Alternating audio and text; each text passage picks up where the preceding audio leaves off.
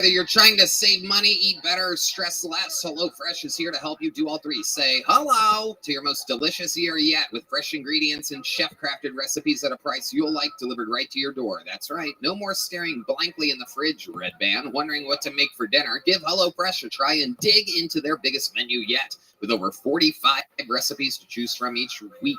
That's right. Each HelloFresh box is packed with farm-fresh ingredients and everything arrives pre-portioned right to your doorstep for less hassle and less wasted food. Red Band. I love it, man. It's so nice being able to get what you need to cook something and you don't have anything left over instead of throwing away all this extra stuff in your fridge. I love the sweet ginger pork chops with the buttery rice and roasted green beans. It blew my mind. It was so easy to make and took virtually no time to clean up. I personally love the Saskatchewan pork noodle stir fry with carrots, scallions, and peanuts. It's absolutely delicious. We love HelloFresh. We're always on the go, and whether it be late nights after a long night at the mothership or first thing for breakfast or lunch, we love HelloFresh. Go to HelloFresh.com/KTShowFree and use code KTShowFree for free breakfast for life. One breakfast item per box while subscription is active. That's free breakfast for life at HelloFresh.com/KTShowFree with code KTShowFree.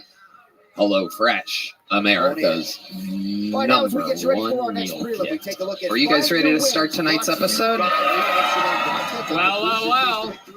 You're in good hands. This is a show that's been booked out for a while. This is very, very exciting.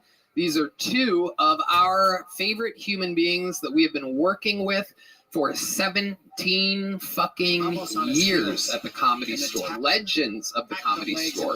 Working fucking icons of the comedy game. And most importantly, our Comedy Store brother and sister. Let's see how loud this place can get for Bobby Lee and Esther Pavitsky. Oh, shit. Oh, shit. Oh, yeah. Look, it's Bobby Lee, motherfuckers. Come on! Show your respect to Bobby Lee! Little Esther! Here, scoot down. Alright! This was working. Yeah. Go over here. Hell yeah. One more time for Absolutely loves the UFC. It's been years since you guys have been on this show. We're so happy to have you back. They're in a movie together, Drugstore June, February 23rd in select theaters. They're doing movies. We're doing our podcast in arenas. Everybody's thriving right now. I don't know how I had to bring us back into it, but, you know, movies, exciting. Select theaters, select arenas. We're doing select arenas. Madison Square Garden. It's not. No, I know it's not.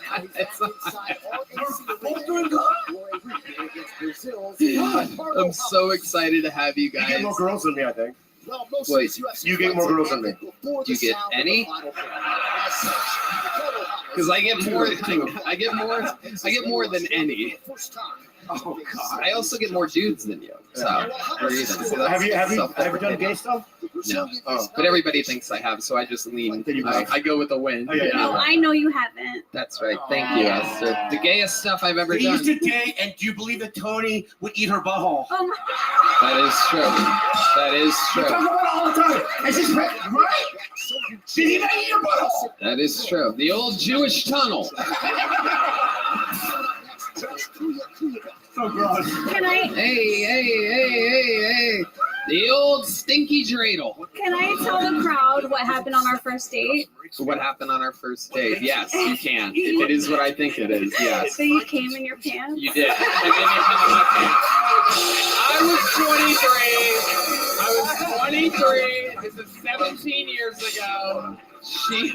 She was 22. I was 23. They were a very lightweight pair of jogging pants.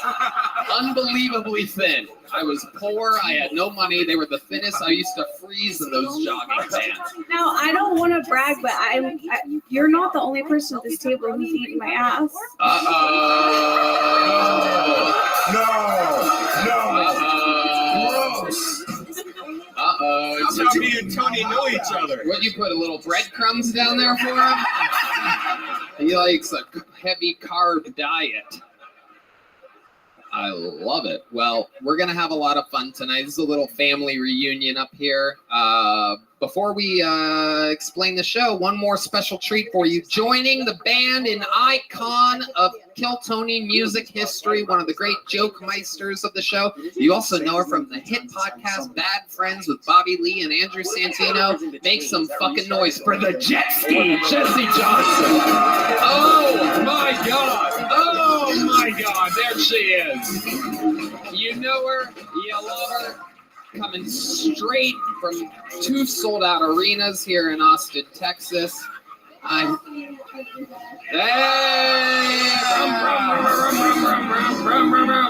If you guys don't know, when jet ski says something funny, everybody goes. That's a thing. So practice, everybody. Very good. Very good. And it's not juicy, by the way. Uh-oh, there's Red Band's first attempt of the night. There he goes. All right. Hey, there we go. All right. Bobby, Esther, you guys remember how it works. Hundreds of people signed up for the chance to get 60 seconds on tonight's show. They get that uninterrupted, their chance to make it or fucking break it. You know their time is up and you're the sound of a kitten. That means they have to wrap it up then, or else they bring up the angry West Hollywood Bear, which is back in West Hollywood. He zooms in to growl like that all the way from West Hollywood. It's amazing. Every week. Very consistent. I'm going to pre-pull a name from this bucket, and we're going to chase that person down from the bar next door. In the meanwhile, we will get 60 seconds uninterrupted, a brand new minute from one of the legends of the show, ladies and gentlemen. A very polarizing figure. This guy, I mean, is the talk of the town right now. I present to you a brand new minute from the great and powerful Hans Kim.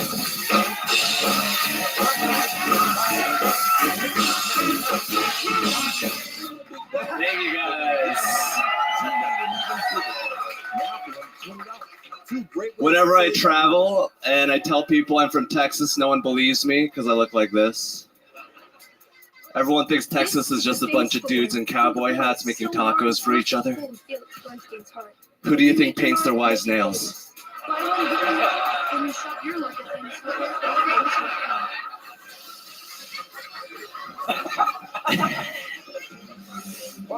lot of immigrants are coming across the border, which is great because my windshield's kind of dirty.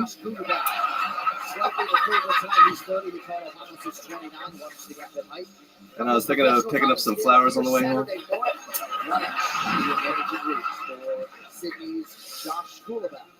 I think it would suck to be paralyzed from the neck down unless you're into bondage. Then it's like you're getting tied down by God. He used to be my father, now he's my daddy. Thank you. Wow. Boom. Wow. Amazing. Wow. He did it again. A brand new minute. Bobby. I mean, dude, I'm a fucking fan of yours. I have no idea. I didn't know you knew me. What the fuck? I'm sorry. I thought you were from Texas. I have no idea. No, but dude, I mean, I never thought there was a filthier goop than me. And honestly, when I watch it, I go, "Oh my god, that's like you're like my son or something." I am your son. Like a descendant or whatever. And I like what you're doing. And I know your parents are probably disgraced. Yes. But I'm fucking proud of you. Thank you, Bobby. Amazing. Look at that. Look at that. Look at that. Just a little Korean love machine over here. I absolutely love it. Hans, you did it again. Beats and fucking punchlines the whole way through. You got a fresh haircut. Looking great. Not the usual dictator volume that we've had in the past. This is a new look. Everything fits tonight. What's going on? Thank you, Tony. I don't know. I've had a lot of women criticize me. Oh no. In a helpful way, they're like, "Hey, your wardrobe looks like you're trying to be an old man," and I was like, "Well, that's not. I want to be a young boy." Hans, what's your style in bed? Like, you power fuck or what? I'm like, power strokes. Yeah. Just not a lot, but like just. Oof. you know. Pretty good. Pretty good. I like to put it in and let it sit. Soak. Yeah. Oh. Edging. Yeah. I do the sewing machine. And you soak it. You do a little marinated Korean beef in there, huh? Little LA short ribs. My goodness. Yeah. Old short ribs over there. What's the longest you've ever just let it sit? Probably around like 5 minutes. Wow. What? That's amazing. You're baking your dick? My goodness. You have a bun in the oven. He has a bow in the oven. That's incredible. Little Esther, what do you think about the Great Hans Cast? I thought this, I've watched you on previous episodes. This felt really like your timing was good. You weren't nervous. And I liked the joke about the nails. I live in LA, so nobody can be racist there. So that was fun. And her people know about nails. They're the ones that drove them through Jesus' hands. So. Hey, let's fucking go. I love it. Hans, an amazing minute, a fucking great way to get the show started. You have to do it every week. It's not easy. There's a lot of fucking people that fucking talk shit, and you take it like a goddamn champion as your star power grows, your ninja star power, and you prove the haters to be pieces of shit every week. Congratulations, the reigning, defending, opening regular of the show, Hans Kim, everybody. And like that, everything takes a wild turn because now we go to the bucket. This is where shit, obviously, if you know the show, gets crazy. It could be a completely insane person that says crazy stuff. It could be the future of the show. A star could be made or someone could embarrass themselves. Your first bucket pull of the night is Jason Rodriguez, everybody. These people have been waiting all day in the cold, and here we go. It's Jason Rodriguez. 60 seconds uninterrupted for Jason Rodriguez. Hey. All right, how's it going? Life good? Cool. Yeah, life's good for me. I have a mustache now. Everyone likes it. Mostly guys. Mostly guys with mustaches. Love my mustache. It's a whole facial hair community. We're all into it now. It gets weird. One guy with a mustache, and he walks. He's like, anyone ever say you got like a pedophile stash? No, and he's like, I get that all the time. Like, that's just you. It's really shaved. Out you don't want. Yeah, no one says about me. No one says I have a pedophile stash. I think because I have a body of a victim. I think that's why. I think. And people see my face like, oh, what a creep. They look down. Like, he's an Indian teenager. Never mind. I wish I had a beard, though. A beard seems manly. Like you work with your hands. I look like I work my hands in like a different kind of like a. Was that good for him? I don't know. Who knows? Okay, what else is there? Yeah, I remember my buddies. Oh, I'm done. Cool. Thank you. There you go. Jason Rodriguez. All right. Very fun. Not bad. Welcome. Have you been on this show before, Jason? Yeah, like 3 years ago. Okay. Yeah. You didn't have the mustache back then. No, this is a new thing. Look at you now. You worked hard for it. I did. 30 years. Put it in. Absolutely. Yep. Absolutely. It's pretty thick, so you can't grow a beard at all. Nope, not at all. This is it. Nope. Do you always tuck in one side of your jacket collar like that? Is that like a trademark? No, not at all. There you go. Okay, look at Is you. this better now? Yeah. No, I mean, I was just curious. Fuck me. Yeah, tuck it back in. I like it. I can't do anything right. I like that. You should do that all the time. That could be like your thing. This is my thing. Absolutely. What do you do for work, Jason? I work at a poke place. A poke place. Yeah, you know Oh poke. my goodness, Bobby. You know what poke is? Yeah. Okay, all right. I knew you did. I know that for sure, but He said you do for sure. Oh my goodness. John D's on the keys back here. Do you get a lot of Asian people in the poke place? actually mostly white people in like Teslas and stuff. Teslas. Yeah. Okay. Is it a drive-in poke place, or are you just keeping an eye on the parking lot? Yeah, I do, yeah. It's a really small shop. You can see their automobiles. And what do pretty you easy. do exactly at the poke place? Are you slicing the fish? Yeah, we slice the fish. We do that in the morning. We put it in the bowl. We mix it up. We give them to the guy. That's about it. Frozen or do they ship it fresh? No, it's frozen. Yeah. Wow. What did I do? Yeah. Well, yeah, we're in the middle of Texas. You can't really have like fresh salmon and tuna. Would you eat it? Like, is it okay? Oh, I eat it every day, all the time. Yeah. Okay. I think it's bad for you if you eat it more than like 8 ounces. You get like iron poisoning or some shit. Mercury, that's it. One of those. Yeah. I don't know. Not iron. All right. I don't know. It's in stuff. I love it. So you're making poke for a living. How long have you been doing stand-up? Like 6 years. 6 years. What's your love life like? Are you with a? I got a lady, got a girlfriend. Okay. Yeah, she's cool. She's white. She camps. Yeah. Hell yeah, dude. Mhm. You meet her at the poke place? No, I met her. She's like a door girl at a comedy club. Ooh. Yeah. Competitive to this? No, not at all. It's like an improv theater. Yeah. It's gay or whatever. I don't know. Does she do comedy too? No, not at all. Thank God. Yeah. Yeah. Right. And does she like the mustache? Yeah, she only knew me. She only knows like Mustache Jason. That's all she knows. Oh, So, mustache Jason. yeah, so I'm afraid to shave it. She might like cheat on me or something. I don't know. Yeah. Yeah. Maybe that's the Possibility. thing, keeping it all together. Mm-hmm. I love it. You have any special skills or talents that we'd be surprised to know about you? I can build furniture really fast. I Okay. can. So you are Latino. That checks out. Indeed. Rodriguez. Is there anything that we'd be surprised to know that you can Yeah. do? Oh, that's good. The beans? Okay. No, I'm not like a talented person. I'm kind of a loser, honestly. This is like I did my talented thing just a second ago. That was it. I can do like 30 push-ups, I think. Really? Yeah. You think you can do 30 push-ups? Yeah, not in a row. I but- can do 30. You can do 30? You can do 30? I've never done it, but I think I can. Let's do it. The old dirty 30 with Bobby Lee and Jason Rodriguez.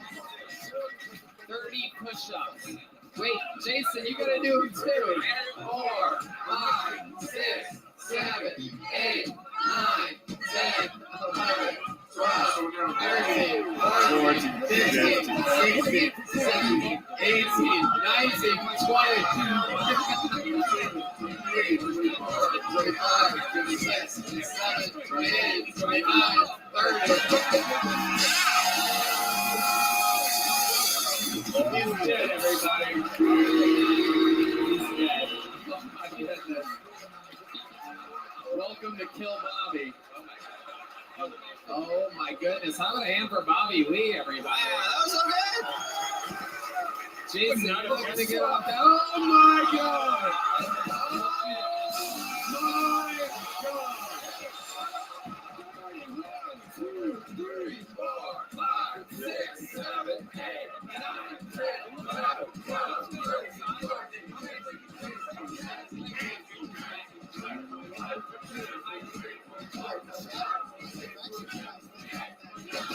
Oh my God!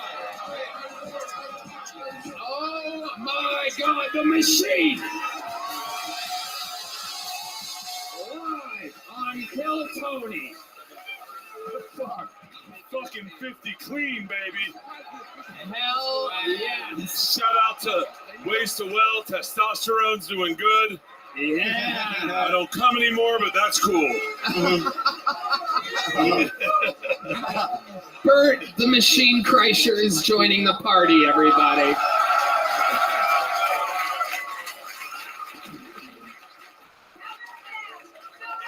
Red Band, do your 30, Yeah. I'm doing NCR! Oh, catch him doing it in virtual reality, everybody.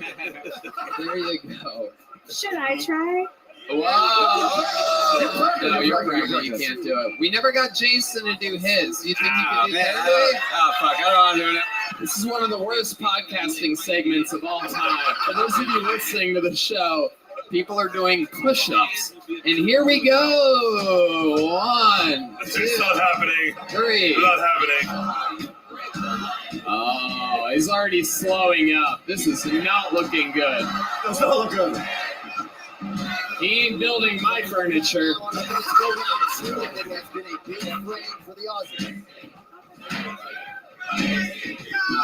I'll give him credit. He is going pretty far down. You got it. Got it. 26, 27, 28, 29, 30.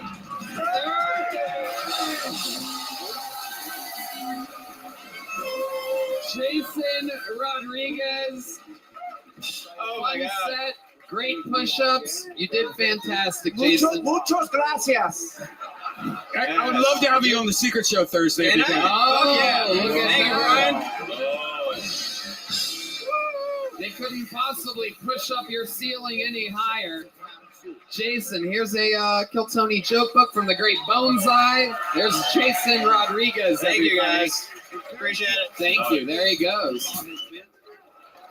Do you think seeing a therapist or psychiatrist would be helpful if you don't have the time to actually find one to meet with them or afford them? Try Talkspace. By doing everything online, Talkspace has made getting help easy, accessible, and affordable. Sometimes people wait until something bad happens to talk to a therapist. Why wait? You can get a therapist through Talkspace. Therapy can help you shift your perspective, find tools to cope with difficult times, and be a therapist. Getting started is the important part, and Talkspace makes it easy and affordable.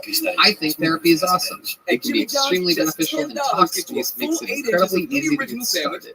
I know therapy can be super helpful, so if you think you may need to talk to someone, why not give it a try? With Talkspace, you can sign up online and get a personalized match with a provider that's right for you, typically within 48 hours. It's incredibly convenient to have virtual sessions with your licensed therapist from the comfort of your own home.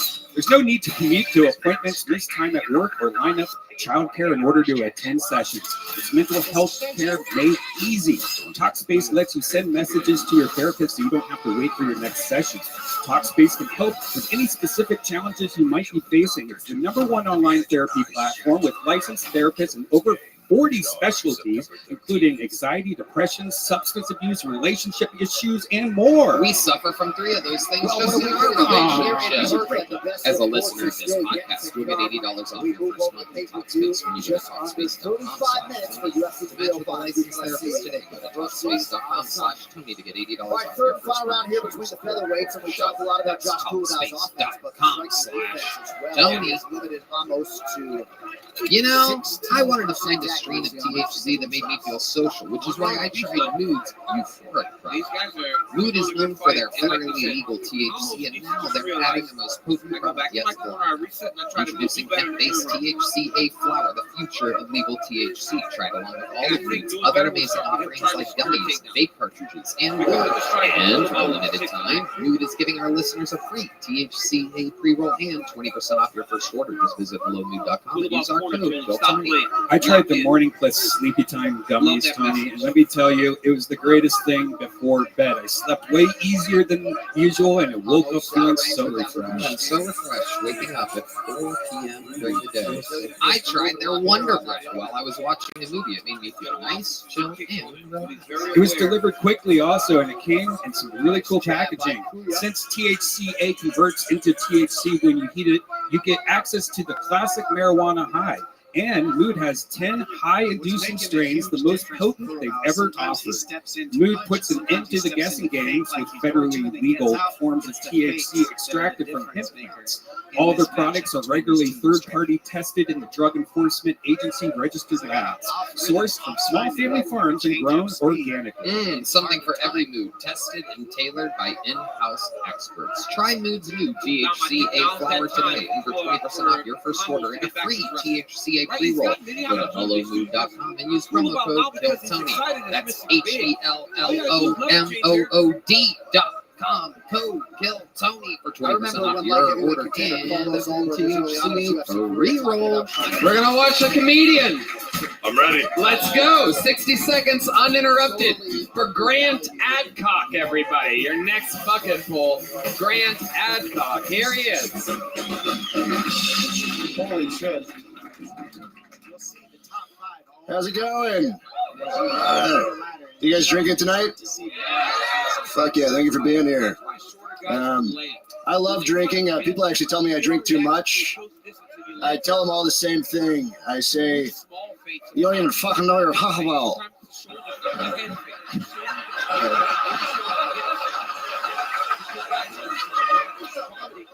Are you guys a couple? Yeah, a couple dipshits. All right. Welcome. I read a cool stat. 2023 officially had the highest percentage of mentally handicapped homeowners of all time. Yeah, guys, get loud for that. That's a big deal. That's got to be a tough guy to have as a landlord. 2 minutes now to go. Right? The 4th of the month comes up, you haven't paid rent. You get a text message, it's just a voice memo from your retarded landlord. All it says is, time to pay the pipe up. All right, 60 seconds from Grant Adcock. Rock solid. Very good. Welcome back. You've been on this show before, correct? First time. This is your first time? First time on the show. Okay. Wow. Welcome. Absolutely. How long have you been doing stand-up? Probably like 3-4 years. Nice. What do you do for work? I work at Sunset, actually. I'm a barista. Oh, barista at Red Band's Comedy. Yeah. Look at that. Yeah, second highest. Oh, never mind. There you go. Very good. So you're only making coffee beverages? Making coffee, I work 3 to 6 every day. All right. There you go. That's a good plug for the club. You guys will do anything to get people in there. We have great coffee, the best coffee on 6th Street. Like, Most seriously, we do. coveted hours of making coffee. 3 to 6. For all those strippers and comics. You know what's cool though? It's so that comics can go there and use the mic if they like write a new joke during the coffee hour. They can just go up and try the material out to all these people. That Wow. I thought Starbucks had it nailed. Well, you're telling me there's a coffee shop out there where I can hear their thoughts. What's some of the wacky stuff you see go on there between 3 and 6? Today it was yesterday, we were setting up the A-frame that says we have coffee. The homeless lady said, "You're trying to poison us, aren't you, you fat fuck?" And that was the first person I talked to that day. So Once again, there's an open mic at this place. That's amazing. That's amazing. I love it. So how old are you? 27. 27. Okay. What's your living situation like? You're only working 3 to 6. You're doing stand-up. Seems like that's a tough living. Yeah, it's I live with my girlfriend, so we both. She makes a lot more money than I do. So. Yes. Yes. Yeah. No doubt about it. Her hands look like this, so mine can. A real life. Absolutely. Yeah, Bobby Lee. I thought you were great. I thought in the beginning you were a little nervous, and as soon as you get your first laugh, I saw you grow into your confidence. I think so. Start that way. Fuck yeah. Yeah. Start with confidence. I saw that too. The moment that we've all had that you get your first laugh and you're jaw to this. Yeah. And then you took the mic off the stand. That's what I want to see. You were confident, dude. Right. In the beginning, you were like timid. It's fine. Although I wouldn't open with the "you two are dipshits" joke. That's how you alien it is. Oh, yeah. You got a couple of dipshits. Anyway. I thought my favorite part was your impression of being drunk, and like I would want more of that from you because you're so good at it. Okay, there you go. It is. It's incredible to have Shane Gillis's nephew here on the show. You're adorable. So how old are you? 27? 27. Okay. So like, what's the weirdest thing in your refrigerator? Probably an empty pizza box. Ooh, an empty pizza box. Yeah. You just threw it back in there. I forgot to take the trash out Tuesday, so I'm just kind of leaving it there till tonight. Does your girlfriend ever yell at you for forgetting to do chores like that? She's yelling at me right now, actually. No, I'm not. Yeah. No, she's very cleanly, so she doesn't Yeah, she gets a little upset. Why is she paying the rent? Because you don't look like you're good at sex. So That is a really good point. you might be. I'm just Oh yeah, we judging on split the rent. We split the rent. So Do you have any special maneuvers in the bedroom or something that you do to please her, the rent-paying woman that cleans up after you? That was a bunch. No, I need to fucking keep it together, I guess, because it's sometimes I try to talk. Wait, during sex? Yeah, I'll be like, do you like that dick or something? Oh my goodness. Oh my goodness, that's like a genuine question. Do you like that dick? Do you like that dick? Yeah.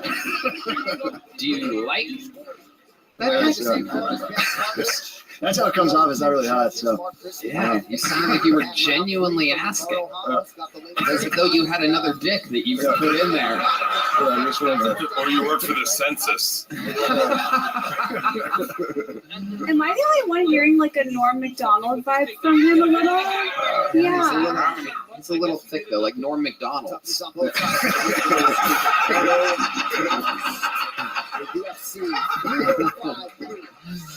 I love it. Any other crazy fun facts about you, Grant Adcock, that we'd be surprised to know about your entire life or anything like that? Yeah, it was actually I fell off a balcony when I was 23. Wow. And I landed on my head, and it was during the pandemic, and it was. That does not explain it. What were you Yeah, 'cause we doing? were all climbing balconies during the pandemic. As a matter of fact, that's the one time no one climbed a balcony. We just stayed in our fucking house. Oh, yeah, you're seeing who else is in other houses. That's we were having a little pandemic party, which wasn't, I paid the price. Yeah, I was dancing on a balcony by myself and I fell off. Oh my I god. was even more top heavy at the time, and just went head over heel and fucking. I was in the hospital for a month. Wow. Yeah. What did they diagnose? I had a little brain bleeding, but I didn't have to get performed. And I broke my leg, fractured my jaw. So you landed on your head and your leg at the same My time?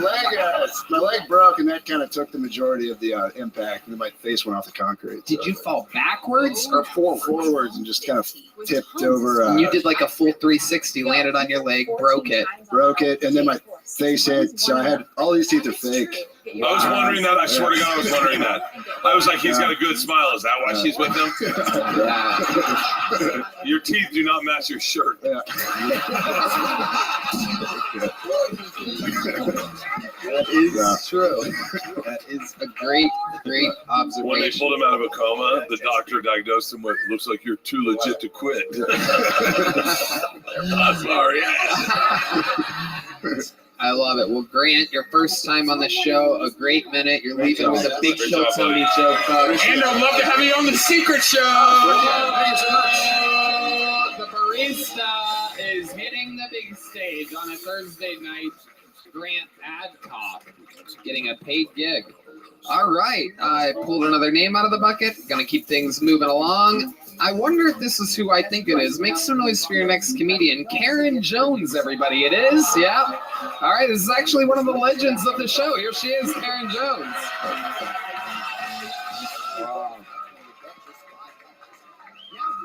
What happened to a woman's right to choose? I understand why everyone's worked up about it. I had to take a drug test today. Now I'm thinking, how come I don't get to choose smoking weed? Why is it only limited to reproductive things? And then I thought of the caveat. Well, some people are okay with abortion as long as it's medically necessary, or in the case of rape or incest. So I'm thinking that should be a carve out for everything I want to do.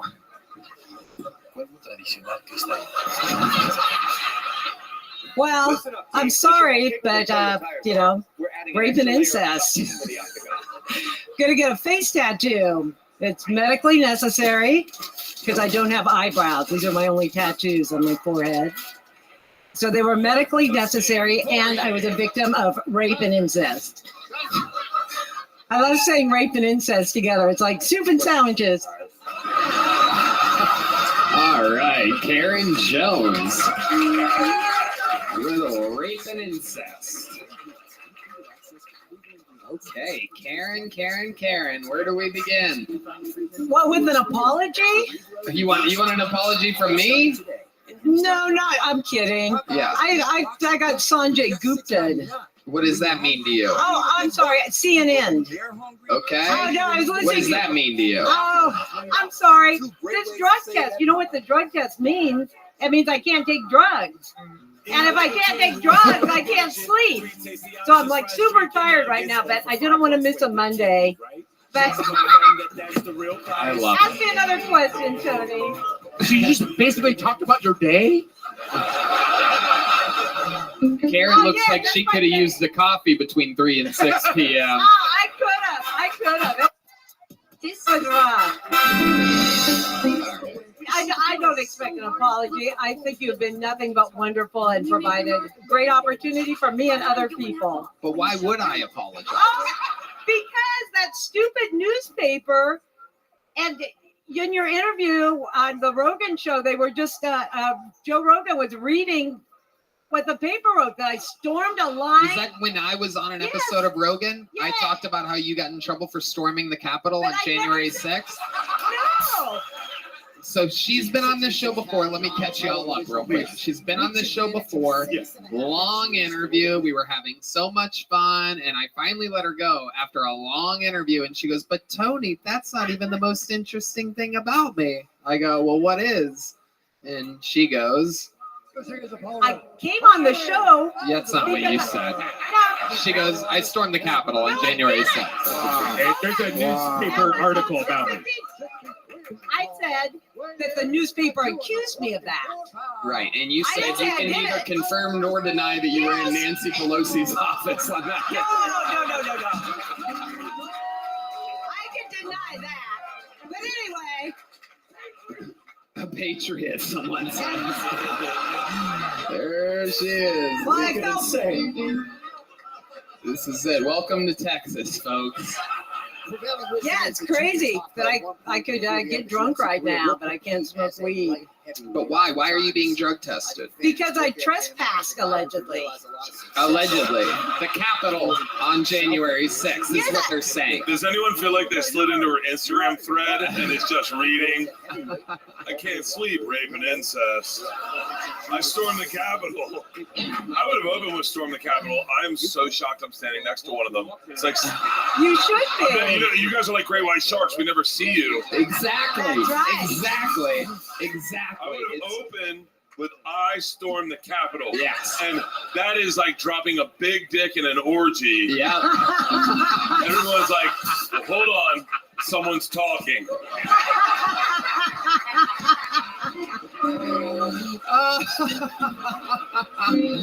It is true. You beat around the bush here, but like everybody wants that fucking thunder. So keep us posted. What's been going on with that? So we mentioned it on Rogan. Then they charge you with something after that. No. The story is exactly upside down. I was arraigned on December 14th, but I knew I was being arrested because they're very public that they're going to arrest everybody.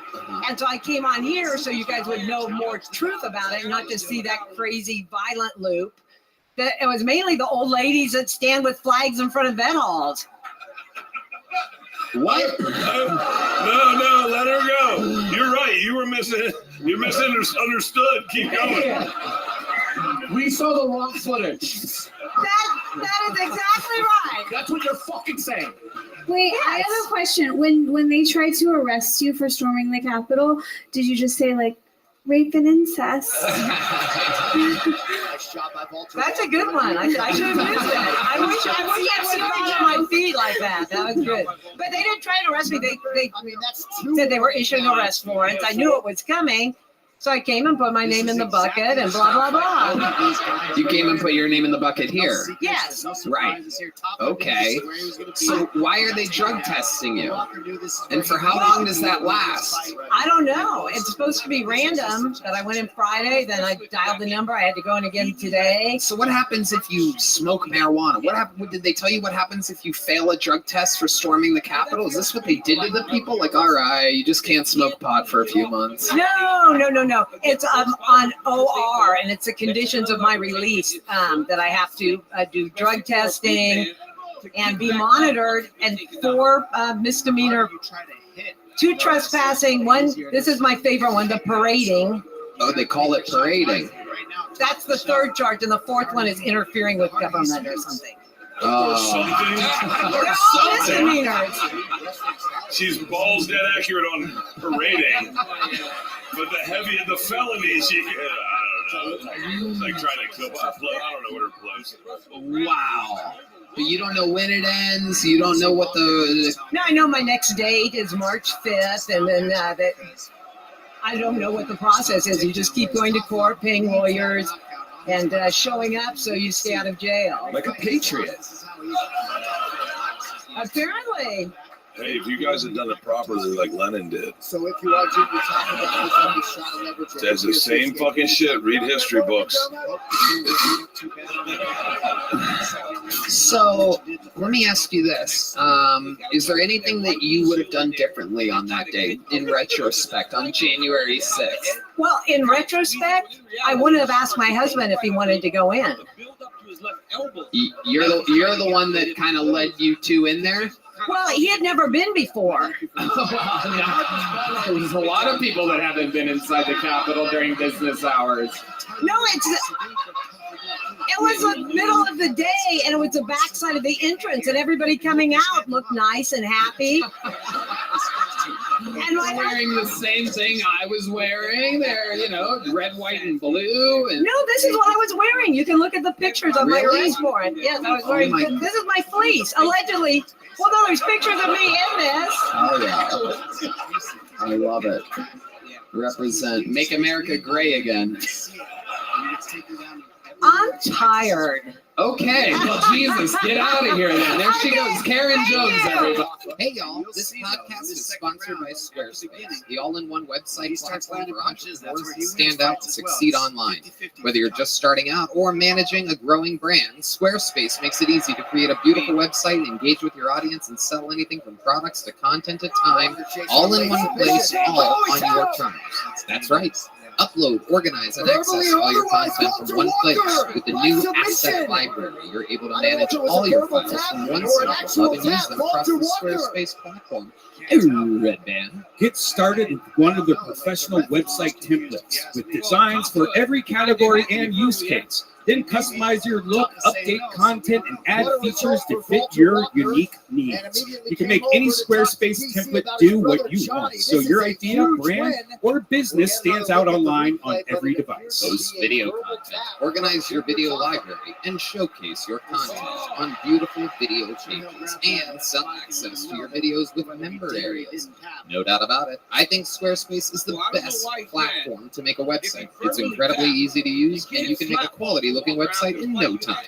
I've used them a few times on different websites. I personally love their design templates they have. They make your domain look professional and sleek, no matter what type of site you are trying to build. So, head to squarespace.com for a free trial. When you're ready to launch, go to squarespace.com/Kiltony to save 10% off your first purchase of a website or domain. Again, squarespace.com/the game. I present to you a brand new minute from the great and powerful Cam Patterson, everybody.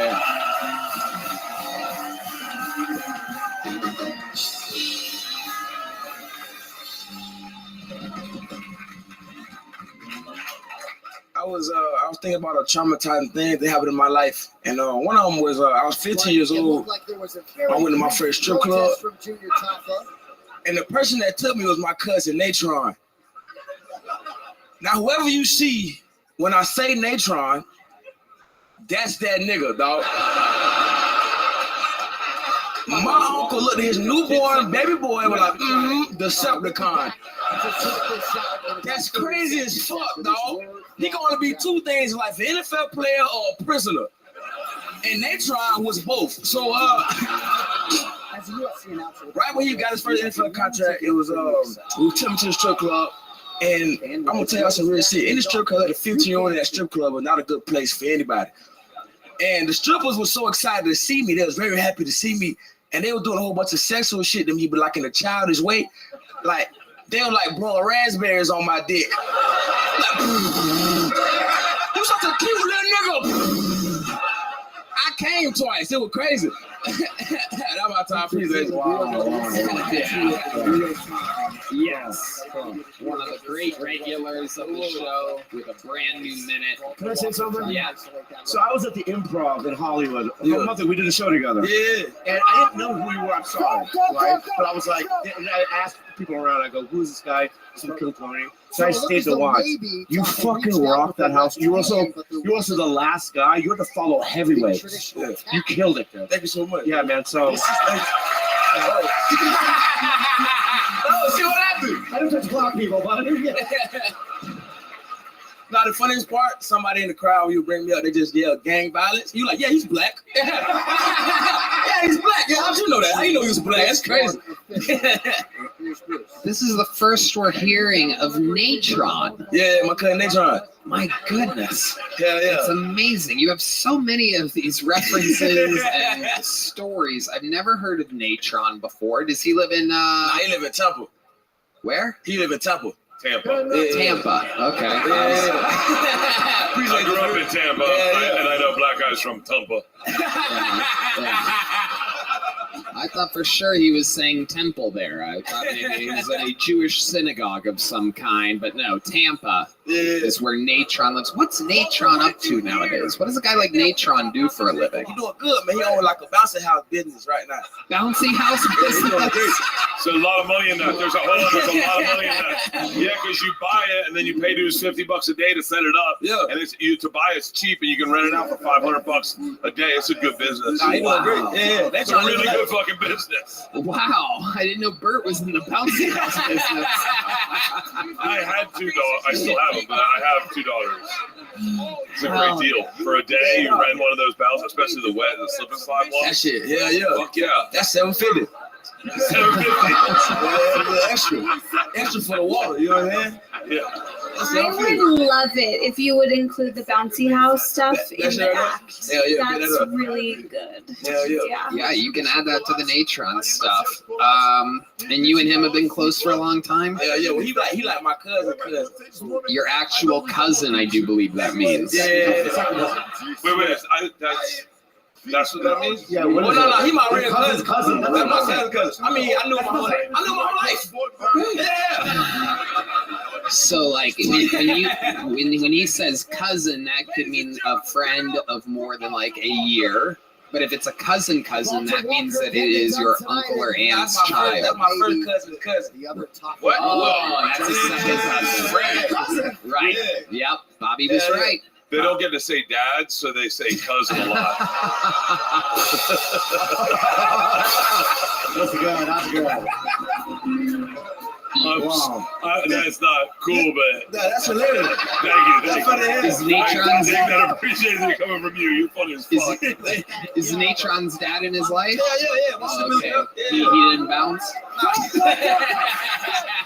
What's a real cousin then? Like if you were to say like a real cousin. My first cousin. That's my cousin. That's my cousin. Hey man, you're Joe Rogan's producer.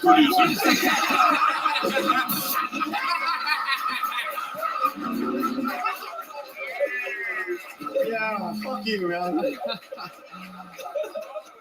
Oh, I want to take this kid on the road with me. yeah. He's I swear to amazing. God, you're funny as fuck. You're funny as fuck. He is a fucking killer on the road. You just worked with Shane Gillis this weekend. Yeah. That shit was fun. Yeah, That shit was amazing, great. right? We was in Peoria and St. Louis. That shit was crazy, dog. Yeah. It was a good time. I saw snow for the first time. Yeah. Wow. I was frolicking and shit. It was crazy.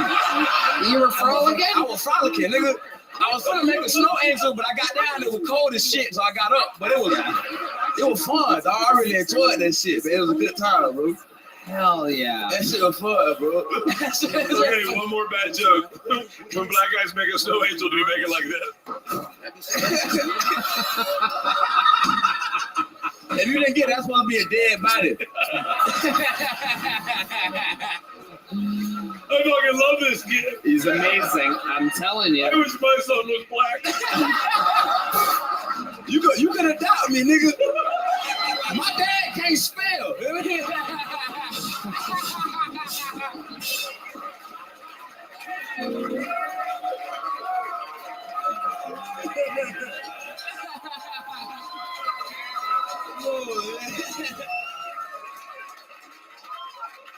An absolute fucking superstar, an absolute sensation. We love you, Cam. You're a fucking. You're a star, dude. Yeah, You're a fucking star. yeah. You're so good. Big stuff happening all the way around. One of the best top young rising comedians in the world. One more time for Cam Patterson. Boom. Did it again. All right. Bobby's going to go pee-pee real quick. And we're bringing up somebody from the inside, everyone. So this is one of your people, one of your representatives. They are inside the audience. That usually means it's a first-timer. We'll see what happens. Make some noise for Carlos Lopez, everybody. Let's see. We have movement on a Carlos Lopez. Is that Carlos? Is this Carlos, the big guy in the middle? Oh, yeah. Here he comes. Oh, no. That's a guy going to the bathroom. Anybody see a Carlos Lopez? Nothing? How's that possible? What? Whoever that is yelling from the back, come tell a producer. The great Liz Splott coming in with some information. Hey, look at this creep that's not Carlos Lopez. All right, here he is. Taking a long time, everybody. Perhaps more tired than Karen Jones right now, he might be. We having fun out there? One more time for Carlos Lopez, everyone. Well, skills past the deep-seated place that is merely personal and into broader areas of identity. The intensity back part of my dick is more dangerous than the front. It's uncomfortable. Two African-born fighters in the war of not because it's big or nothing, but it means my stomach's pressed out and it gets hard to breathe. It's very real. I would gladly drag this carcass across South Africa. So I haul horses for a living. And I find myself up in Chicago making friends with thugs like one should. Rivalries over the years that are pouring on hatred. I was deep in the conversation before I realized the bad blood ran to I don't think smoking pigs in Chicago is the same as South Texas. because nothing was ever in it.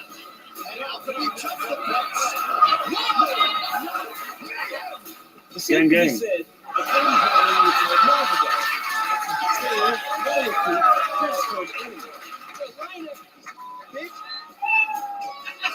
Thank you. Wow.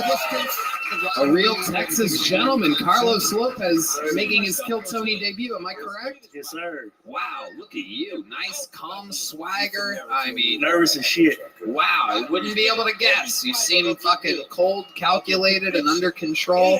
You got the fucking belt buckle representing the rock solid hat. I mean, you look like bulls ride you. And they still can't stay on. Goddamn right.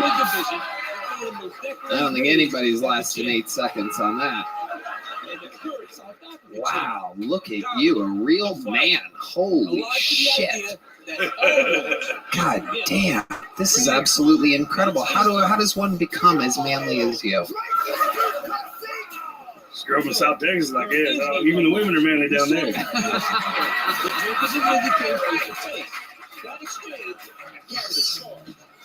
So the women are some of the toughest young men you ever meet. Carlos, you're funny as hell. How long you been doing stand-up? It's my first time ever. No fucking way. No fucking way. No way. No way. This very well may be the best first-time performance of anyone ever in the history of the show. We've debuted so many comedians here, so many first times. This is incredible. How long have you been planning for this in your head?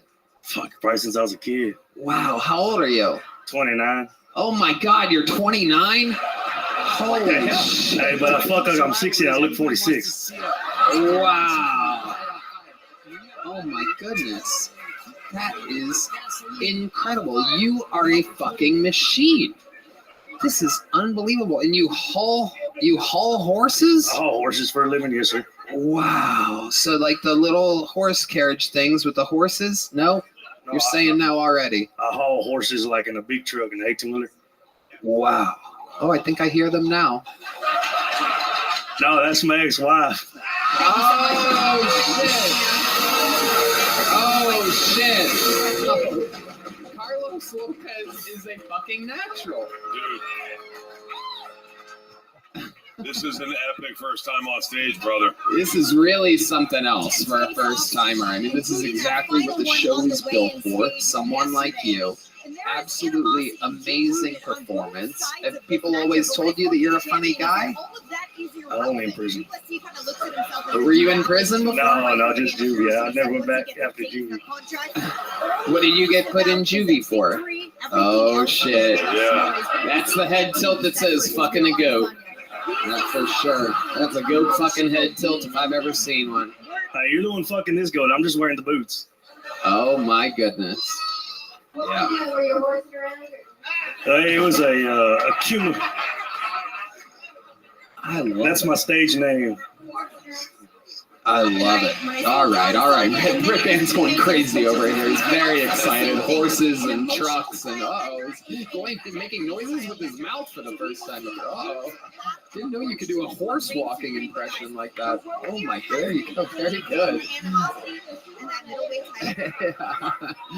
Okay, so tell us some more about the life of Carlos Lopez. What else have you been doing? I've been hauling horses since I was like 21. Yeah, hauling horses. Worked in the oil field before that. You were in the oil field. Yes. Look at you. Oh my goodness. You are just a real fucking man. You have a lot of chest hair? I do, yeah. I got all the taco meat, hold on. Oh my God, look at that. Oh. I've been growing it since I was a little girl. Oh my God. Wow. I am. I really am. I want to get on top of the old Brokeback Mountain over here. Well, looking for you. This ain't a mustache. It's a saddle. Oh, well, you know what? Well, you know what? I think we could trade belt buckles tonight. You know what I'm saying? I ain't bumping buckles. I'm sorry, but wait, what? They call it bumping buckles. That's right. With a buckle bunny. Absolutely. Let's fucking go. Wait, can I ask you a tactical question? I just have always wondered this. When you're driving horses and you stop short, do they all fall? Yeah, they'll fall, break their legs and stuff. You got to be real careful. I think that all the time. Yeah, me too. That's why when people cut me off, I put my gun out so they don't do it again. Wow. Allegedly. Has that ever happened? Have you ever had to stop really hard? Mainly on the Florida Turnpike, yeah. Wow. My goodness. People don't know how to drive in Florida. Now let's talk about your love life, because seriously, you seem like you could walk up to any fucking woman in the world and have a chance at stealing them away from a man. Do you have any special lines that you say with women or something like that? Howdy. Oh, that's it. That's all it takes. I just came in my pants for the first time since my first hangout with Little Esther. I feel like he's got an answer for everything. Let's be the woman hitting back on him. I want to see how quick he is. Okay. Who should be the woman here? I'm very excited about this. I'll do it. Okay, yeah. I'll do it. I like acting, if you know what I mean. Oh my God, look at that thing he just did with his hair. You are a fucking... hi.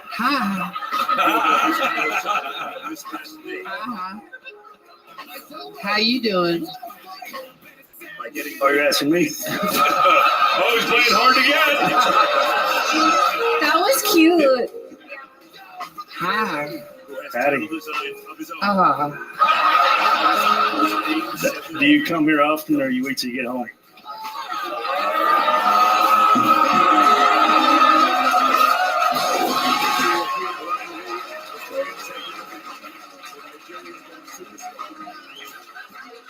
He's too good.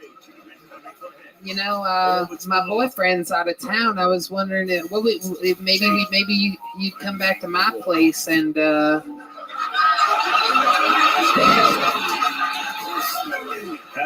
Howdy.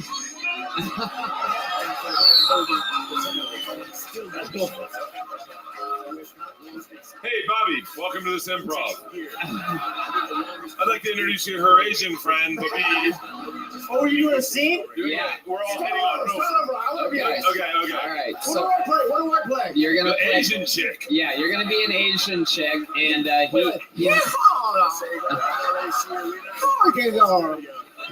got it. okay.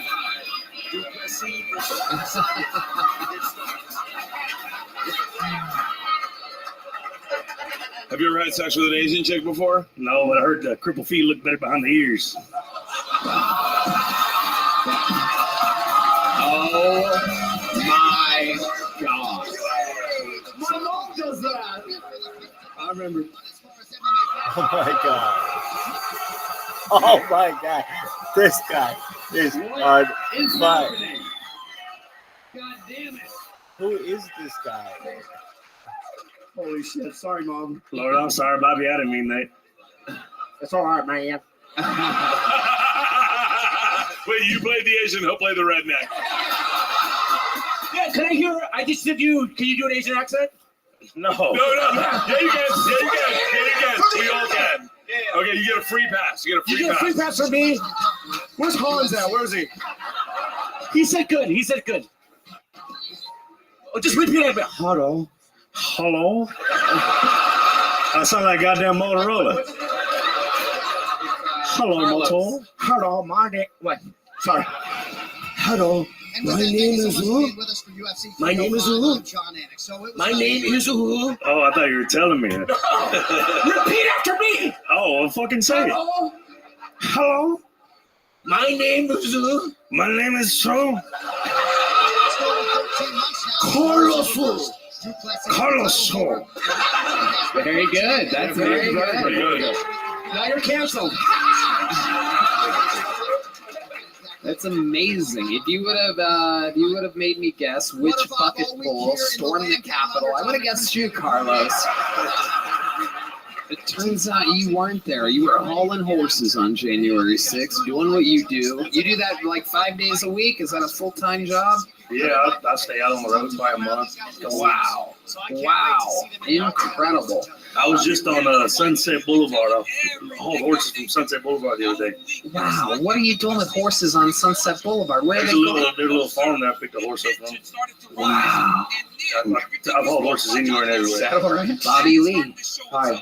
I just want to let you know I was taking a shit and I ran into your wife. She walks. But she said, get Bert off the stage. Because you guys are on a date and she's really mad. All right, I'm leaving. All right, so She's not bad, but we are on a date. I got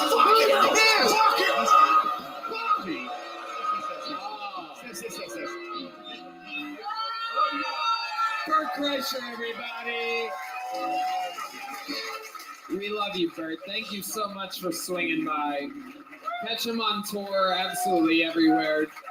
Doing fucking football stadiums and the whole damn thing. Well, me, Tom, and Bert are going to do a huge show soon. So you'll see. Oh, okay. It's going to be great. I'm opening. All right. I love it. Carlos, I am mesmerized by your unbelievable, natural, God-given fucking talent here tonight. I think you're putting on a clinic for being yourself and owning the moment. I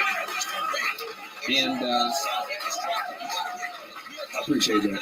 I'm just gonna put it to you this way: if you next time you're ready for another minute, I'm just gonna have you back when you want. So you just let me know when you're done hauling horses and ready to sling some more jokes. We'll be waiting for you. This is the very rare Big Joke Book on a first-time performance. He popped his cherry. Carlos goddamn Lopez has entered the Kill Tony universe. A true gentleman. Thank you, Carlos. Absolutely. How about one more time for Carlos Lopez, everyone? That was cool. That was amazing. You know what, dude? I just saw how important this show is. That's great, dude. You just made his fucking day, dude. His life. Yeah. He's in Cloud 9 now, dude. Yep. Amazing. Thank you. Amazing. Thank you. Aren't you glad you came and no. Pull another name out of the bucket. As you've seen tonight, anything can happen. Make some noise. 60 seconds uninterrupted for Jack Schwartz, everyone. Jack Schwartz. Drugstore June out February 23rd in select theaters. Jack Schwartz. Hey. I just wrote that. That's new. Okay. You guys want to hear some fun facts? Okay. Fun fact, turkeys can blush. Isn't that cute? Another fun fact, I'm pretty sure scientists are flirting with turkeys, bro. Why do we know that? How did that experiment happen? It's just some dude walking up to a bunch of turkeys. He's like, turkeys are like, oh my God, stop. I can't with you. Oh, that's where that experiment ends.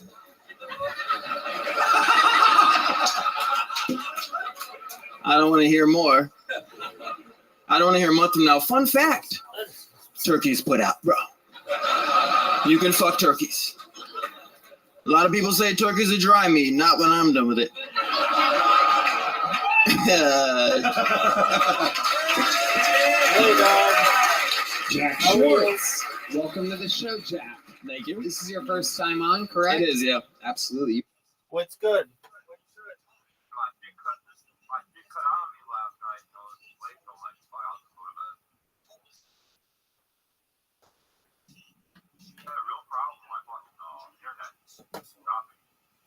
Just one moment.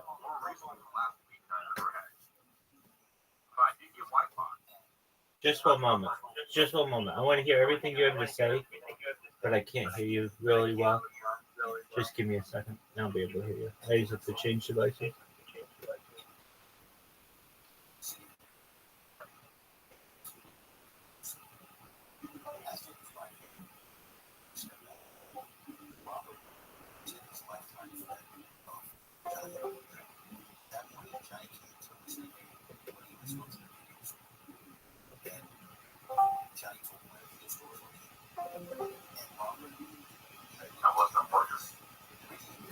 Yo, Pimp.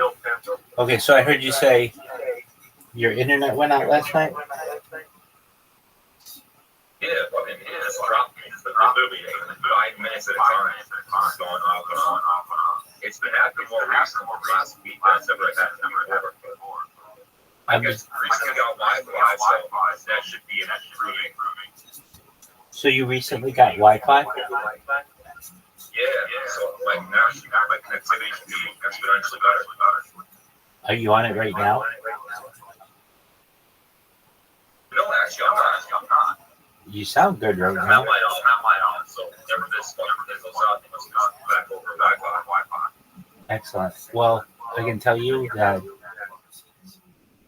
with as much time as you spend online, which you may not realize it is quite a bit, you're audible about 33% of the time. Now, I'm not saying I'm perfect, but sometimes it's just really hard. Now, I'm a pretty patient person, and I like you, so I will go the extra mile to do everything I can to be able to hear you. But I, like, especially if you were in other groups like Camfrog and those kind of places, people won't, or like Bigo or Bigo or whatever, they just won't have the same amount of patience. But if you can keep a little bit better internet, then you're gonna have better social interactions. Everything's gonna be more consistent. All the downloading and uploading is gonna be better. So that's great. What ISP did you get? There you go. Do you know what Kill Tony is? Yeah, of course. We're listening to it the other day. Excellent. Dog, it is so fucking funny. And it is so funny. It's like there are aspects of it that I like. There are aspects of it that I don't like. But overall, I mean, it's very good. It's very, very entertaining. Yeah. It's kind of like a stand-up comedy / talk show. Yeah, exactly. It's like a roast as well. Yeah, so it's very good. So I'm just chilling watching that. If you ever have the opportunity to go into Aiden Ross's Discord, take a look. I'm streaming in 2 different devices in there, and I haven't been banned, which is big.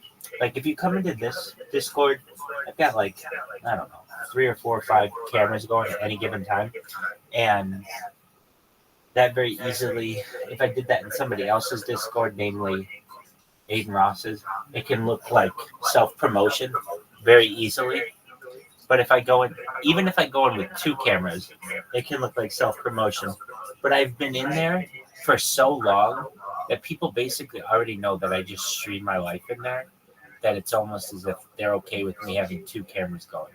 I can't guarantee it, and I'm sure if I asked and made waves and I was like, hey, go ahead.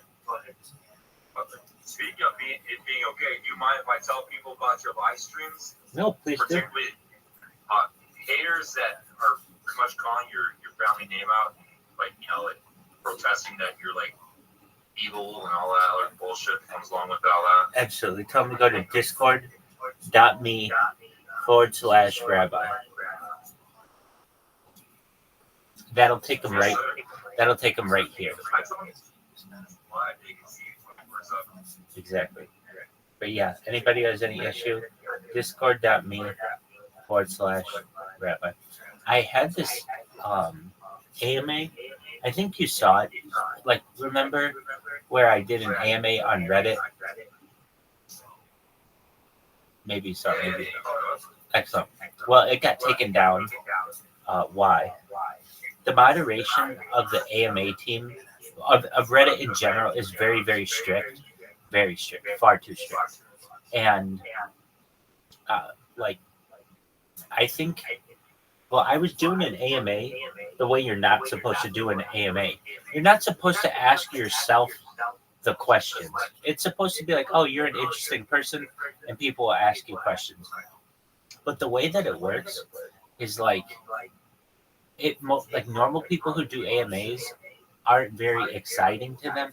The only time it's like a really big deal is if it's like someone who's like a social influencer or somebody who does one. But anyway, so my AMA flew under the radar, and a couple of people asked me questions that were good. Some of them were sarcastic or whatever. And then I just started asking myself questions. Then what I did is on Kick, I'm promoting this AMA to every single person I spam. Well, eventually, I think somebody just told the people at Reddit, hey, somebody keeps promoting this AMA on another platform, and they reported it. And so anyway, the moderators got a hold of it. They took it down. Fortunately, and I really mean this, fortunately, it has not been fully removed. So I can still get the archived version. Why is that important?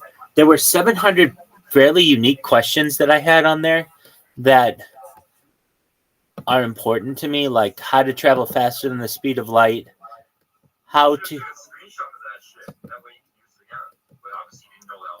Well, I didn't know it was going to happen. You're right.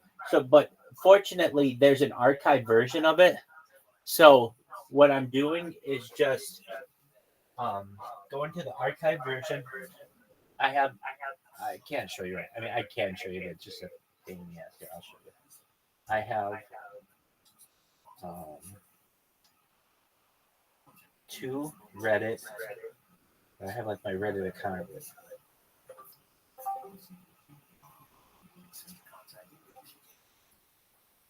I've got like 2 Reddit accounts right next to each other. Can you see? Yes, sir. Excellent. And what I'm doing is just transcribing them from the one into the other. And what does that do? The one was in the Reddit AMA subreddit, which is a very popular subreddit. The other one, I have 2 subreddits for myself. Actually, I think I have 3. I think I have Reddit / well, it's technically reddit.com/r/viral Rabbi. I also have Rabbi Rothschild, and I also have the Rabbi, which are all good. They're all solid for me. So what I've done is I posted basically a transcription of the one that I had on the Reddit AMA on the one for the Rabbi Reddit one. And then what did I do? I took that information and I've just been transcribing it. Yeah, with that being said, are you a UFC fan? Yeah, of course. Excellent. So we're watching. I don't know much about it, but I like the sport. Certainly. So I don't know if you can see. I know it's hard, but we're watching UFC 305 right above me, and I have the sound going. Well, not right now, but when I turn the sound on, you'll hear the sound, but you'll also hear Kill Tony. And if you're like, Rabbi, why do you have them both going at the same time? The UFC is very, very good when it comes to their copyright protection. And the second... Hear the audio for UFC anyway. I mean, you can pretty much do that without... You can watch it without the narration. Right, exactly. It's not huge. It's basically just Joe Rogan talking about bullshit and stuff. But yeah, so... Right, exactly. But yeah, so we've got UFC 305 that we're watching, and I like fucking MMA and shit. And even though I don't know that much about it, meaning like all the moves, I know some of them. I hate to say it, but because I'm so exposed to Joe Rogan, all of his interests become my interests. They're pretty alpha, masculine kind of things, but they're like stand-up comedy, fighting. What else does he like? I like UFOs and shit. Is there anything that he likes that I don't necessarily like? I actually like the little shit that he likes. He likes pool. I like pool. He likes archery. I like archery. I like more sports than Joe Rogan likes. So even though he's like a UFC commentator, he doesn't like football, basketball, baseball, hockey. Those are more traditional that I like. Damn, these two guys are fucking going at it. See that? I'm a Chicago sports fan, so everything but the fucking Cubs. There you go. The White Hits, Blackhawks, Chicago Bears. Yeah. Did I tell you that I don't think the Chicago Bears are going to win a Super Bowl for the remainder of the 21st century? Yeah, you told me that yesterday. Yep. And I also don't think the Chicago Cubs will win another World Series for 100 years. It'll be the same shit that they did the last century, this century. So what I'm saying is the Cubs win in 2016 was like, that's all they're going to get for fucking another 100 years. And why is that? There's a certain philosophy within sports ownership that if you are filling the seats, it's not in your best interest to put out a winning team because then you have to pay more for players and stuff.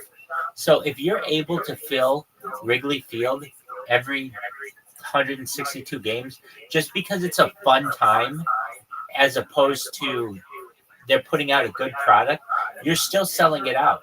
So why pay a whole bunch for players and make deep runs into the playoffs when you're still selling out no matter what. Every game, not every game, but a lot of games, but many more games than what traditional baseball teams have.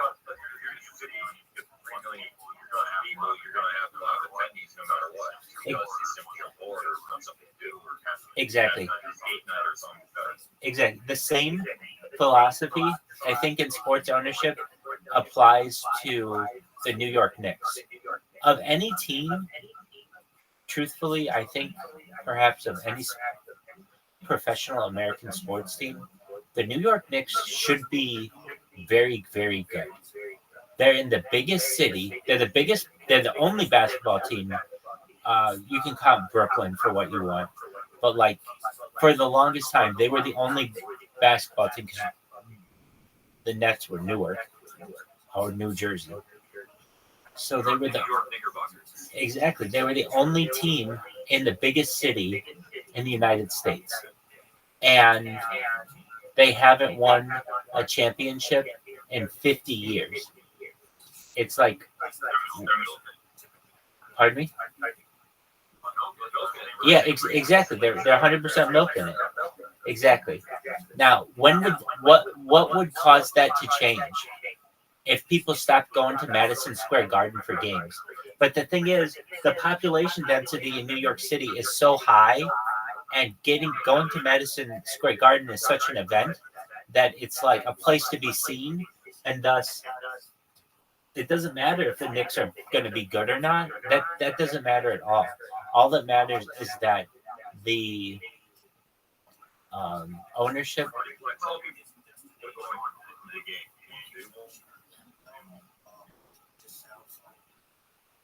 You're cutting out. Like I said, they want to tell people they want to go to the game and they want to be seen at the game, etc., and all that. Right. Dog, did you happen to see Shane Gillis's impression of Donald Trump on Kill Tony? Yes, I guess I did. I seen a oh my fuck. Yeah, that joke isn't so funny.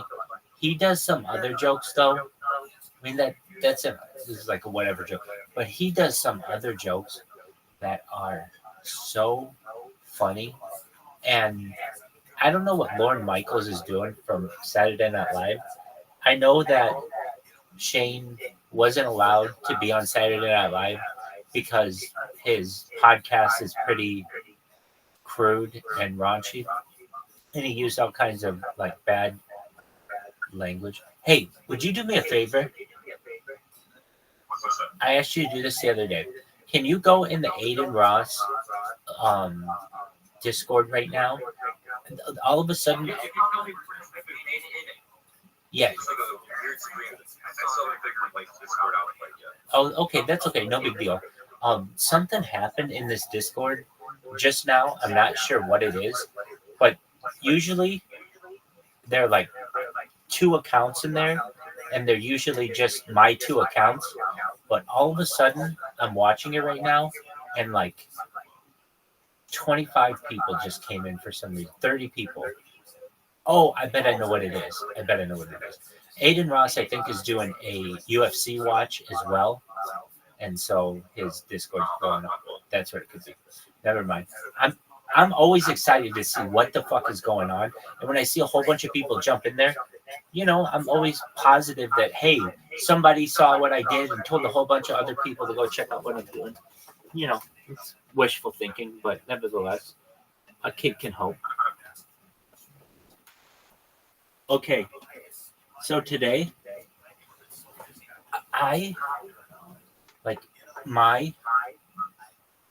this is how I think. If infinity is a thing, then that means everything has to be a thing.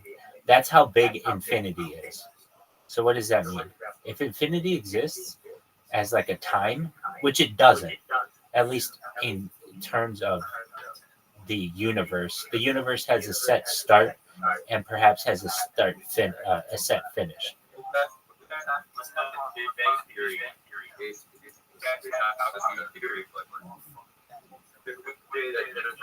already existed in the universe. God gives discredit to the Big Bang Theory. So, infinity doesn't exist, or at least infinite time doesn't exist in the traditional sense of cosmology and the study of the universe. However, if given enough time, like a long, long time, so what's the lifespan of the universe? I think it's something like 60 billion years. Where do I get that? I don't know, probably some Neil deGrasse Tyson discussion, or I read it somewhere, but I think that's pretty accurate. I think we're like 12 billion years into a 60 billion year life of the universe. So we're not even halfway yet. It's something like that. Okay, so what does that mean? We have a lot of time. And with enough given time,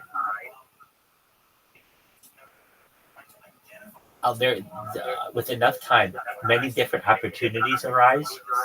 And what does that mean? So that means if you give humans enough time to work on a problem, whatever it is, to get off the ground with flight, or to get off of the planet with space exploration, whatever it is, given enough time, people will eventually overcome the challenges and be able to perform whatever the goal is, or complete whatever the goal is. All right, so that gets me to my stream. And what is my stream? Basically, if I just continue every single fucking day spamming all these motherfuckers on this platform, they all know about me, and I become, it'll work, exactly. It's just, it's the mere exposure effect. All I have to do is to make sure that I'm getting my bills paid so that I can continue the stream, continue to live, continue to eat, and do all that other shit. And just given enough time, it will go viral. Or when I say go viral, every single person on earth will eventually know about it. And that's viral. But like eventually what'll happen is there'll be a small group of people who think this is cool. They'll tell their friends, a couple other friends, somebody will repost it, and then you can get some real organic growth out of something like that. All right, with that said, it's very interesting to me when I go onto Kick and I just absolutely randomly go into someone's chat, just absolutely randomly, and I'll see one of my robots go in there and how people react to it. They're starting to become more and more positive. And why? So, but here's the thing, though. It's almost like this cycle that naturally happens with humans when the mere exposure effect takes place. When you first are exposed to a symbol, you tend to ignore it if it's not obvious to you, and usually spam isn't going to be that obvious to you. Then what you end up doing is, so you ignore it, then you end up hating it, then exactly you become used to it to the point where you become positive of it. Why? Because it's like, oh, that motherfucker spams me all the time. You're comfortable with the person. Exactly, the familiarity is exactly right. That's what you build on, and that's what I keep doing. So like, there are people, I mean this, there are streamers where I would come in and I would spam them, and they'd be like, this motherfucker, blah, blah, blah, blah, blah, blah. And now whenever they come in, they like make an announcement. They're happy that I'm there. And the way that these things spam is, okay, so if you program it to spam,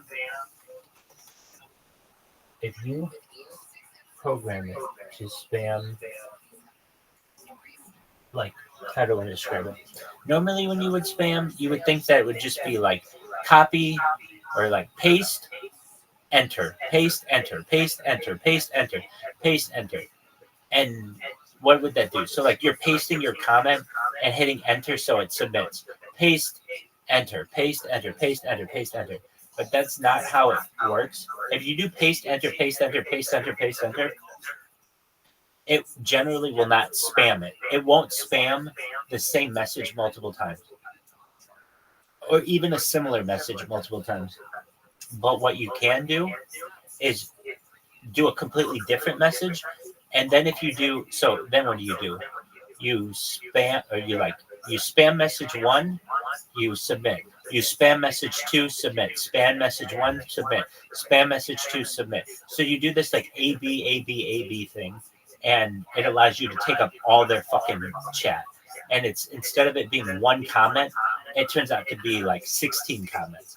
So it's like in many ways 16 times as powerful, at least from the chat perspective. All right, so what does this do for my spamming? Like, why is this important to my little spamming robot? Well, what I end up doing with my spam bot is, and what I think is really important about it, is it spams. Oh, I know. So my message 1 is somebody. It says, "Rabbi loves you." Actually, it's TTS. We'll talk about TTS in a second. It says, "TTS, Rabbi loves you. Please type Rabbi Rothschild AMA in Reddit. Largest AMA in history. Discord.me/Rabbi." Okay, what does that mean? TTS is this like programming function that does text to speech. That's what the TTS stands for. That's for which the TTS stands. So what does that mean? It means if someone has their computer programmed correctly, it will read out that person's. It will read out the message to the person, and because I'm spamming it so much, it's like extremely annoying, because it's going to spam them like 16 times, and it's reading it out aloud to them. So what I do, my message 1 is what I just read you. Rabbi, it's TTS, so it reads it aloud if the settings are correct. Rabbi loves you. Why do I say that? I want to put off a positive message. And do I love them? I love everybody on earth. So yeah, I love them. And I think that they're doing a positive thing by streaming and creating content. But absolutely platonically, just like I love anyone on earth. I love the human race. And so I put out a positive message there. Then I say the thing about my Reddit AMA, which you can still go and find my Reddit AMA in like an archive form. And I'm doing everything I can now to transfer all that information. So I think it'll probably be like, pardon me? What'd you say? Oh, okay, great. So you should see I've got, you may have just joined it. I think I almost saw somebody who joined it. You'll see one of my streams, though. It's fucking wild. Why? It's got like, yeah, Mario's in there. It's got all of this like shit going on. What does it have going on? It's got a robot going. It's got a ceiling cam going. It's got a straight on cam going. It's got like these GIFs that are running 24/7 that talk about like future technology and the world's problems, the world's unsolved mysteries, basically. Not even unsolved mysteries. That goes back to that Robert Scheck show. It's more like a list of unanswered problems scientifically. Excellent. So that's what you can see there. What? Pardon me?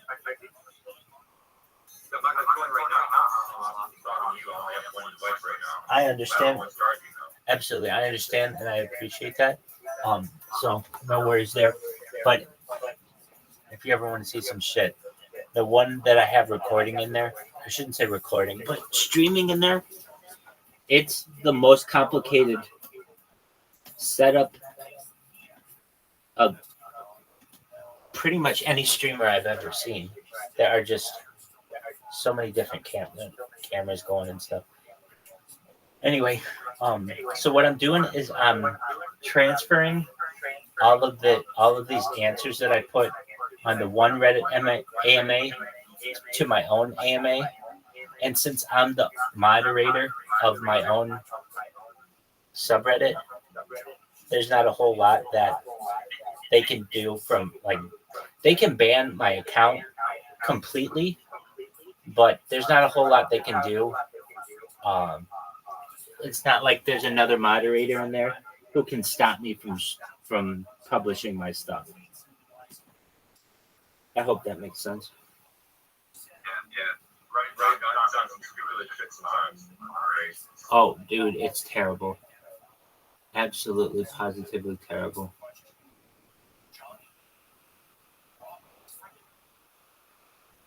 All right, I'm going to turn the sound on here. I'm going to see some guys beat asses. Rape of a 15-year-old girl in the metaverse, and I'm just over here trying to figure out how Bill Clinton was able to squeeze his fat ass in there.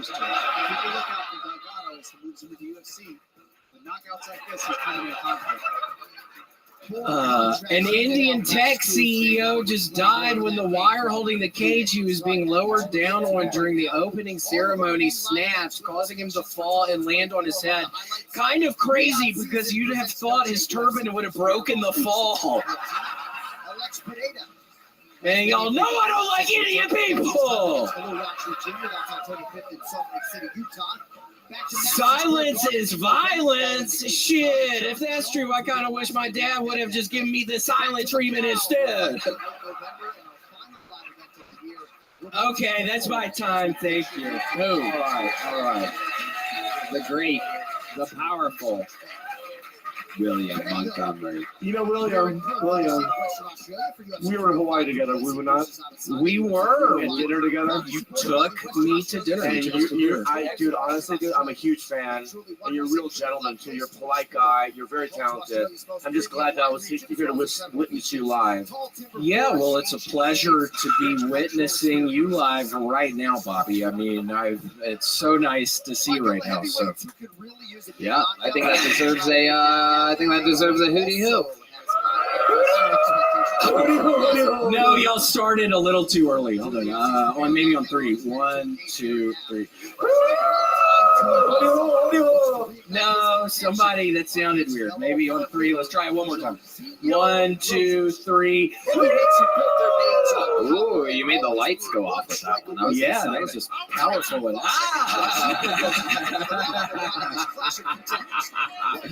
Deep Madness, fucking right on cue. Wait, could you tell that the lights just flickered a little, Deep Madness? Have you been pulling all of our legs?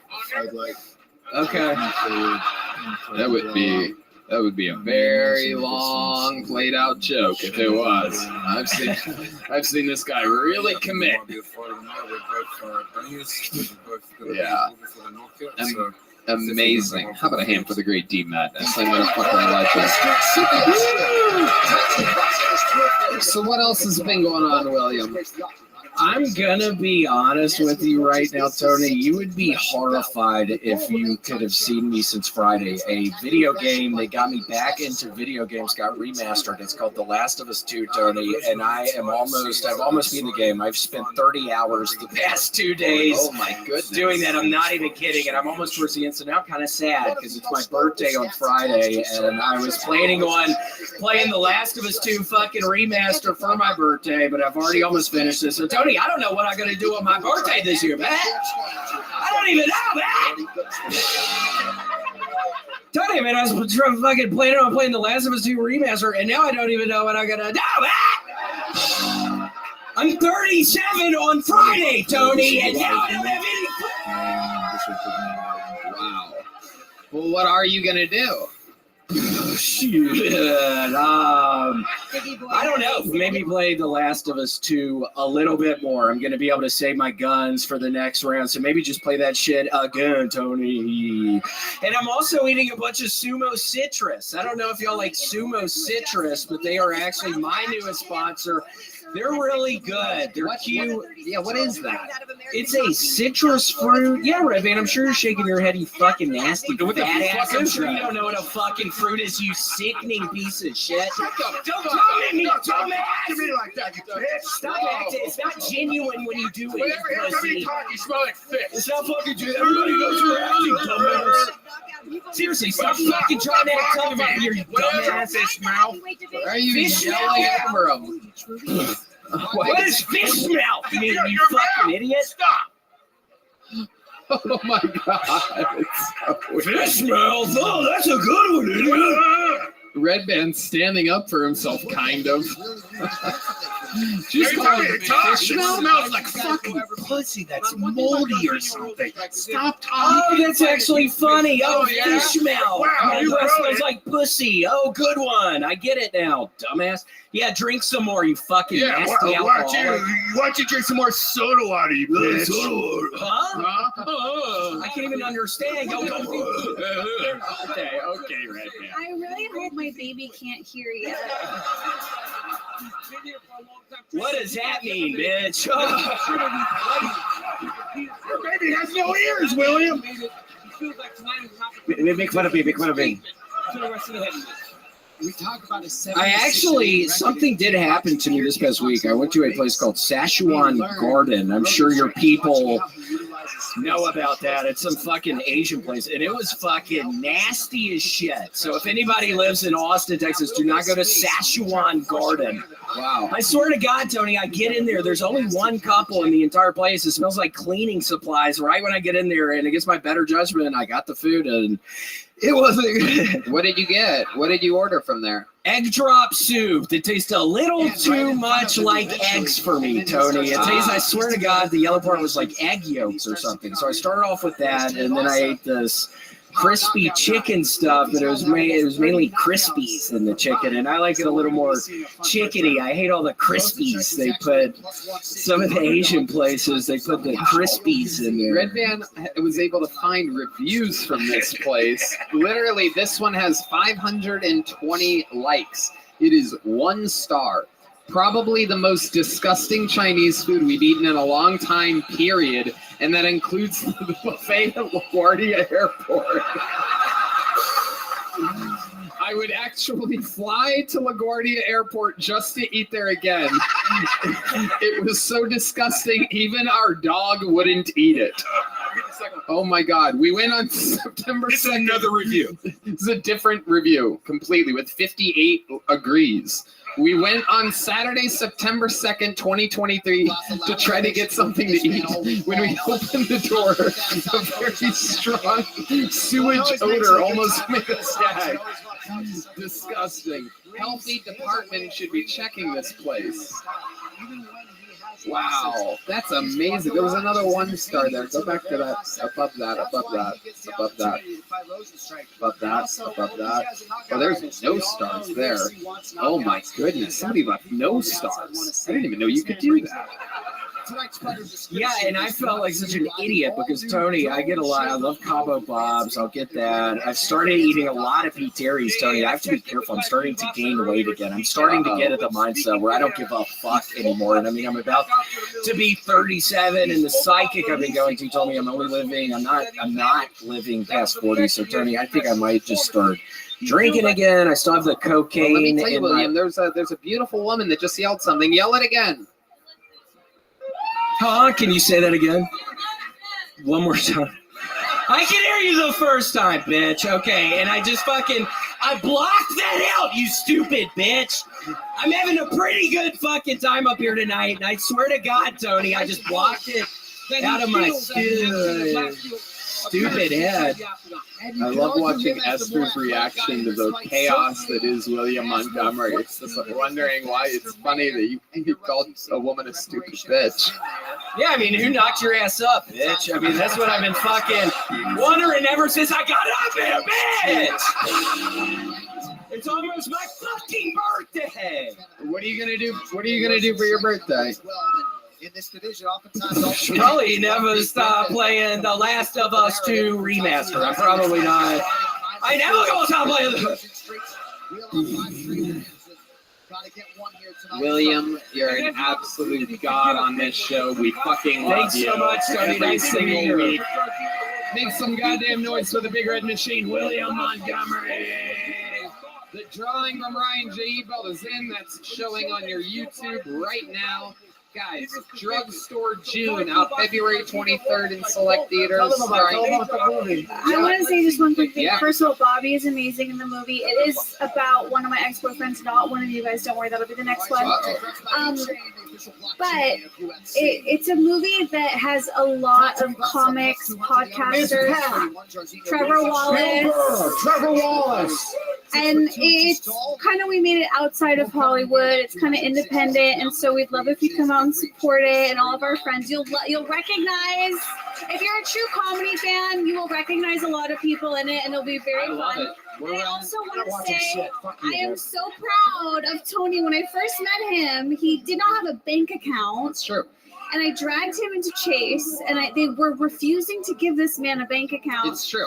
And I pulled out all my Karen skills, and I said, you better give this fucking guy his own bank account, because he was cashing his checks at a check cashing place. It's true. I think 10%. It drove me crazy. So I'm so proud of him. I'm so proud of Brian. And now we're millionaires, everybody. Isn't that exciting? I'm so proud of you guys. Make some noise for goddamn Esther Pavitsky. Make some noise for Bobby Lee. How about one more time for the best damn band in the land, the Peterson Brothers, Michael Gonzalez. Jetski Johnson's on tour. She's going all around. JetskiJohnson.com for tickets. The Madness, John Dees, The Mortician, Matt Mueling. How about a hand for yourselves for coming out, huh? You guys. Hey, San Diego! I'll be there in July doing a weekend at the AmericanComedyCompany.com. Oh, raise the ceilings. Red Band's coming to San Diego. And I'm bringing friends. Oh, there you go. So if you're an we love you guys. God bless America. And God bless Texas. Gel Blaster, Red Rose, Yellow Rose, Hall Law Firm, House and Security Guard Service, Ninja Buses, and Connect Mobile Health. And a special shout out, make some noise for Ways to Well, everybody. The great Denise is here tonight. They keep all your favorite comedians strong and fucking healthy, filled with vitamins. Go to ways2well.com to change your goddamn life. They take your blood. They let you know what's up with your body. They make you stronger. Good night, everybody. Thank you. We love you. Good night. Good outside leg kicks. As you said, on the ball down, he's very fast for a big guy. But he does not push a high pace. Marcinho like love the veteran pace where he starts picking at you. The entire 600 plus episode back catalog of Kill Tony episodes are now available on the audio feed. So go subscribe to the show on your podcast app of your choice to access these episodes. And follow the podcast on Apple Podcasts, Spotify, or wherever you listen to podcasts. And like and subscribe on YouTube. Good night, everybody. Thank you. We love you. If you were going to give me a consultation for plastic surgery, That's not what I do here. but just if you were, what do you think you would do to my face? I'd probably start with your mouth. A book filler? No, I would sew that sucker shut. You would follow you home. You would put the lights on low.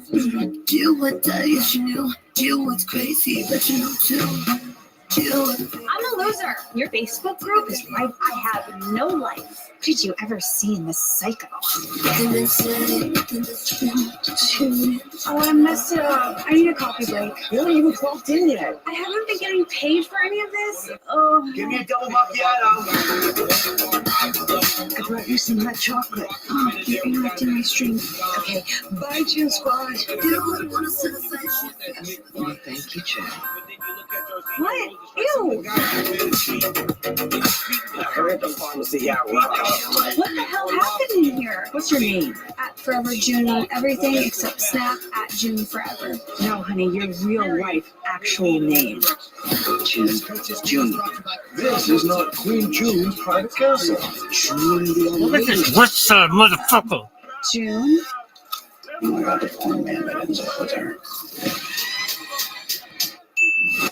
West Side Gangs. There you go.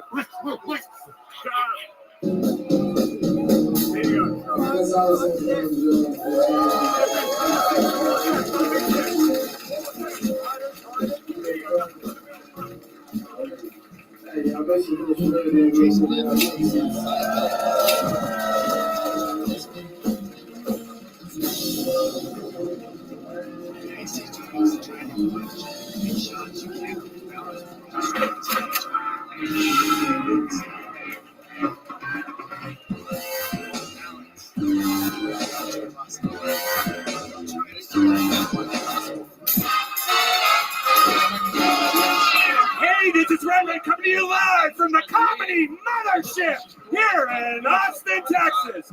For a brand new episode of Kill Tony, give it up for Tony Rothschild!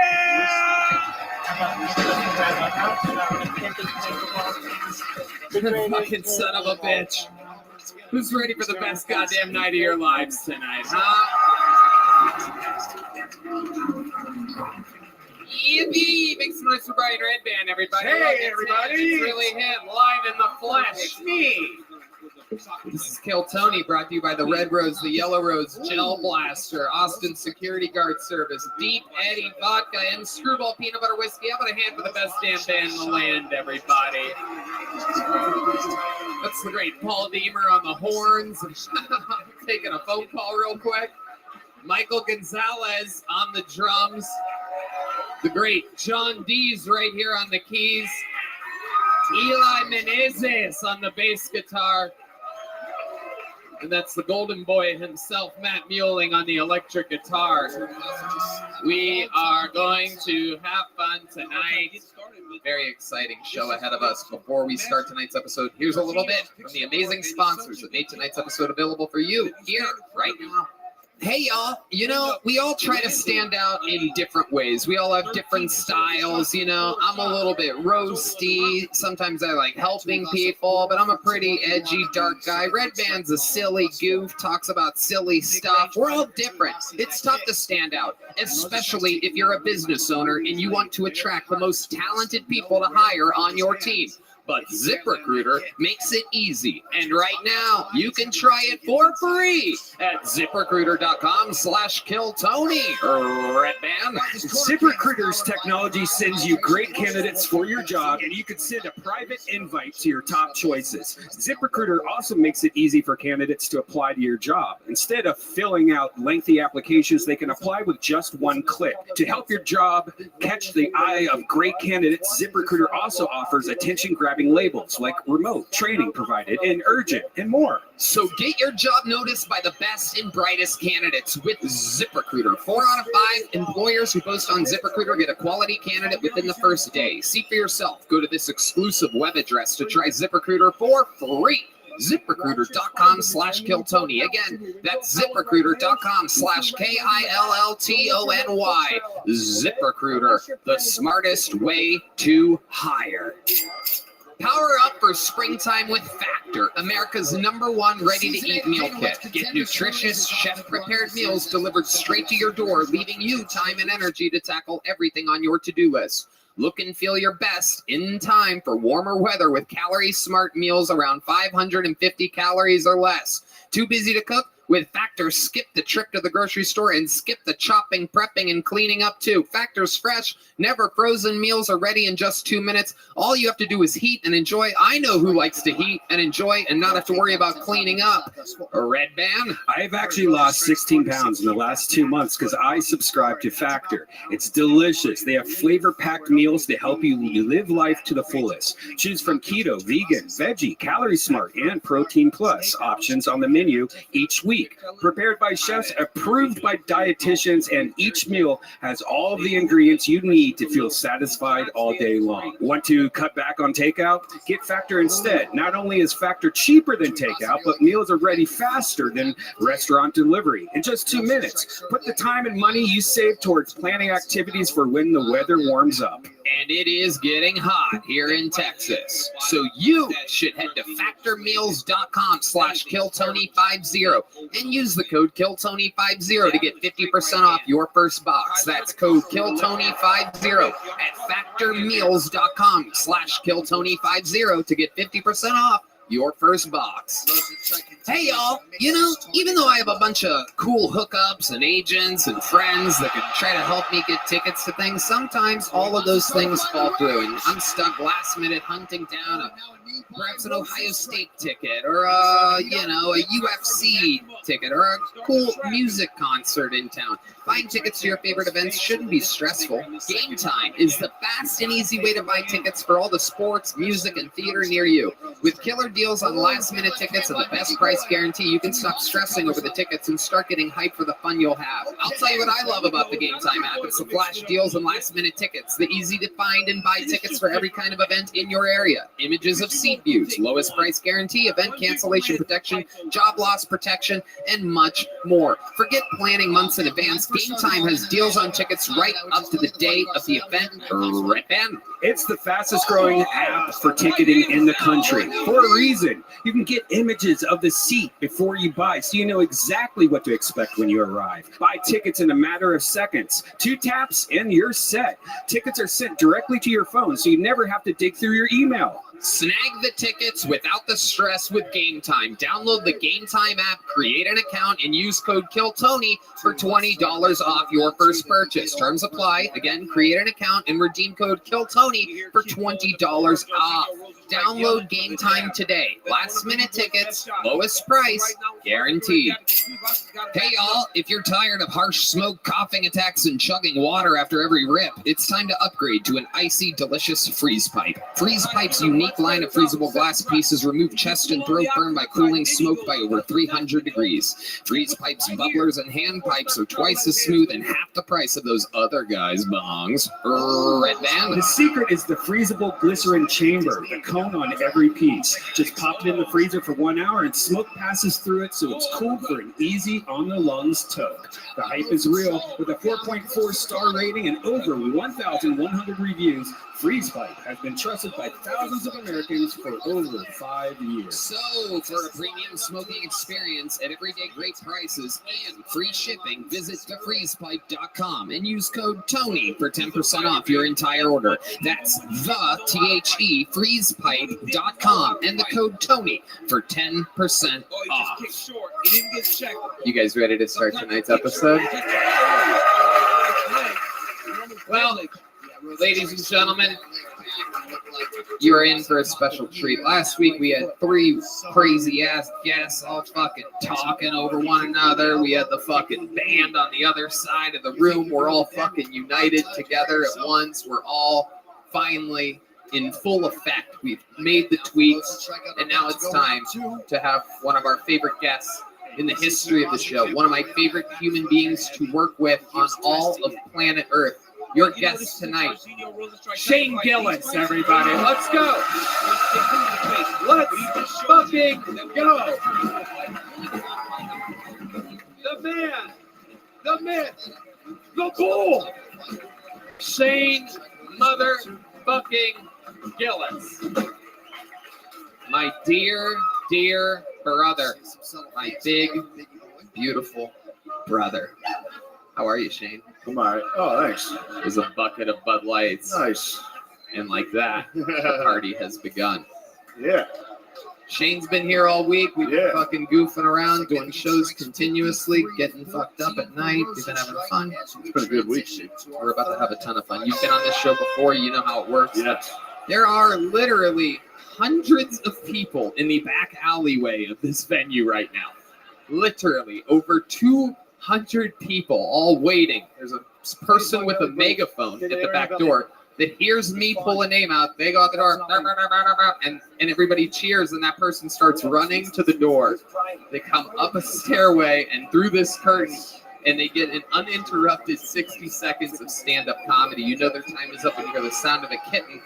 That means they have to wrap it up then, or else they bring out the angry West Hollywood bear. which just interrupts them, and then because it's loud and aggressive, and then I interview them afterwards. We find out more about them. Our esteemed, of course, hilarious guest Shane Gillis is joining in on the chaos tonight.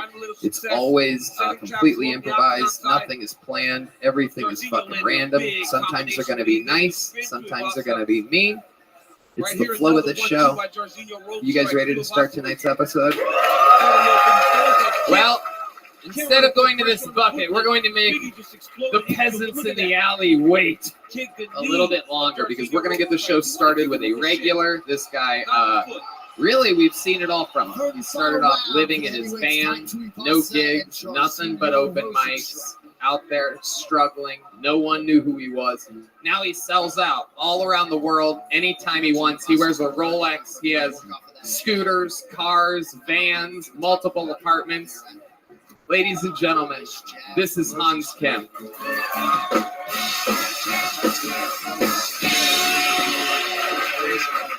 Hey, it's great to be here at the Comedy Mothership, the capital of stand-up comedy, right here on 6th Street, where you can see homeless people playing music by scratching scabs on their face.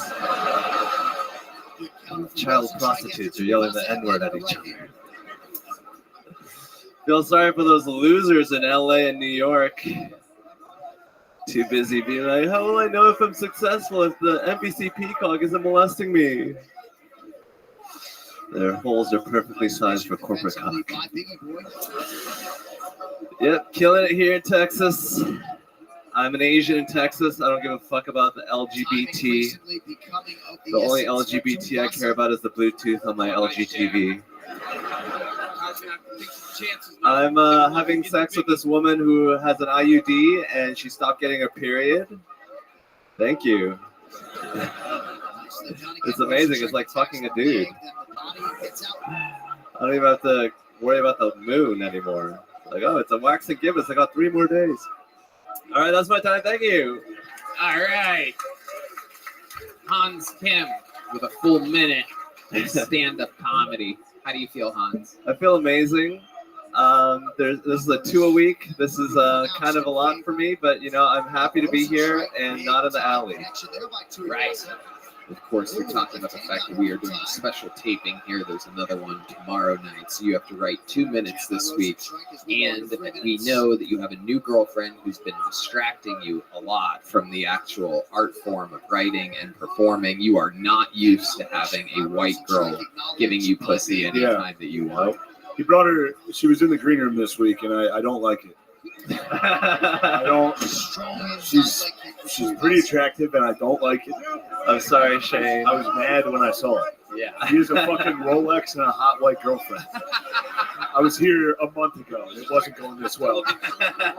It's starting to fucking bother me. It is true. Hans made his way into the green room one of these nights. I specifically remember because he was wearing a weird brown Indiana Jones cowboy hat. And I said, how do you look like both of the heroes from Indiana Jones?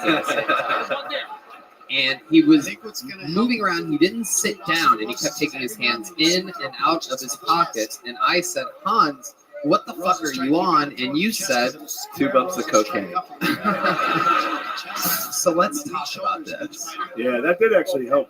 I liked you more. You wear that Rolex around town? Yeah. Ooh. You're a target. Hey, let's go. Yeah. So how often are you doing little bumps of cocaine? As often as my girlfriend makes me. Oh, so you're getting it from her. Yeah, she's a bad influence. Oh, boy. Now the plot thickens. This is interesting. I didn't know this about this girl. Has this been like this the whole time? Yeah, she's really big into whippets. Oh, my God. Wow. Okay. Sounds like a keeper. How often is she doing these types of illicit drugs? Every day. Every day she does cocaine every day? She's on ketamine right now. Wow. See the fucking wolf of 6th Street? Come on, guys. Yeah. Let's go. So, give us some examples of how her drug use has affected your life. Like, give us some, like, you know, have you ever ended up in a shady situation because of her? What's it been, like a month or two you've been with her? Yeah, we just usually sit on our couch and she does whippets, and then she's like, and then like I try to like rub her feet or something. But mostly she's been really passing out a lot. Yeah. How old is she? She's legal. Oh my God. What kind of answer is that? What does that mean? How old is she? She's 24. Oh, okay. Whippet stuff. I mean, that's like a high school thing. Yeah. Red Man wants to know what you're doing with all the unused whipped cream part. What a waste, am I right? Just using all the gas, none of the ass. You know what I'm saying? Frustrated, his head and acknowledging his legion. Who said cracker? Yeah. You said that? Yeah. To me? Yeah. You're calling me a cracker? Well, that's what you use to make whippets. Oh, you know that shit. Yeah. You've also I used to dated do it in high school. whores. Okay, we got both of our jokes in. That was great. At the same time, it's like twice the power of both jokes. Okay, Hans, so let's talk about it. Are you happy in this relationship? I'm very happy. She's a very happy girl. Sometimes I catch her singing. That's just going on inside her head constantly. Holy shit. And why do you think she likes fucking you? I got a good jawline. I'm pretty skinny. Also, I'm like fun to be around sometimes. I try to make her be happy. You know, sometimes I'm like sad, but sometimes I'm not. So maybe she likes it when I'm not sad. I honestly don't know. Yo, is this actually how you talk? Is this a character or is this for real? Yeah, no, he's like this all Sometimes the time. I'm sad, sometimes I'm not. Yeah. Is this a Drake song?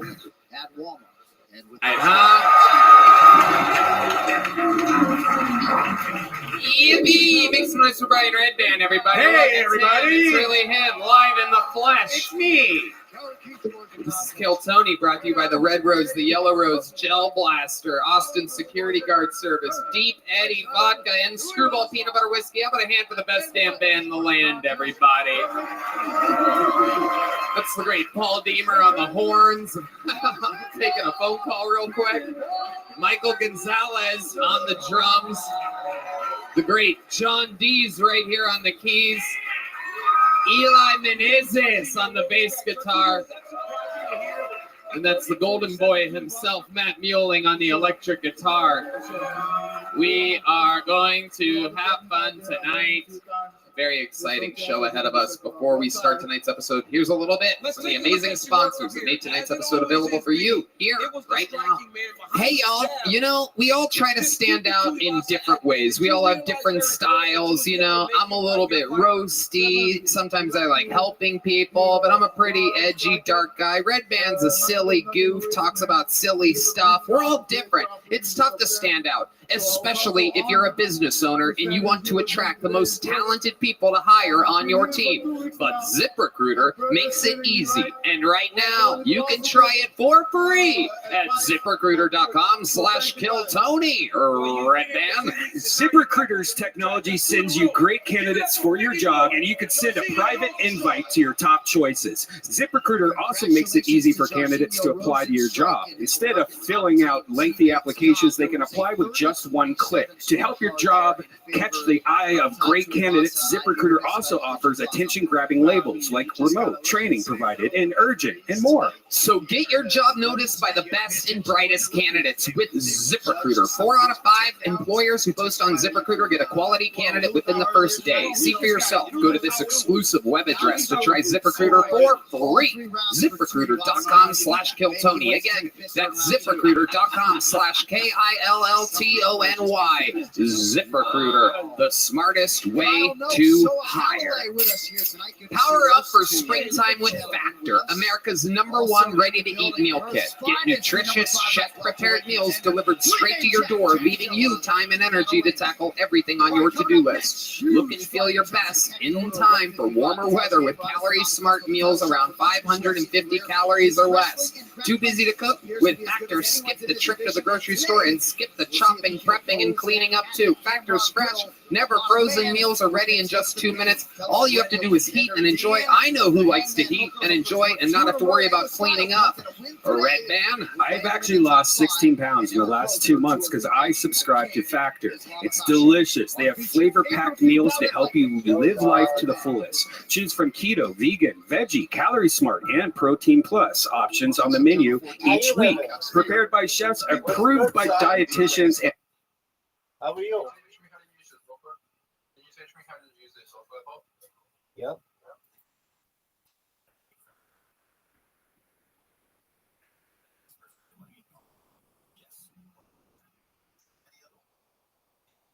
What's your software called?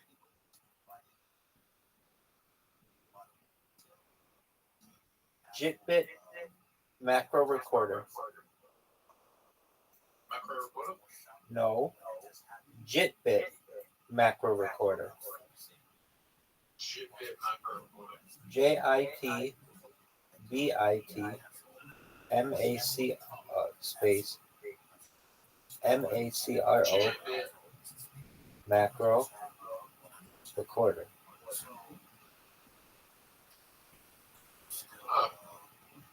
Did you find it? Is it a tab with a lightning bolt? Yeah. Is this Zoot? Is it free? Yeah. Well, is this Zoot? Yeah. Yeah, it's free for 45 days, and then you can pull a move if you want that somebody said was that I do that is pretty slick, which is this. If you want to use it for longer, for free, you just change the clock of your computer to be within the free trial window, and you can use it indefinitely for free. Is that what you did? Yep.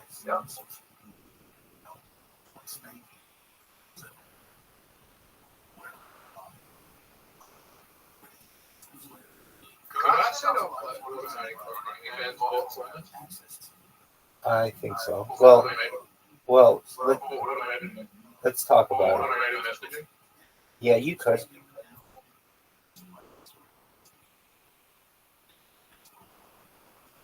Do you have an OnlyFans account? But if I wanted to get into someone and do automated messaging. Yeah, I don't know. I think it's kind of hard to get an OnlyFans account.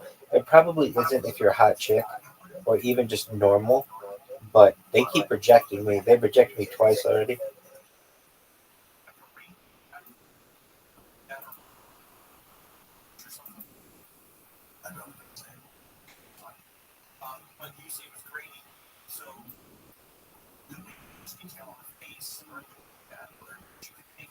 Did you download it? Why not? Just don't have my computer up right now. Oh, okay. I'm about to get my computer downloaded. How long? Probably about 1 minute. Oh, dude, perfect. All right, but if you really wanted to make a lot of money on it, I think there's probably a way. Okay, if you wanted to make money with it, this is what I would have it do. I would program it. There are these crypto miners, like a website that you go to once a day or once an hour, and it just mines for you a little bit of cryptocurrency. And if you set up the bot correctly, it will generate money for you all the time. That's where I think you could make money on it, like starting immediately. I don't get how you can do that. Yeah, so I have a friend of mine who sent me this before. And okay, so what is it? It's called a faucet. That's what it's called. Crypto. Google crypto faucet. Find a legitimate crypto faucet, and you can basically set up an auto clicker. And what it does is like once an hour, if you go to the website, you get a little bit of Bitcoin.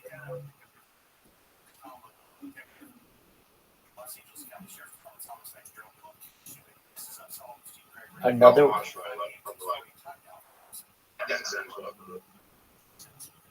Yeah, I mean, it's not a huge amount, but that's why I said if you want to start making money immediately, you could do that.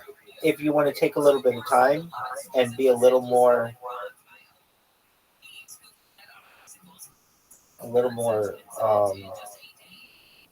what's the word for which I'm looking? A little more precise with your approach and how to make money and what platform you want to use, then you'll wait and find a better opportunity. But I'm saying if you want to start making money in the next hour, you could program that thing to start doing it for you.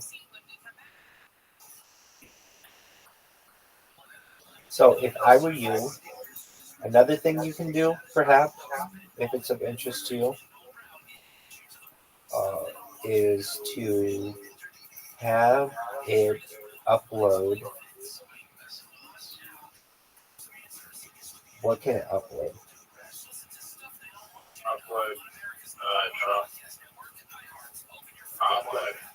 No, like, okay, here's like something that I think is cool or pretty cool. Like what? All right, so It says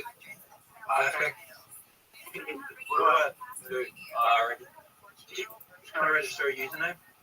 no, you don't register it. Just do evaluate. Yep. Okay, then it shows you.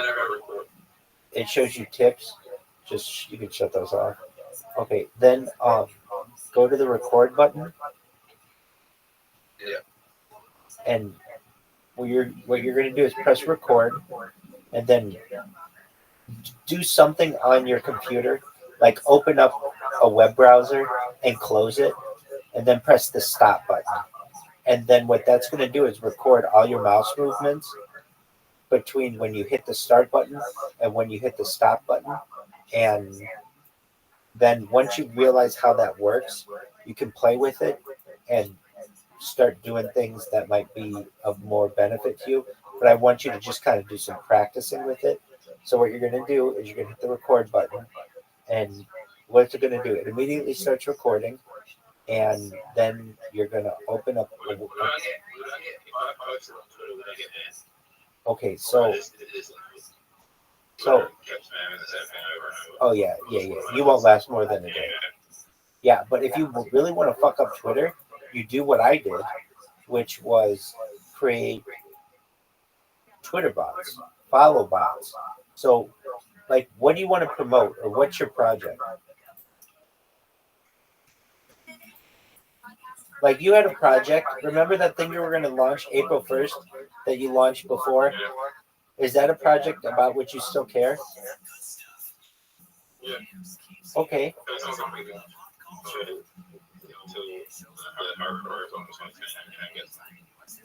It's not going to be what?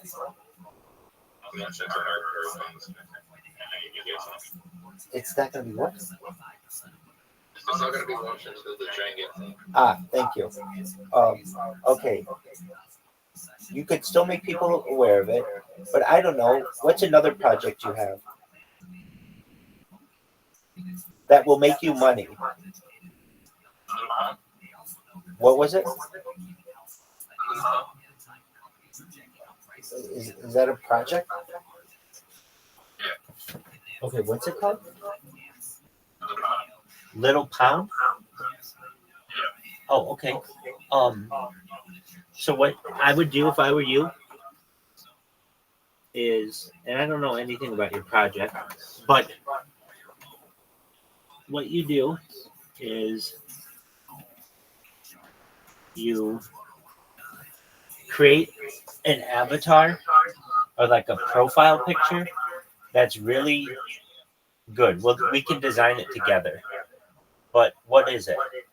Something that you can read, that you're gonna want to be able to describe everything in like a circular text around the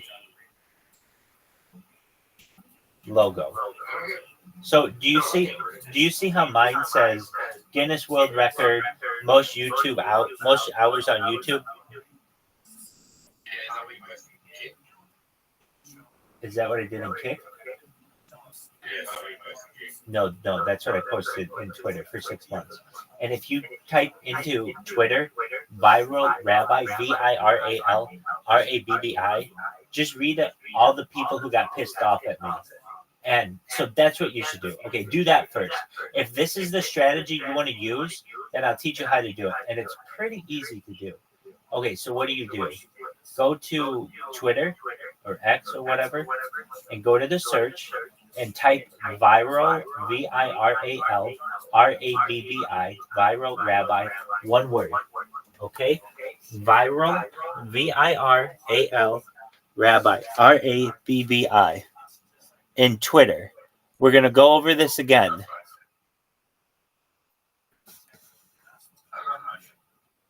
Just do it. What'd you say? You want to do what I do on Kick?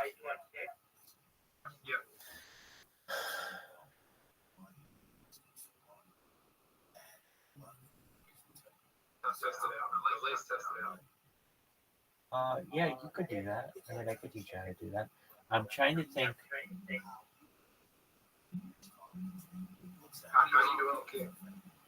I mean, it's kind of a complicated process, but I have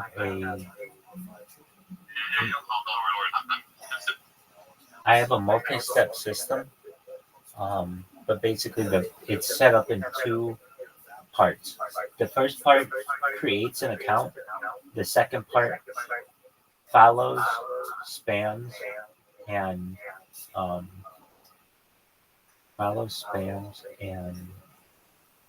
So you use multiple accounts. Oh yeah, you're gonna have to use many different accounts, no matter what you do. And I would prefer that you did Twitter. Go to Twitter, or I could teach you how to do it on Twitch. Here's why I don't want you doing it on Kick, because Kick's my thing. And if people start to see that people are doing cryptocurrencies on Kick, then it's going to water down my message. So what you should do, I'll teach you how to do, and this is even better. It really is. I mean it in my heart of hearts. If you do this on Twitch, you will have a much bigger audience. So I'll teach you to do exactly what I do on Kick on Twitch. It's the same basic website structure, so you will be able to figure that out. In the meantime, though, I want you to go to Twitter and type into Twitter viral Rabbi, VIRAL RABBI in Twitter. Okay, now search, no space.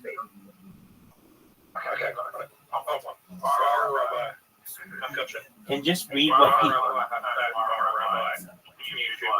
Yeah, but just go through and read what people have screenshotted about what my bot would do. They like at Elon Musk. I mean, you see, it's a very powerful bot. When you'll see how many people commented about it. And if you can't see anything regarding it, let me know, and I'll find it for you. So I'm going to X right now. I'm going to type in viral Rabbi.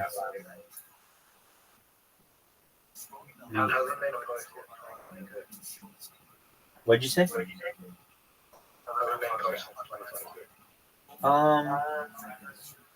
No. Oh, that's one of my accounts. No. No. Go type Bible Rabbi in the search and then view what the top posts are. Like, here's what I read. Oh, I don't know. That's in some other language. Hey, Miss Lily, Miss Lyle, heads up about a bot that I recently encountered with the name Rabbi Rothschild, Bible Rabbi, YouTube, filtered by live. I blocked 23 of them in the same day, and I'm not sure if there are more out there. I'm pretty sure they're all part of the same bot family. Do you see that? Oh, excellent. So then just keep scrolling down about what people say about these bots.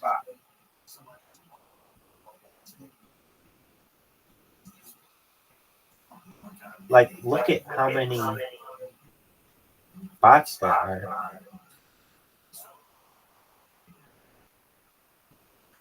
I don't know. I think it's pretty impressive that so many different people are interested,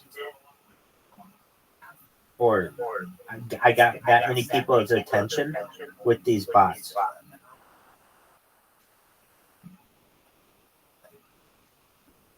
So if you want, I can teach you how to make that kind of bot too. And that kind of bot is pretty easy, believe it or not. Well, it's a lot of manual work, but once the accounts are created, it's not too bad. Anyway, so if you want to learn how to create these, I'll teach you. So the first thing you needed to do was download the software, which you did. Now you want to record a little whatever, an example. So what's a good example? Hit the record button, go to the lower left corner, press the start button, and then hit the stop button. Did you hear me? So what you want to do is press the record button, go in the lower left corner, press the start button, and then hit the stop button.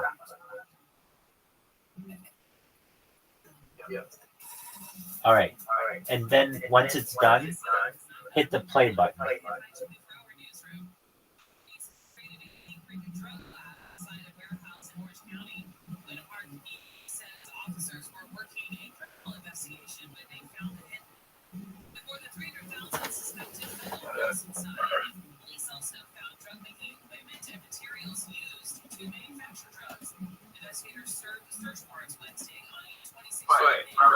Yo.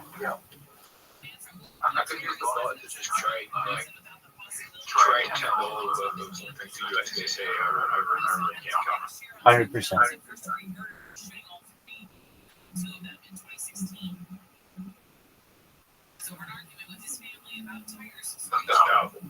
Exactly, man. It's a game changer.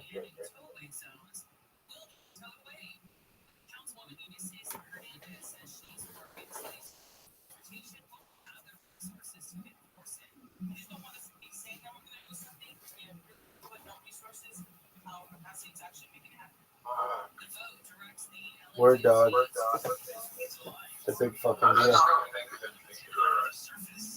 I don't know if I think it's something that's going to be like, I think we're going to use the ball. You can take over the world with it.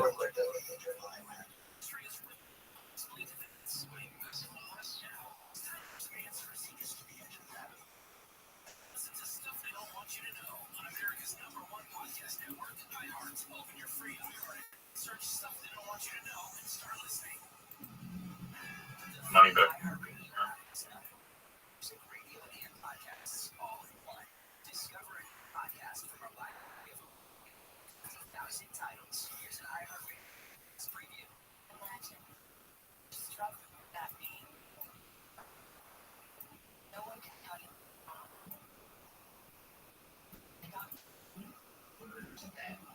Look up crypto faucet and see if you can find a good crypto faucet.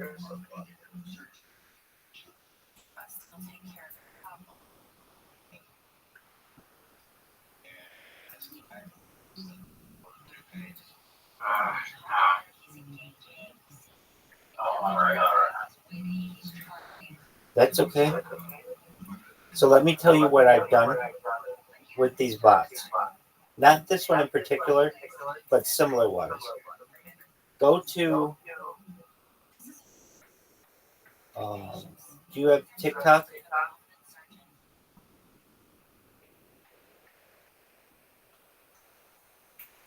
Do you have TikTok? Okay, that's right. Just go to TikTok.com. Let me know when you're done.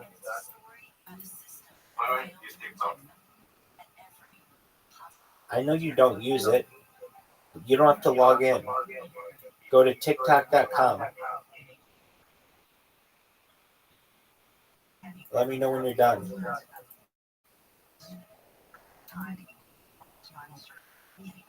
Yo, dog. Go to TikTok.com. Are you done? Are you at TikTok.com? Okay, now in the search, type Viral Rabbi. VIRALRABBI. What'd you say? You're not on TikTok. I know. It doesn't let you search anything.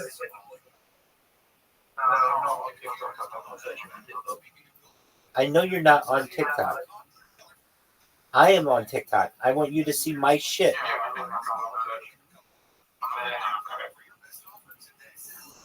Can you use the search function? Can you use the search function?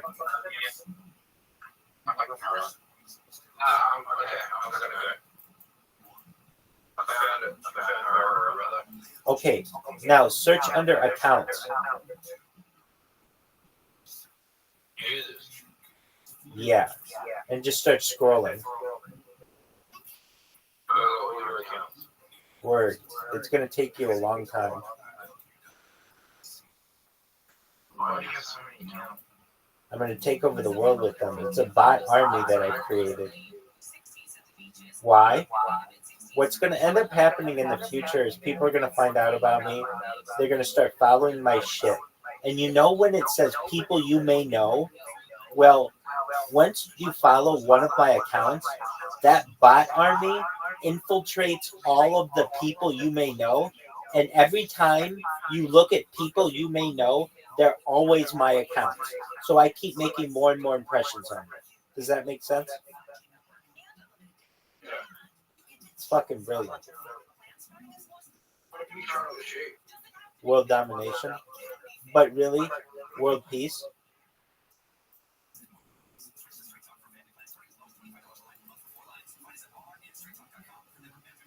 Have you ever seen someone with so much social media as I do?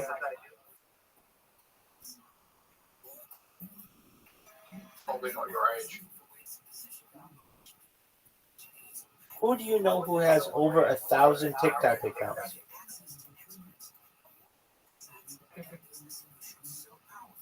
Who do you know who has 2,100 Twitter accounts or 5,000 Kick accounts? Yeah, so I mean, I don't want to hear it. I know people who have as much social media as you do, just not your age. No, you don't.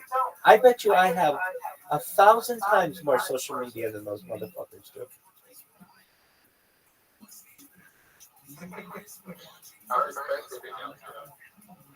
How many Facebook accounts? How many Kick accounts? Oh, how many Instagram accounts? Over 100?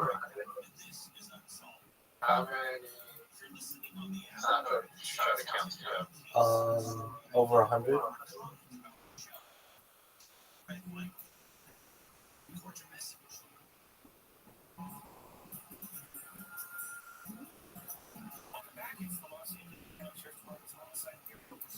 The one on which I have the most is Kick. That one's like 5,000.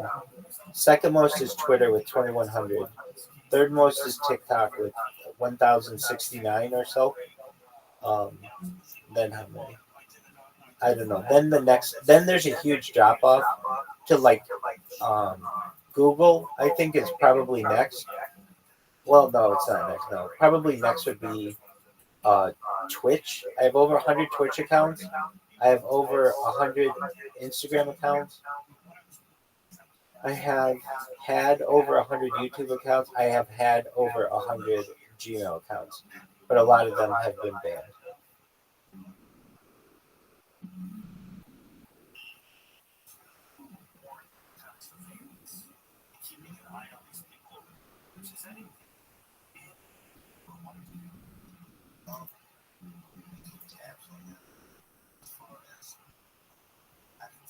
It's the sickest shit of all time.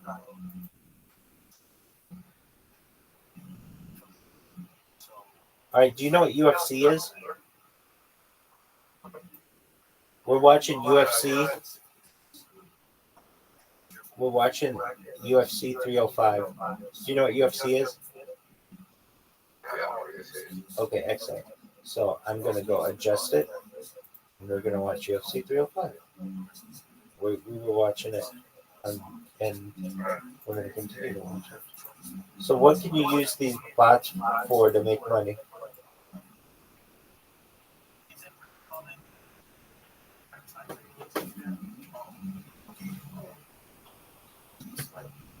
Yo, dog. Yo, how can you use these bots to make money?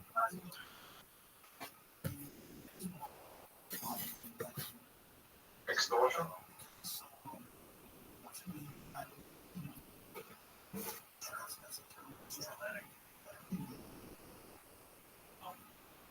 You're going to extort people?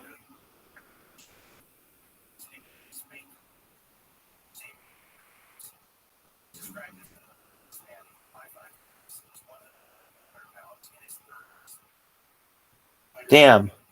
I think I just got banned from Aiden Ross's server. Why? I had too many accounts in there, I think. Which is fine. No big deal.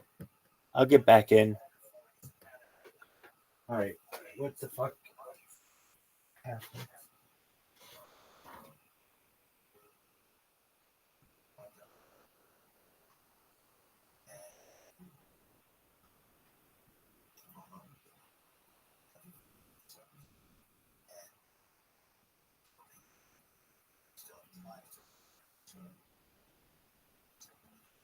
Did I really get banned?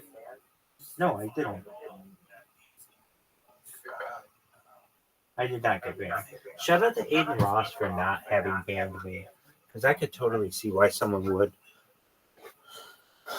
Okay.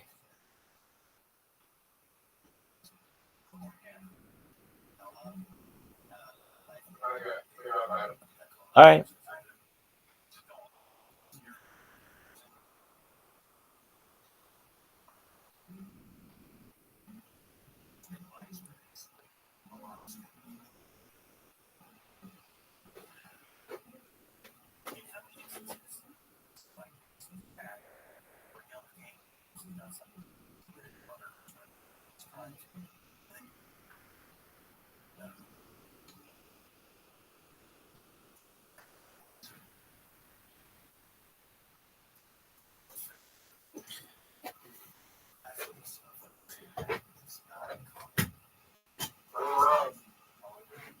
What did you say?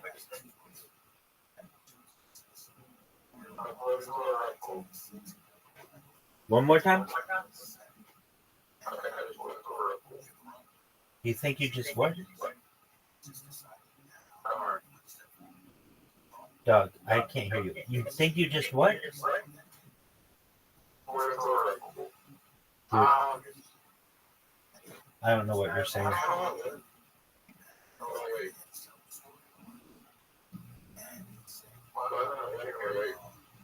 Why is it letting you leave? I don't know, man. I didn't. You hit the red button. Scroll up, or like pull up from the bottom. If anything, just force close the app. There you go. No, it didn't.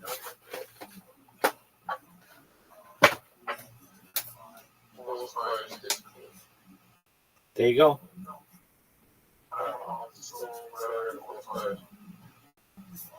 You hold down the icon. Are you on Android or iOS? Hold down the icon, press the information button, and then it'll say force close.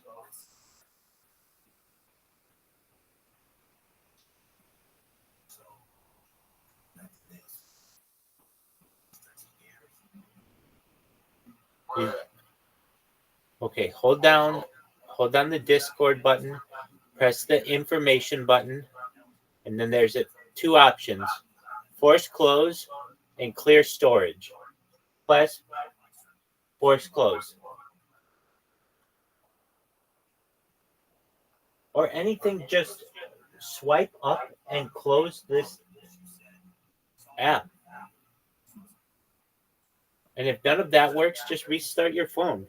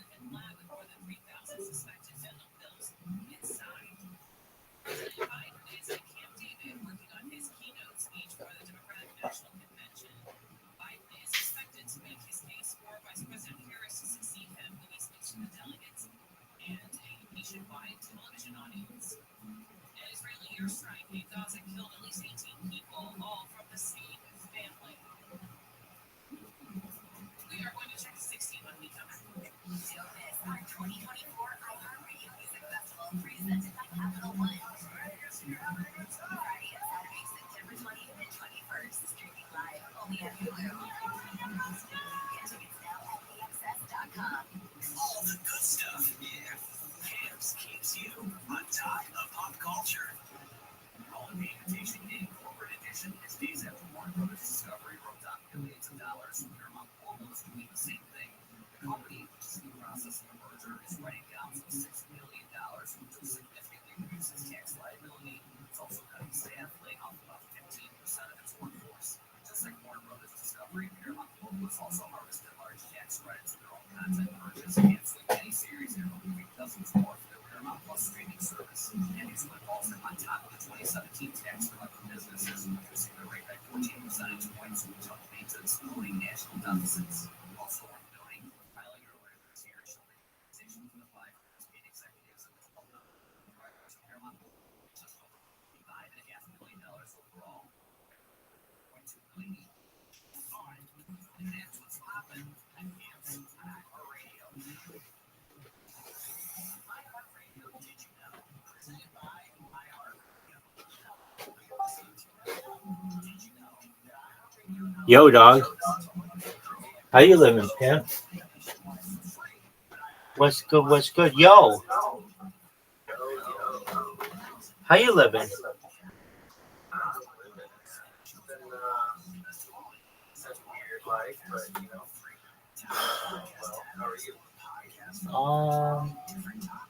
Similar. You know, nothing too crazy. Let's see here. So have you? What's going on?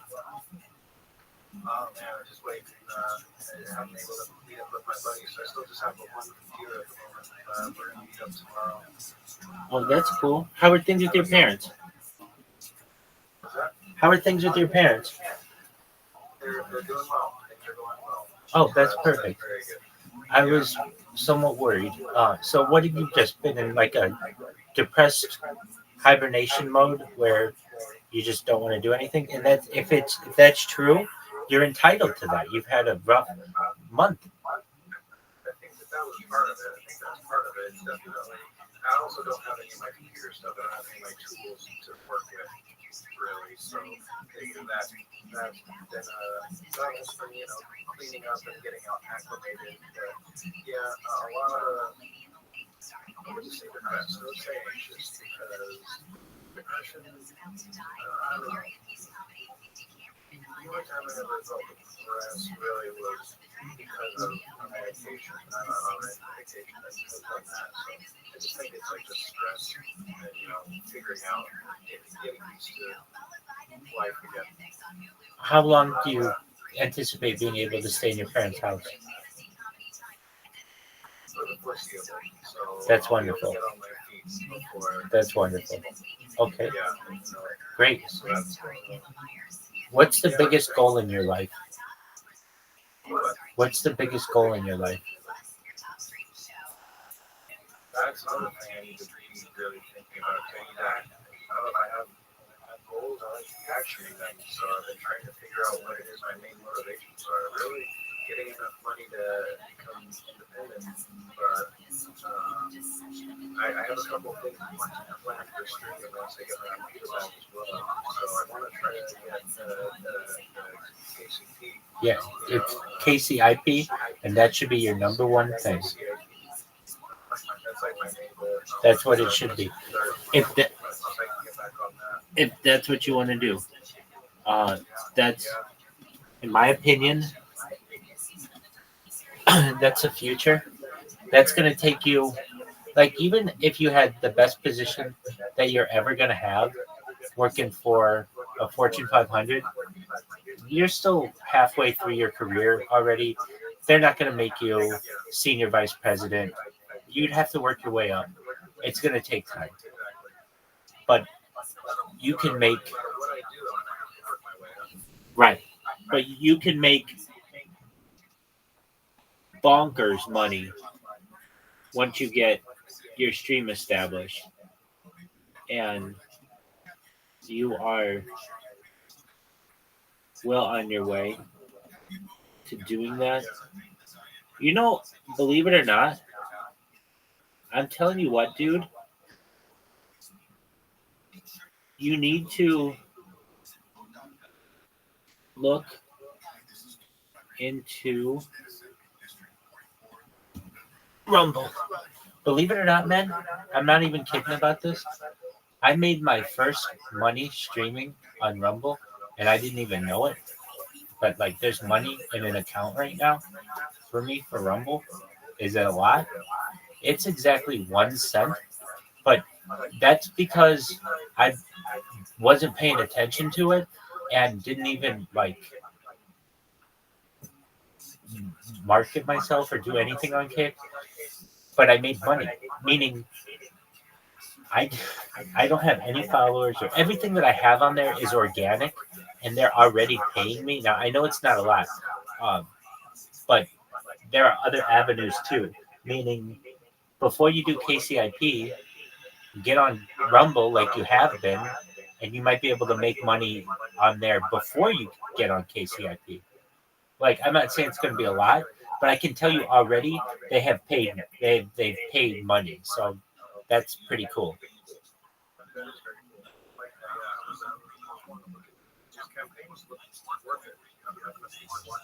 That it does measure, like it'll measure your YouTube and your Twitch metric as well for Rumble Studio. So Well, that's interesting. Really powerful because it says like, oh, we'll pay you 15. You know, you have to have at least 20 people watching, and then for every person watching, we'll give you 10 cents. You know, for the ad. You know, so if you have 100 people watching, you get 10 cents per ad, then you get $10, right? Right. But if you have like 50 on Rumble, you know, you have like 50 on YouTube, 50 on Twitch, that's 150, that's $15. So, but it doesn't seem to track like DLive. So basically, if it doesn't track it, if it's not tracking it, I might not use it to the fullest extent. But basically, I'm really only going to be streaming to Kick and Rumble, and I'll let Rumble stream to wherever else. Rumble can That's fine. charge of All the other shit. Twitch, and then you know, that way the metric carries over into Rumble, and I'll be able to monetize whatever goes on. You know what I mean? Yes, I do. You should also connect with the 30 or so platforms that are out there. I know it takes a while. It takes a day, though.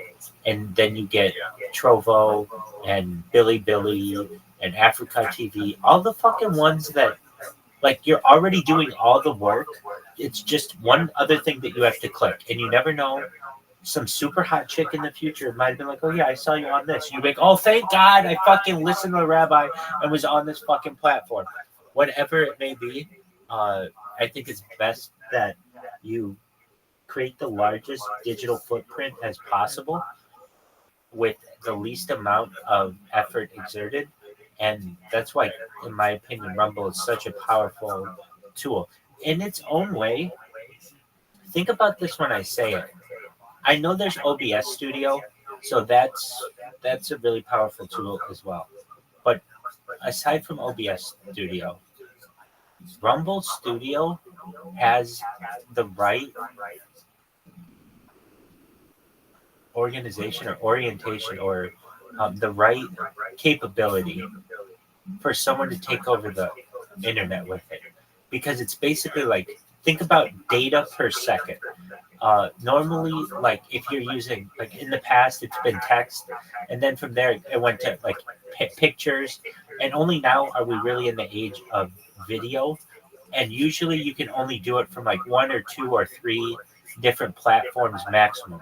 But using this one platform that they've created, you can use unlimited. It's basically like, how do I want to? Okay, you know when you are like playing a racing game, like I don't know, Mario Kart or something, or even when we play, I don't know if you've played with us. I don't think you have. There's a game we play in here, this putting game. But basically any game where there's like a power up on the ground where you're driving and you go over it and it makes you go a lot faster. Essentially, that's what I consider the Kick multi-streamer, Rumble Studio, because it just allows you to create so much more data so much faster than you normally would. Like, so what do I consider?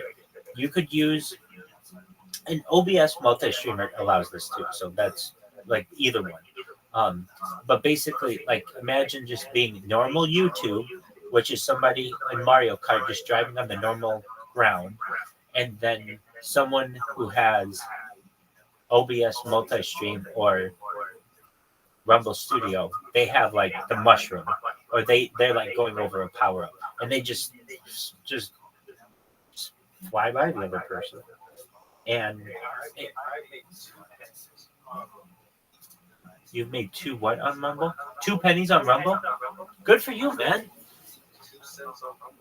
So you've already made money. Isn't that the best fucking feeling in the world to be like, oh, somebody liked what I did?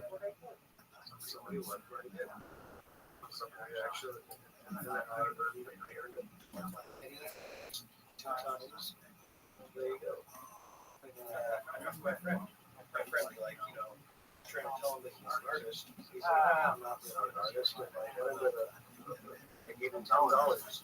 You know, smart people doing that. I said, there. Now you've been paid for your work. Now what's your argument?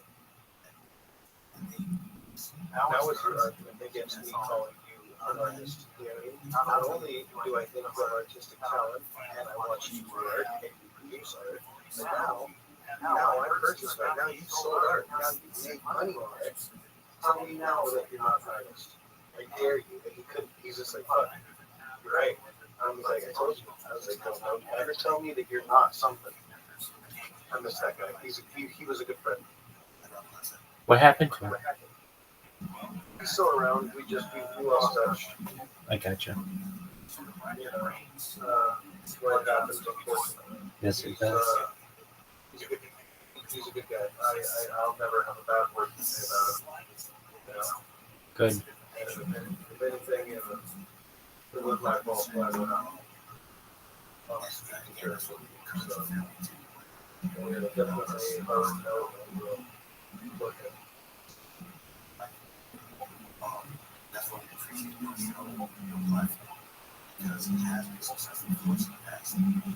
You know what I would do if I were you on Monday?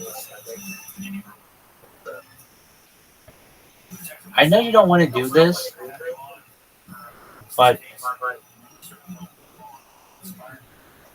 I think, I don't know. I know you don't want to do this, but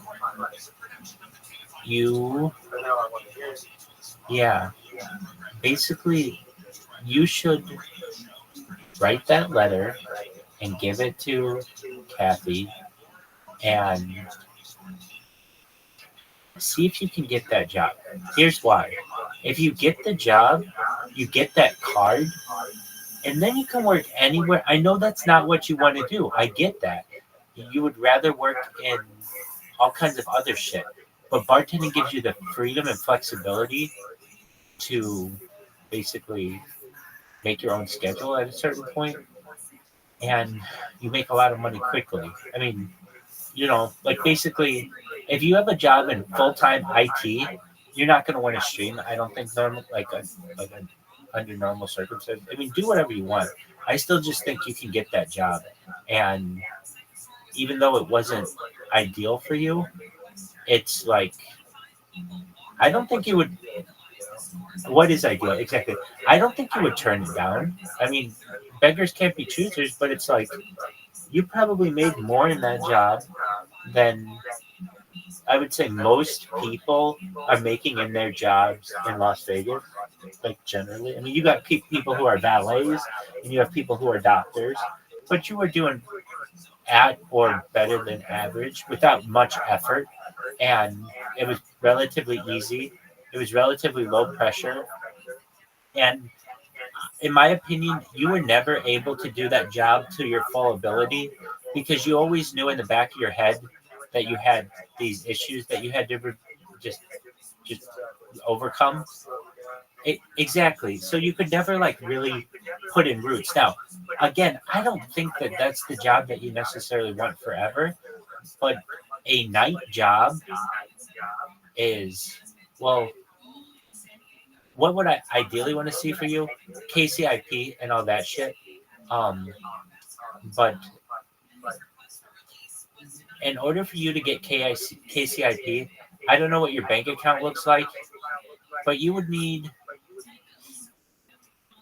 probably 6 months worth of viewership, 100 people per month, and that's about $100 a month. So let's say you need 6 months of it at a minimum. So that's $600 you need. You're going to need 25 subscribers for each month, but you're going to get that money back. So that's only going to cost you like another, we'll say like $50 or so. It'll be less than that though, probably. Okay, so then that's $650. And then what? Yo, what up, Orion? Orion, do you know Caspian Sea? Yes. Hey, Orion, do you know Caspian Sea?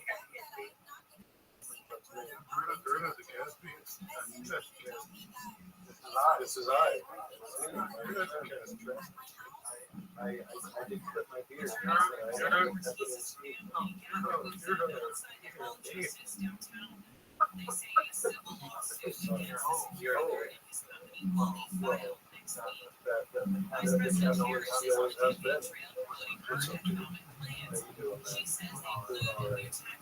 Yo, dog. He just bounced. He'll be right back. He is my new friend from. He can tell you where he's from, but he is a really nice person, and it's kind of interesting how I met him. It was another one of these, like a bunch of people were hating on me, and he realized that I was like pretty nice person, and then he hopped in here, and he's in here every day. He's in here. Like I can almost tell you his schedule. He comes in every morning and like gets high, and that's fucking cool as shit.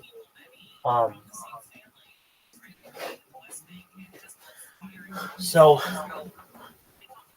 what do I have to tell you? I had to ban. So here's what's happening to me, or it's happened to me three times I think total now, which isn't that bad, but I get people who are really, really mean to me in here. And normally I can take just about any kind of shit that you want to give me, but when you want to start making up complete lies about me that are really serious, like saying I have a police record in Los Angeles County for child endangerment, like total lies, just to be a douche, you're going to get banned for that. Even though I'm going to let you say whatever you want, and but if you're just going to be like, no, this is like basically this person was really mean to me. They were like just making up lies about me, and I explained to them, look, it's fine if you want to say that I'm ugly or that I'm stupid or whatever. That's fine, but I'm not gonna just let you sit here and keep increasing the charge. You started it with child endangerment. Now it's raping an entire busload of children. It's like, what the fuck, dude? Like, way to kick it up. I'm not gonna let you fucking just do that. And for as much as I want to protect free speech, and I'll listen to what you have to say, at a certain point, I don't want that negativity in my life. And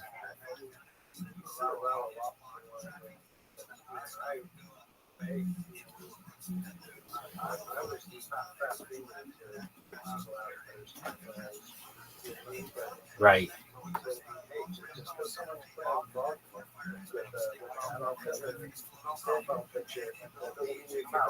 That's absolutely true.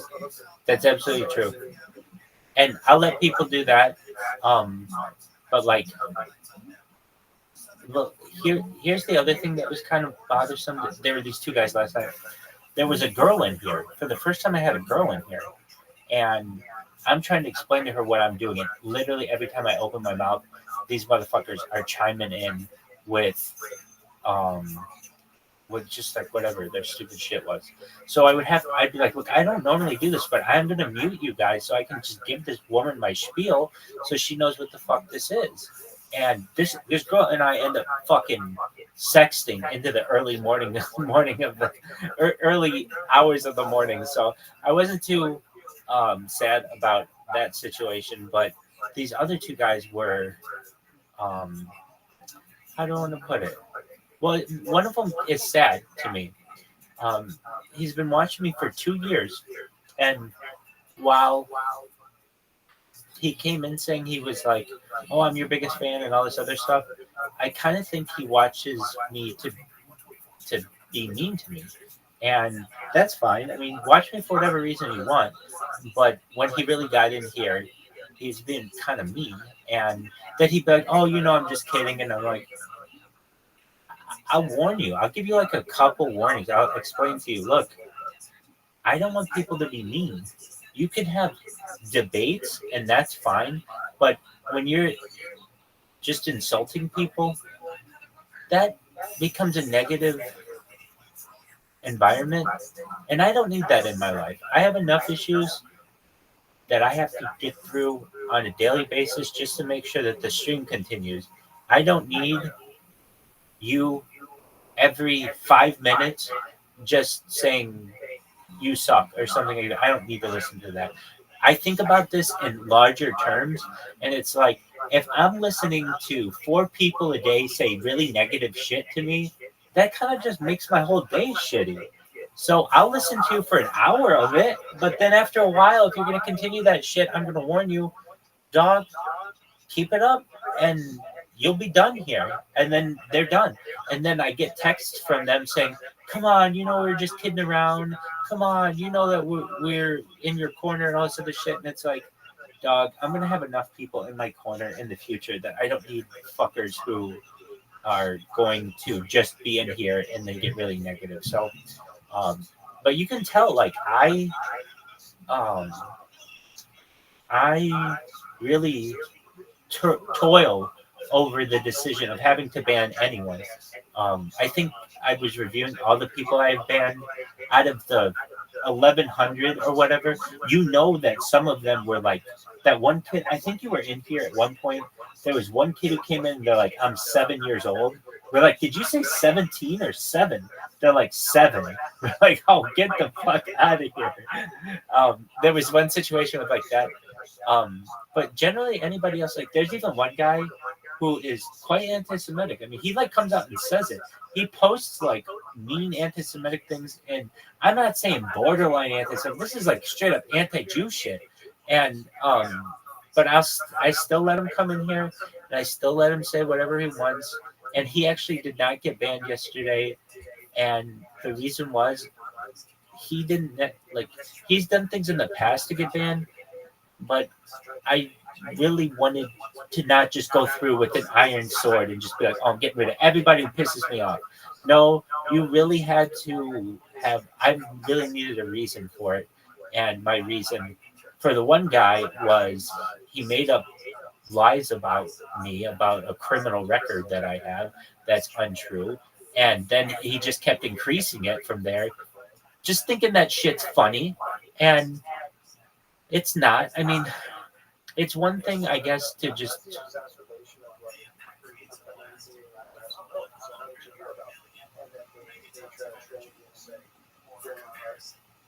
hey, they're allowed to do that.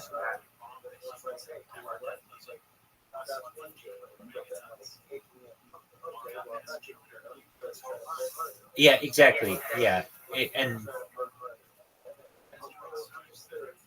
exactly. Exactly. And I just kind of think of it for my own well-being.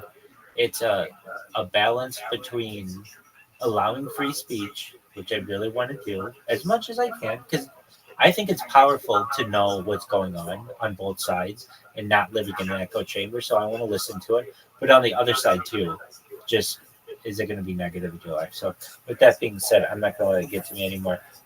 These robots have been going really well, and you should know, while my big thing, remember what I told you, was my goal was not to go viral necessarily, which it always is, but it was not to get this Discord banned, because it's so easy for me to just go crazy in Discord, send out all kinds of invitations, create a bunch of accounts, and all that other bullshit. So I had a pretty good strategy, or had a pretty good strategy for Discord, which was I found out a little glitch in the Discord system that allows me to be in multiple people's VCs simultaneously using a single account. So what does that mean? I can be in Wappy Flankers VC and Hellcat's VC and your VC and Aiden Ross's VC and another, I don't know, however many VCs the browser can support. So depending on your system, I wouldn't want to overwhelm it though. But let's say you can be in 10 VCs per device, which normally that wouldn't be that important. But in terms of advertising, the ability to just sit there with whatever message you want as your name to advertise yourself to some of these people is really great real estate. And so what I had been doing is just planting these accounts in different people's VCs, and they would last for a lot of days. So even if the device crashed, whatever this glitch was, I don't know what it is.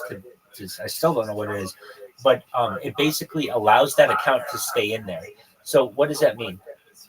It's basically like a little billboard in the person's stream, and a lot of times they get curious. They'll click on the VC, they'll go in there and start talking to me. I have no idea what's going on because I'm busy doing other shit. And then they click on the Discord link that's in the profile, and they come into here. That's happened a few times already. So it's just kind of these little advantages that I'm utilizing. I have to tell you something. You saved my ass in the weirdest way, and you wouldn't know it. Like, there's no fucking way that you would know this. And it wasn't purposeful, but it was just really weird. Okay, so I think 4 days ago it even tells me you upvoted my Reddit post. Remember that? That Reddit post got banned yesterday. Why? I think just eventually enough people got mad because I keep advertising it on Kick that somebody with a Reddit account went in and flagged it, and that meant the moderators went in to take a look at it, and they see that it's not like any other normal AMA where you have one person being asked questions by the audience. It was one person asking themselves question after question repeatedly. So they took it down, which was like, okay, whatever. I wasn't really heartbroken about it because I anticipated that was going to happen, just because I know how strict the moderators of Reddit are, and I was actually surprised that they let me even have it up that long. All right, so then what happened?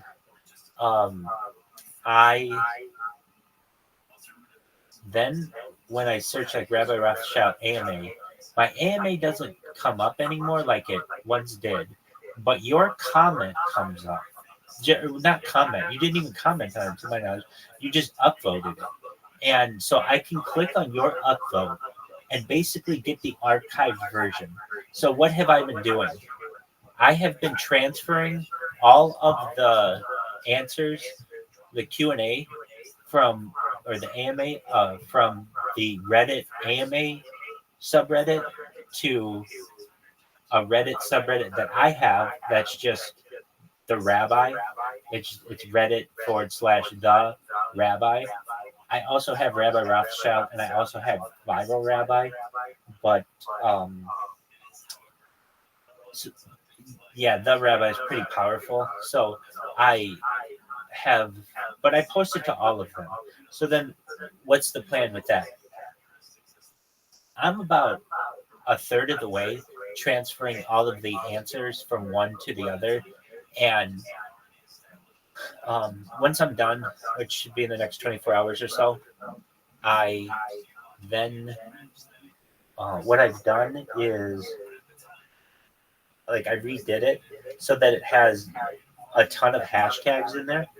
And there's one hashtag that I'm really trying to utilize, and I put this at the front of the new post. It's hashtag Rabbi AMA. So what is that?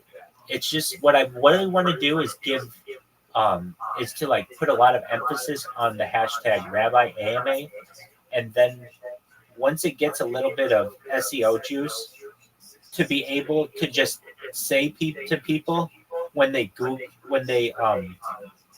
spam them in Kick, I just want to be able to have them, instead of me currently doing what I'm having to say, which states type Rabbi Rothschild AMA in Reddit, largest Reddit in global history, or largest AMA in global history.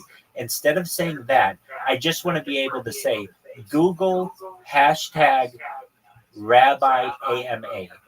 That's a lot easier for someone to do then they don't have to go to the Reddit site or any of that other bullshit. All they have to do is Google it, and then they know it's more like verified because like other people have gone to this fucking website before, and so what am I saying?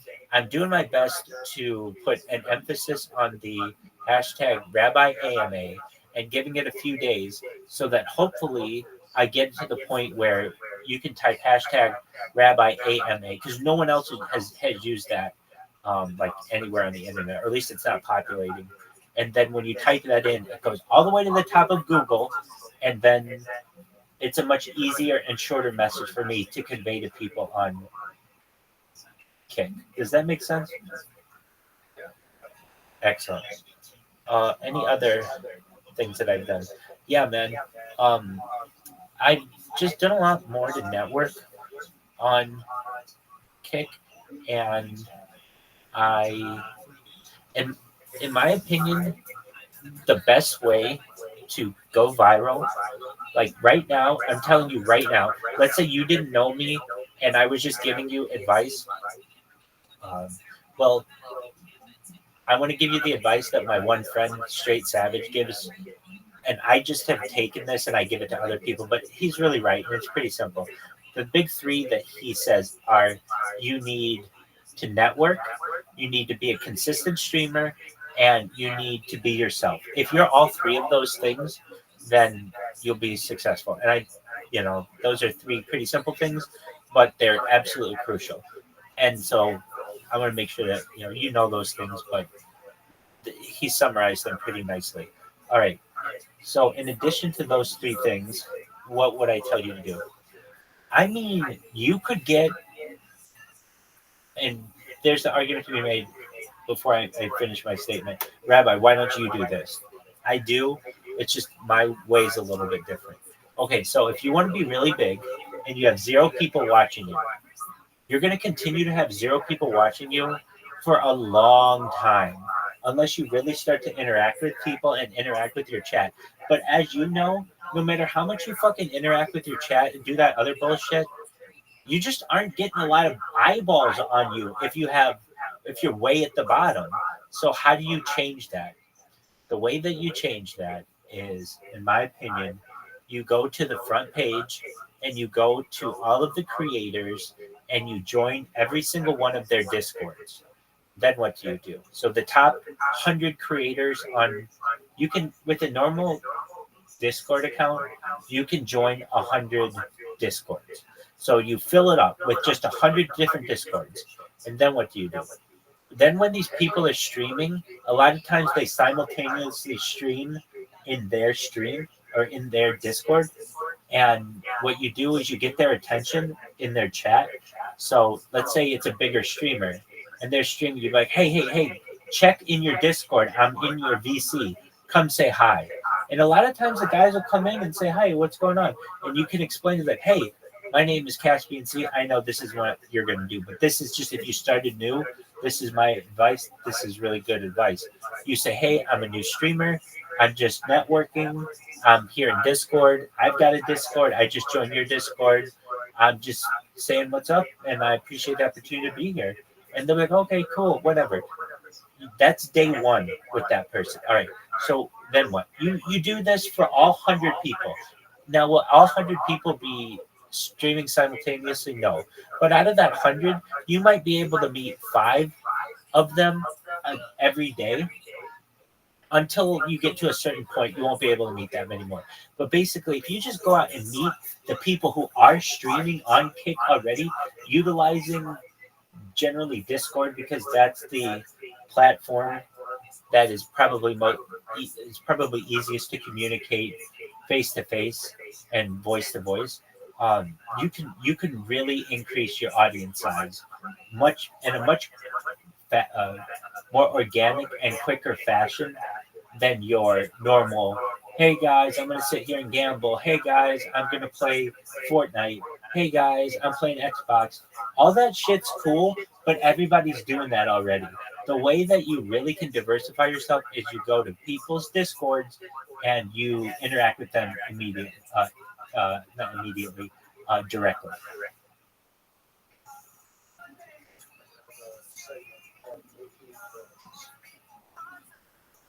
Dude, that's funny that you say that. There's this guy who I was talking to, I think 2 days ago or yesterday, and his stream is really good. He would do this thing where he does Monkey app, and then he games, but that's all he does. He does Monkey app and he games. He does Monkey app and he games. He does Monkey app and he games. And I explained to him what you should do is utilize in there a Discord networking, which is exactly what you're saying. Essentially, an opportunity to be able to have these discussions. And so if you went Monkey app gaming and then check everybody's Discord and network, Monkey app gaming network, Monkey app gaming network, Monkey app gaming network, you're going to have so many more people knowing about you and your stream. And I think it's a good idea. People don't utilize it enough. I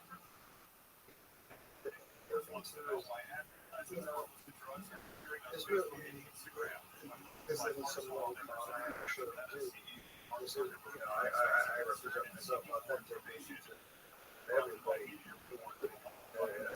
I don't like to do altercations for no reason. I am trying to leave a room filled with nonsense rather than say, oh, I'll hear about first. You know what I mean? Right. I'm trying to be non-confrontational. So, I think, something that is missing. And again, to be any kind of popular, you have to make like a jump to I should have made a video about disrespect. All of this shit now. Because I have a little bit of better, but because everyone else is doing it, that's the kind of bandwagon that unfortunately, people so talking about what he did, I wasn't necessarily saying people into the personal world of birth. They were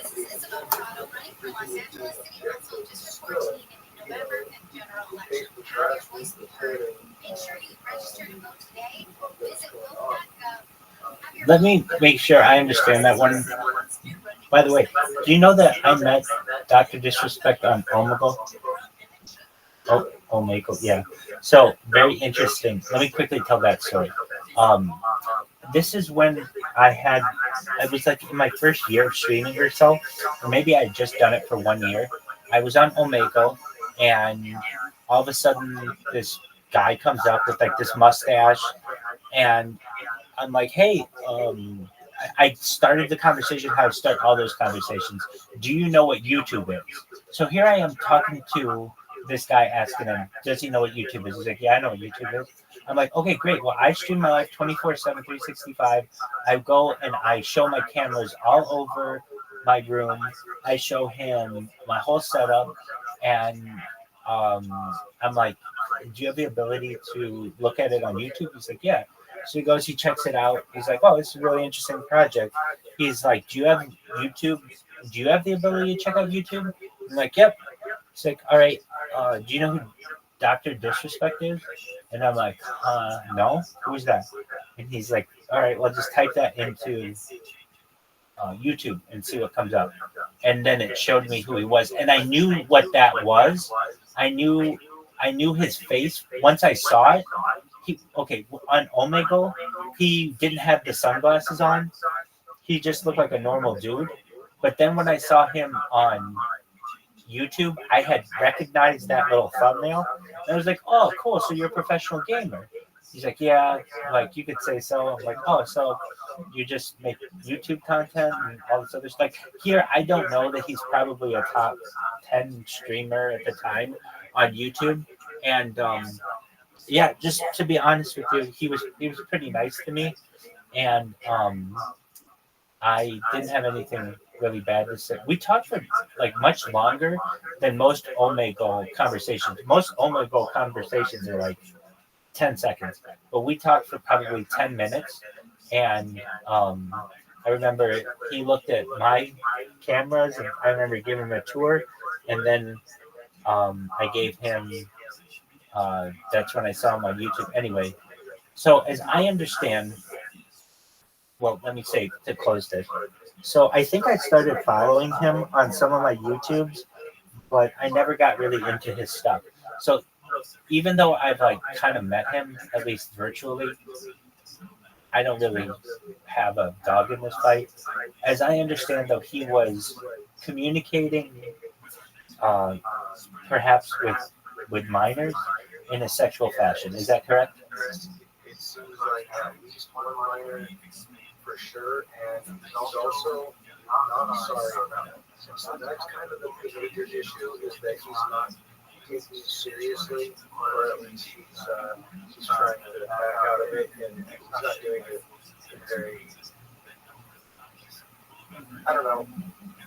Yeah, I gotcha. He's doing something wrong, and he's trying to be like, whatever about it. And that's not really the response that everyone else wants in this day and age. They want you to come back and apologize 1,000 times, apologize to everyone's ancestors, you know what I mean? Say Black Lives Matter, and and somehow figure out how to solve the problems of the Middle East. Nothing short of that is really ever going to satisfy the mob of the internet. Right. Yeah, definitely. They're always going to be pissed off at something. They're gonna. And so if something like, hey, he was talking to a fucking minor, so I should have made a video, because people would have clicked on my video too, because they were watching everyone's video. They wanted to hear what Moise had to say, they wanted to hear what Buddha had to say, they wanted to hear what Buddha had to say, and they wanted to hear what all the biggest streamers had to say too.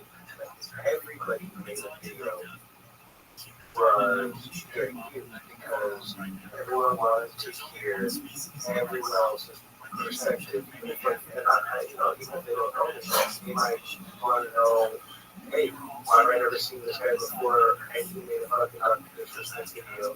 Maybe he knows something. The Mr. Beast bullshit. The video with the highest amount of views, it's a brand new account. They started the account for the sole purpose of like breaking the Mr. Beast stuff. They have 2 videos. It's only about Mr. Beast. Right. The ones that are like, I was just fired from Mr. Beast Inc. Here's the inside scoop. But the point is that right there, they're the main source of the information. So they break the algorithm,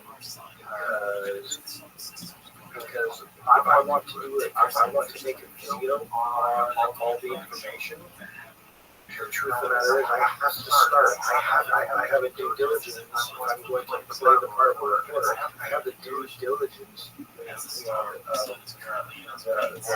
mandate I'm setting on myself to start by watching that video. The video that says we're breaking the case.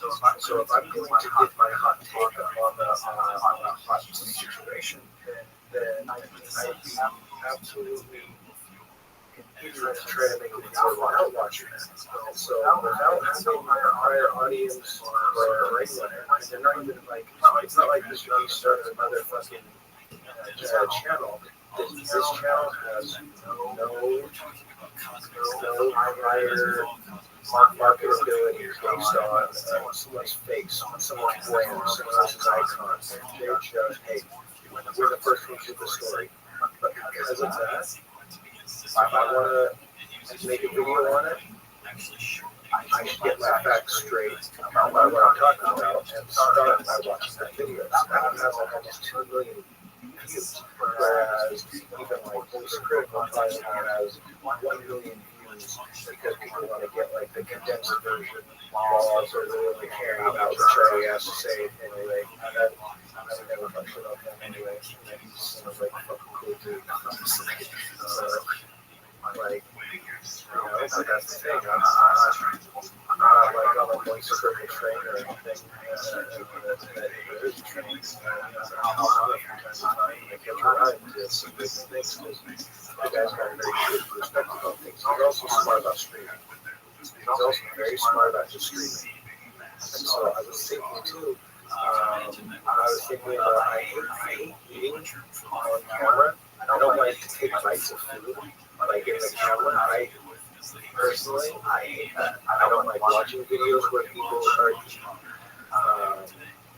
I just don't like it. I know people like it, so I was thinking of reviewing all the pizza places in Vegas, and then going to other cities and reviewing like pizza places because not a lot of people know about like the few good pizza places in Vegas. You know what I mean? So it's like I could.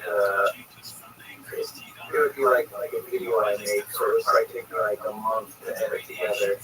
So I wouldn't be like doing it live. Maybe I'd be doing bits and pieces of it live, and then I would edit together like a final video, which is, you know, ranking each of the pieces. You know what I mean? Yeah. So there's a guy who does this. He's like the famous. Well, at least Joe Rogan considers him like the guru on pizza. And what this guy does is he goes to a pizza place and he eats one bite, I think, of the pizza slice, or one piece.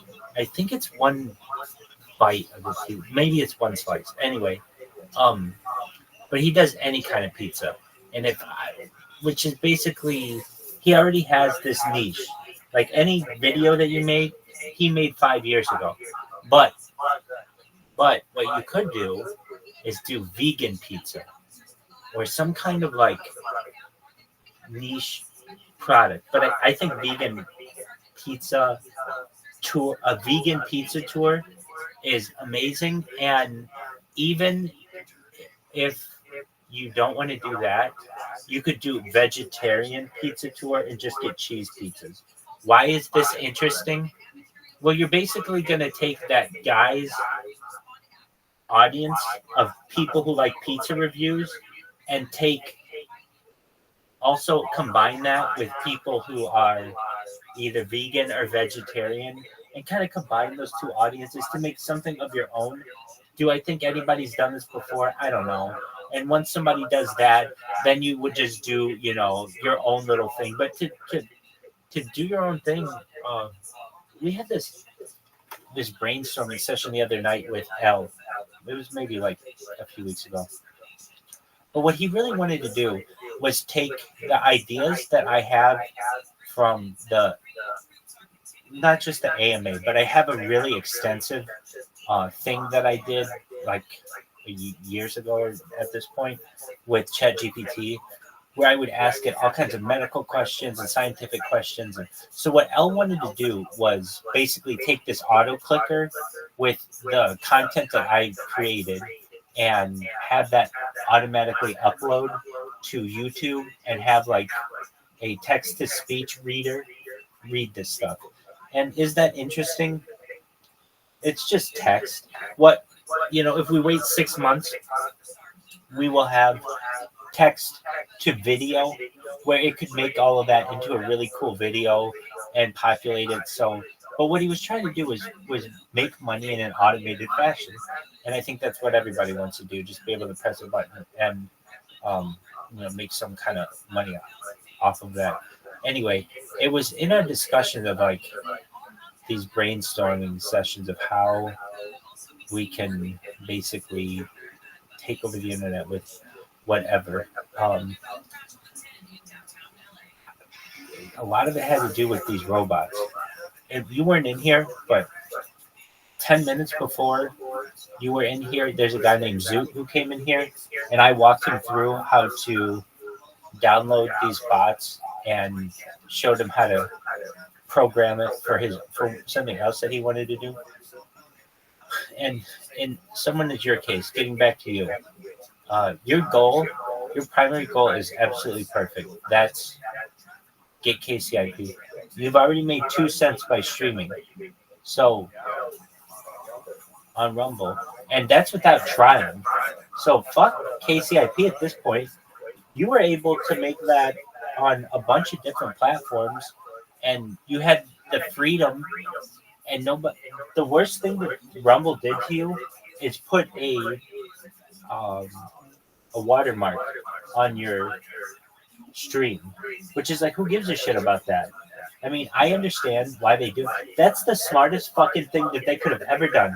Hey, stream as much as you fucking want on our platform. But until you pay for premium, you our watermark. It is perfect. It is a beautiful business model. I agree, man. Because I love it. I absolutely love it. It's the same thing as like StreamYard. StreamYard is another one that I started my account so that I could have, if I wanted to like have people panel up, I think the StreamYard might be a better way to do it, possibly.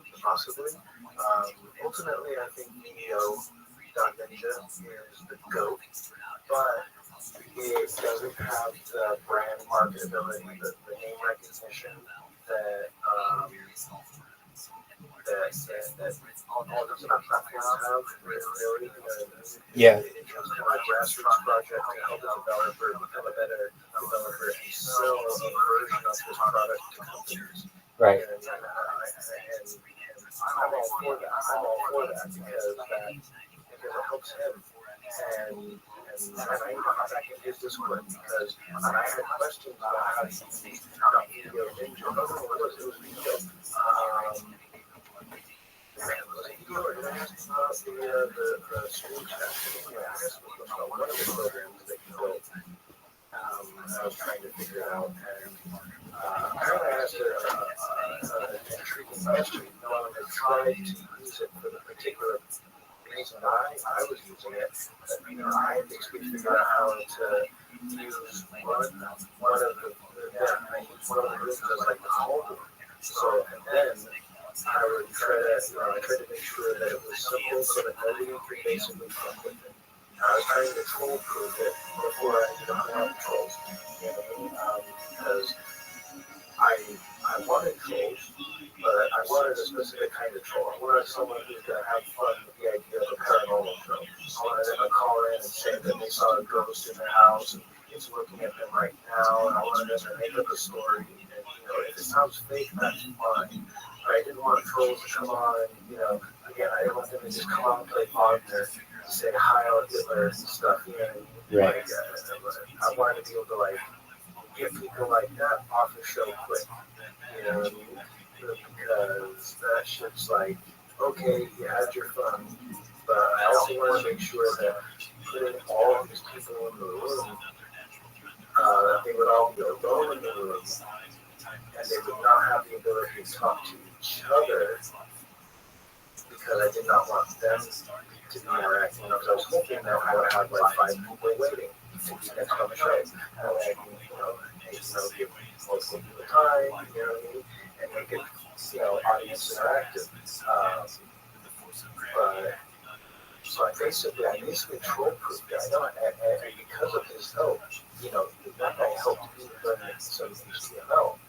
Because of that, I want to make money using his product because I want to donate to his business and stuff.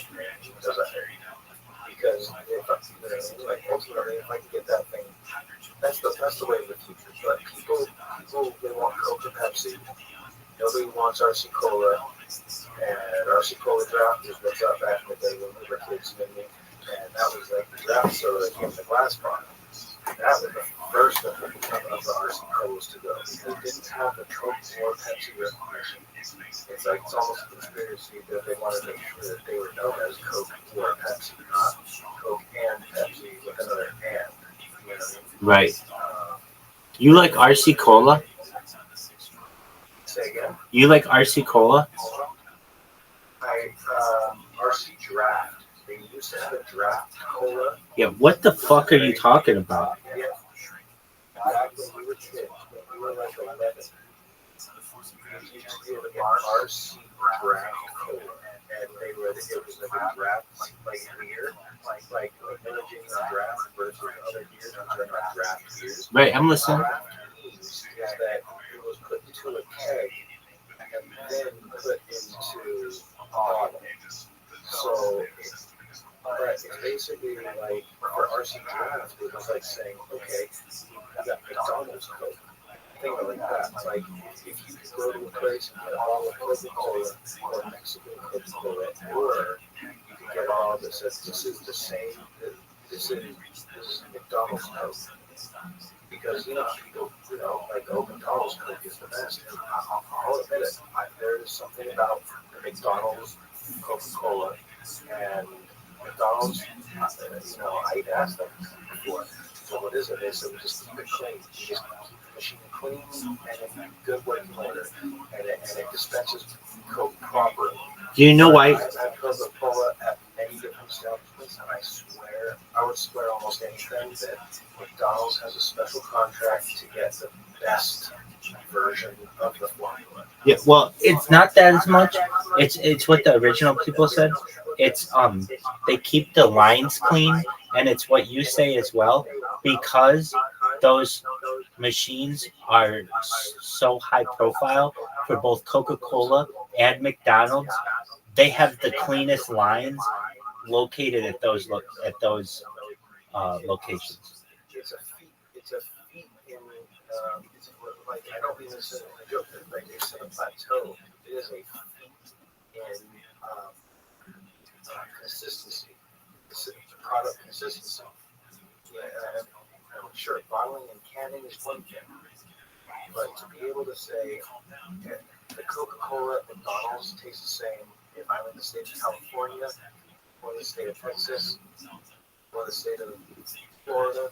I've been to those three places. I can tell you the Coca-Cola is exactly the same taste, and it does taste better than any other commercially available Coca-Cola. And that's across the board. The new mean is, well, it's opening now, this thing in the last 10 months, but people are going nutty over McDonald's Sprite. Remember that? They're saying, oh, this McDonald's Sprite, it hit different. Remember that? No, I don't. That shit for a couple months because it really does. Again, I think I just want to believe that McDonald's is allowed to have a little bit of cocaine in their recipe. That's always been my joke. I think that McDonald's is allowed just a little bit of cocaine. Not a lot, just a little bit, and that's what makes it better. I understand. What tastes better is that I'm chemically wanting that. I know you want that. That's wishful thinking, though. Right. But you know that they would be like drugging 15% of America would be just off the chart for drug induction. I get what you're saying. I know what you're saying. I have read this online because I find it interesting that people taste the difference in Cokes, which I can, like from a can of Coke to a bottle of Coke, and I'm sure, you know, when you get to different fountains and things like that. But the thing that what I've read, and this is from all of like both Pepsi and Coke, they're repairmen from the machines. And specifically at McDonald's, everybody asked, why is it so much better at McDonald's? So supposedly, and all of the people say, because those machines are so high profile that we have to make sure that the lines are clean and that the little nozzle is correct. Oh yeah, there's another thing.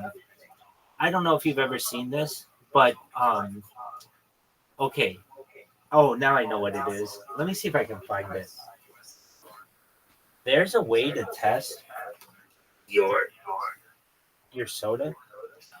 So I just want to say what you said, and everything that you said is correct. There is a soda fountain test, I guess, or something like that. It's a gift that I've seen, and it's really fascinating. It shows you there's like a certain. It just shows how they test the machine. And anyway, I don't want to find it right now. Okay, so what is it? There's like a little device that they put on the fountain top, and it puts a little. It takes a little bit of an example from each one of them, like a little sample, and it'll show on a scale what percentage is coming out as syrup versus like carbonated water, something like that. Anyway, it's pretty cool to see. The other thing that I remember reading about The other one that people said is way better Coke than anywhere else. There was McDonald's that people talked about, and I want you to guess the other one. I don't know if it was that. It wasn't that one. No, but close. Kind of close. Boy, In-N-Out would have been a good guess. What is In-N-Out carry? No, of course they carry burgers. I know that. What drinks? Oh. It's not movie theater. Okay, I'll just let you know. It's Chipotle. Exactly. What it used to be. Yep, absolutely. 100%. So it just goes to show you that these high-profile places had that. And, yeah, people would say that McDonald's Coke and Chipotle Coke were like head and shoulders above. Why is it? And why is it consistent everywhere that you go to Florida, you go to Texas, you go to California, the three that you said, wherever, and it always turns out to be this way. And it's, again, because the Coca-Cola retailers, or I should say Coca-Cola bottlers, want to make sure that those lines are as clean as possible. Oh, the other thing, a lot of places don't do this, especially if it's like a mom and pop gas station or something. But you know, I've never worked with one of well, I shouldn't say that.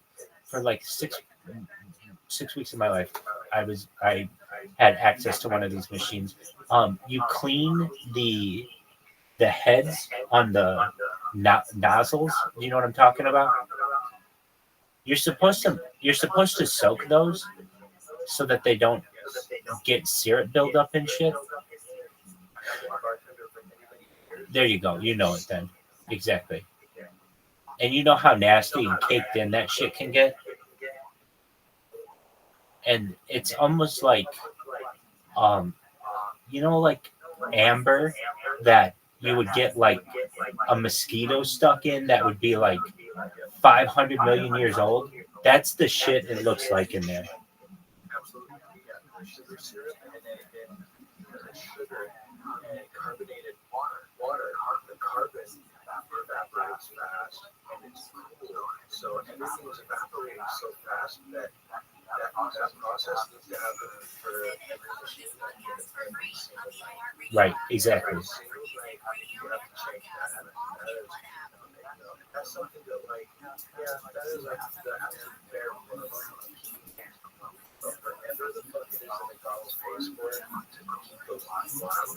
Exactly. That's not a service offered to everybody. Right.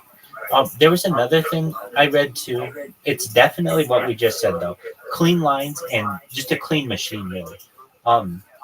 There was something I read too about these machines where they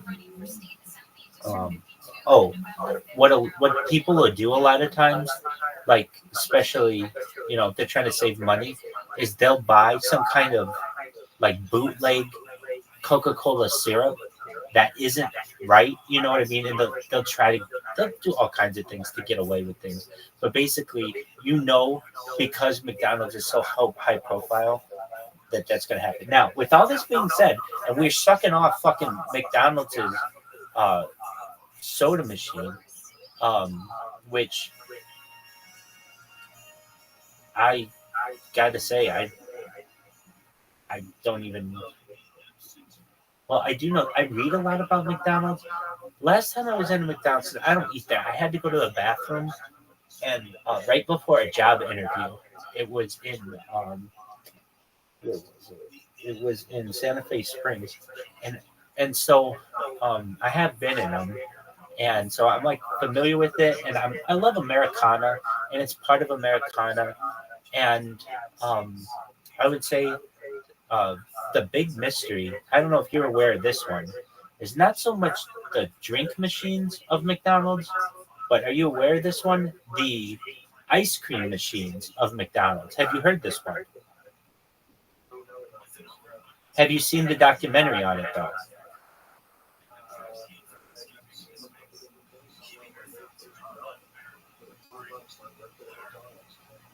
How was your ice cream machine?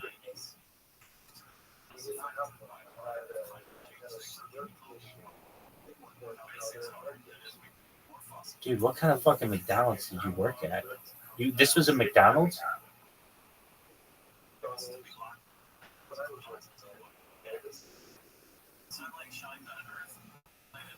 When was this?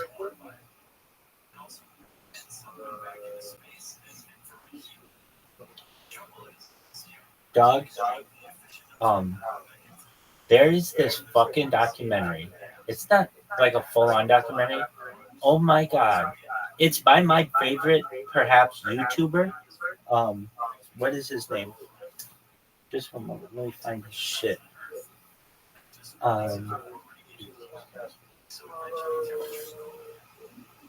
Well, you are.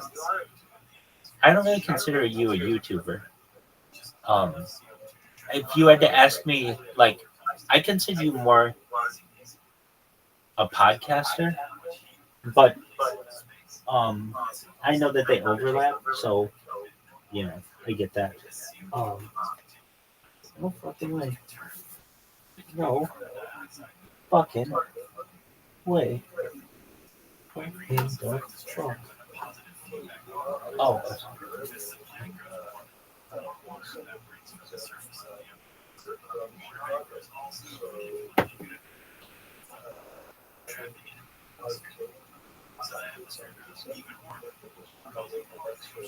No, I like all pizza.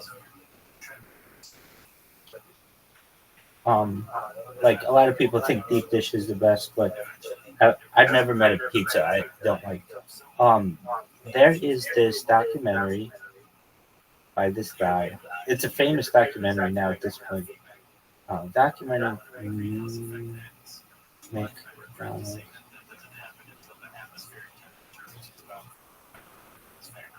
McDonald's documentary. Ice cream machine. This documentarian, what is it? Johnny Harris. This motherfucker is his shit is so good. His topics are so good.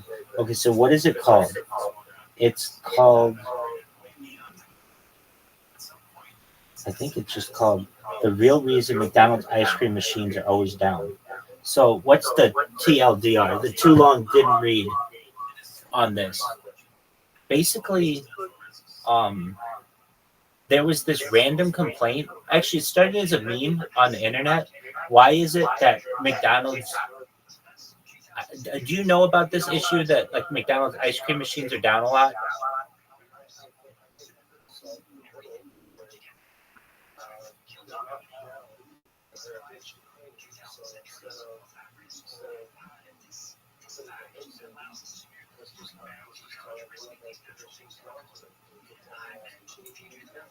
So that's exactly right. Yeah. It just is easier to say that the machine is broken than to say that it's in a 4-hour cleaning cycle. So you just say the machine's not working and go get something else. So what's fascinating about this documentary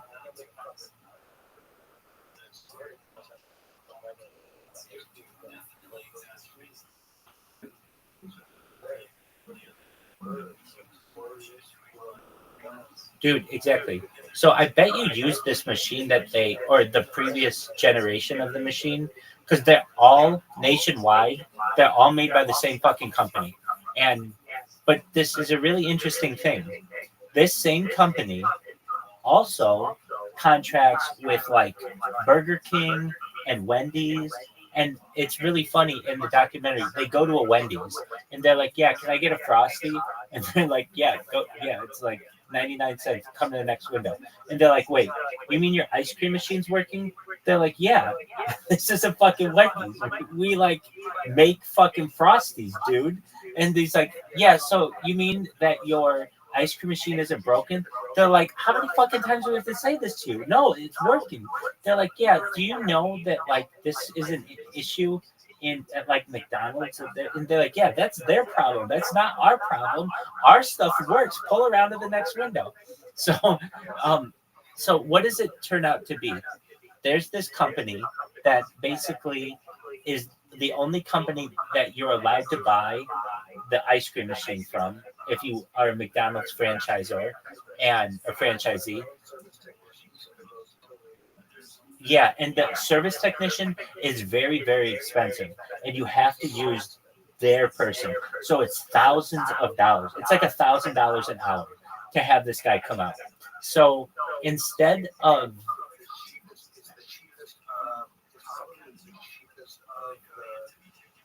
ice cream machines that company produces, I'd be willing to bet because they don't use a real ice cream. Jack in the Box, they use real ice cream. But Wendy's, I believe they use some real ice cream. So you have to have a machine that's strong enough to be able to turn it into a soft serve, whereas McDonald's, they start with a liquid product and a powdered product, and they mix it together and it gets cold in there. So they might not have as high industrial strength. High RPM or torque rather, because really they might have shit torque. If they have shit torque and limitation to an ice cream actually gets really hard, the energy break because it's supposed to be soft serve and got too cold. Things breaking because it's working as a freezer, like you kind of expect. Then that's the other thing too. I believe that there's a higher quality machine.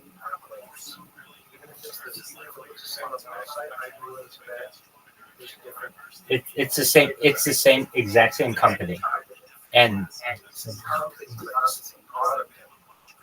that could be different. That could be different.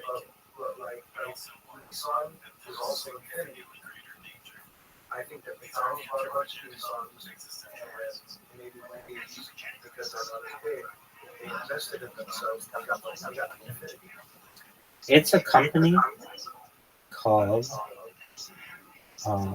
Ice Cream Machine Company. They make them all. They make like 80% of everything from Dairy Queen to McDonald's to Wendy's to Burger King. McDonald's Ice Cream Machine Company. The company, you might even recognize it. Maybe I don't know. It's called Taylor Company.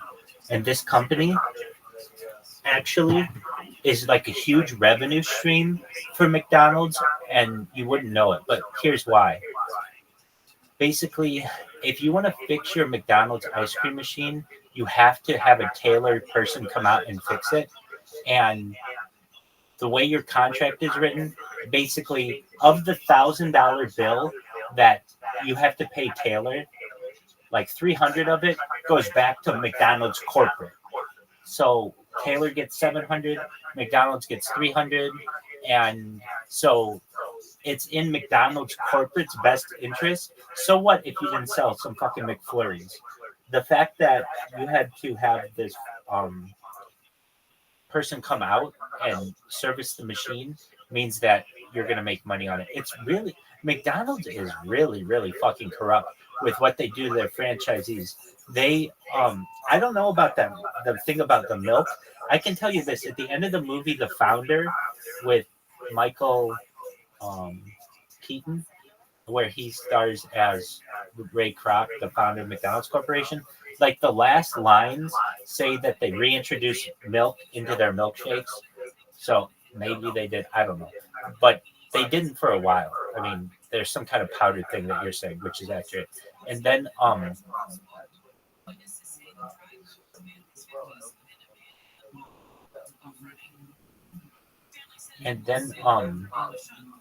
something else about it. Oh, so what's fascinating about this documentary is McDonald's Corporation to this day still wouldn't give a shit because they were making a lot of money on the back end. But it was actually the customers of McDonald's who made this a meme. And it was always like, why is it that my McDonald's always has its machine broken? And somebody created a website for this. And it turned out nationwide, at any given time, 10% of all the McDonald's machines were out of order. Which, when you take a company that large and like play this out from an efficiency standpoint, that those are incredibly terrible numbers. It's like if you can't produce a key option on your menu in 10% of your stores, get that fucking shit off your menu, because that means it's just taking up space on your floor. It's showing inconsistencies. It's a bad customer service experience when you ask for something and you can't get it, and they're just for a variety of different reasons. So anyway, this Johnny Harris, who does these amazing documentaries that are just like, they're just really good.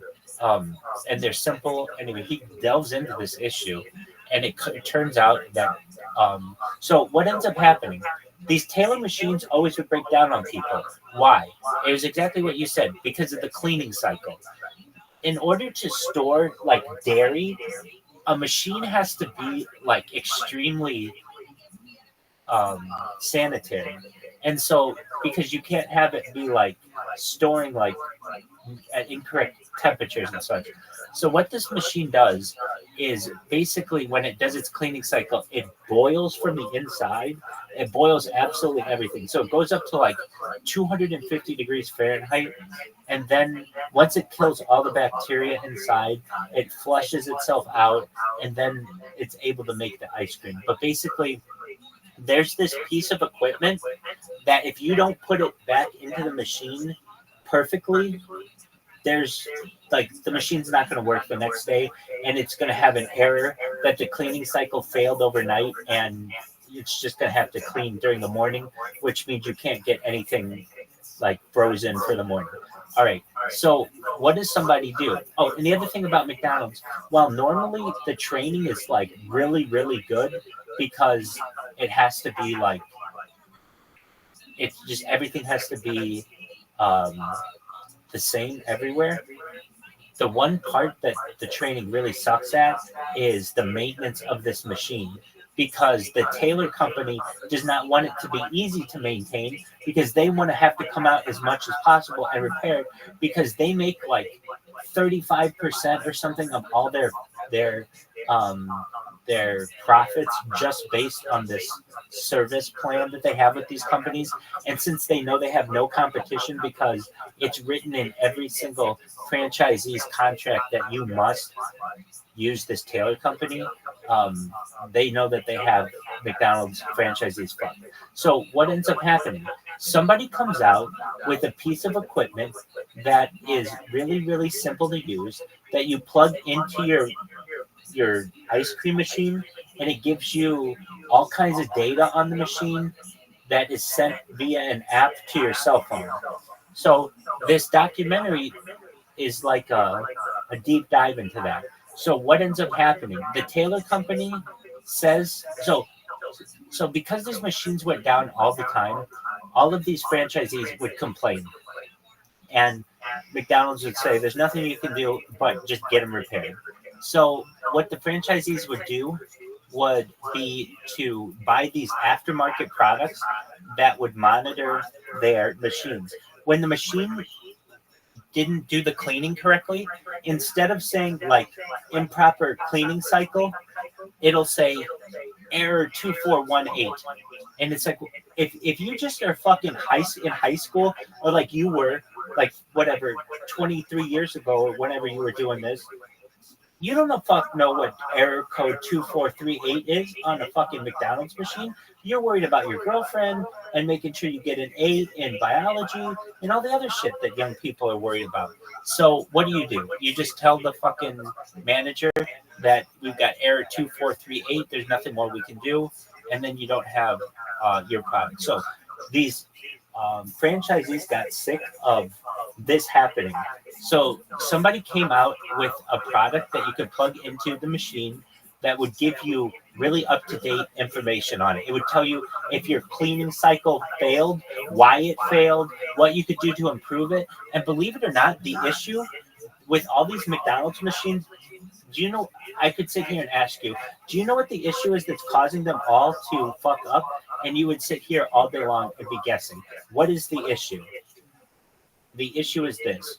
When the people are creating or like when the people are filling the machine to create the ice cream, they have a tendency to overfill the machine just slightly. And if it does that, it fucks up the whole machine. And people don't know. And the other thing is, these are kids in high school or college or young people, perhaps people who haven't been trained or that educated. They're not that educated. And because a lot of there's stuff that's in writing at McDonald's as in their training, but then a lot of it is just you're going to learn on the job from managers and things like that. And this piece of equipment is just one of them that happens to be that way. Anyway, somebody comes out with this fucking piece of technology that gives you all these updates. McDonald's Corporation finds out about it. Taylor finds out about it. They make it illegal to use, that you can lose your McDonald's franchise if you use this piece of aftermarket technology. So what ends up happening? These franchisees basically are able to convince Taylor and McDonald's Corporation to create their own aftermarket piece of equipment that gives them updates to their phone and everything. But this is just, it was a documentary that I saw that was absolutely fucking fascinating. How McDonald's Corporation is making money off of their franchisees. You would think that they were all on the same team, but they're not. It's like they're all very, very greedy and they all pick at each other. One thing that I have heard is that if you are a McDonald's franchisee, that is the store manager that never gets to quit. What does that mean? If something's wrong in your restaurant at 2 a.m, there's a flood, and you're the franchisee, guess who's going to go take care of that? You are. Why? Somebody's got to. If you're low on buns at one store and you need them at another store and nobody else is there to take them, guess who's going to have to do it? You are. You're the store manager who doesn't get to quit. And I believe that's a quote of Ray Kroc's wife, Joan Kroc. And that was like her saying, the McDonald's franchisee is the store manager who never gets to quit. And there was another thing. I'm sure you saw these statistics at the end of the founder. 1% of all humans on Earth every single day are fed by McDonald's Corporation. And I've seen in some internal filings, allegedly, that they want to make that 99% someday. Oh, and this was the big one, that McDonald's does not make their money from hamburgers. They make it from real estate. How fucking fascinating is that?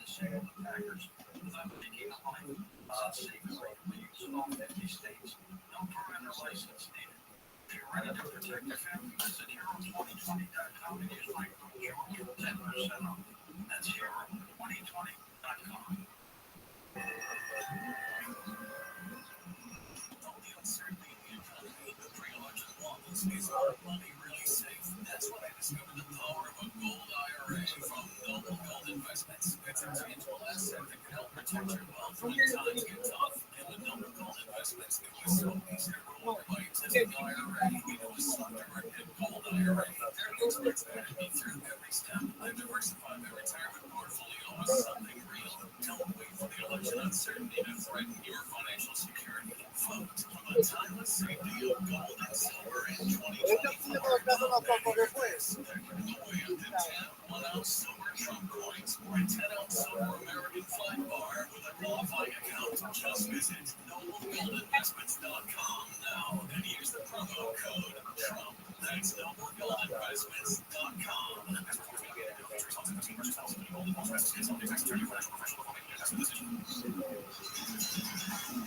KFI AM 640, or stimulating talk.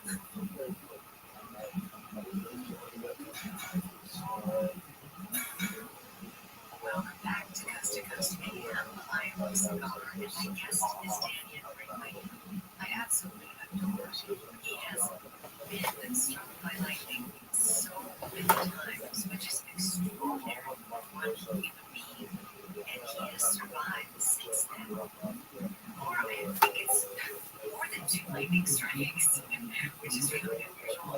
heart surgery, brain surgery, massive radical surgery, and more near-death experiences, and a partridge in a pear tree from documentation. So great to hear from you tonight. Hi, Lisa. How are you?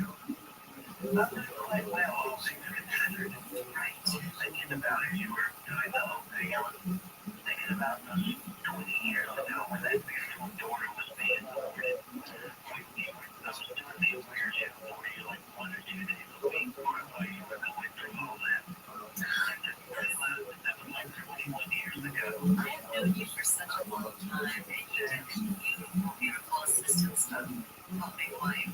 Father-in-law's mother passed, my husband's Smyrna, and that meeting will always remember you for. And he's a colonel in the Air Force. And, you helped so many people, did you? And I was rereading parts of your book and really just reminding myself of the dedication that you and the commitment and the promise that you made to live an authentic life. And I wanted to explain that, if you could explain that to us, because through all of these experiences, you have been spared for a reason, but you came back with a specific message. I wanted to share about that. And a plan. You don't go through the panoramic life that you want. Here's basic fact. This is absolutely true. Nobody dies. It will never happen. And the people who think that they're gonna die, it's a bigger scale. Never run. Okay? Never. No matter what you think, period. Get over it. And there is something called panoramic life review. It goes like this. This is my viewpoint of it. You see, your entire life has been 360 degrees. Oh, dude, that's one of the people I had to ban yesterday. Dude, he was so mean to me. And I know you're like, why would you ban him?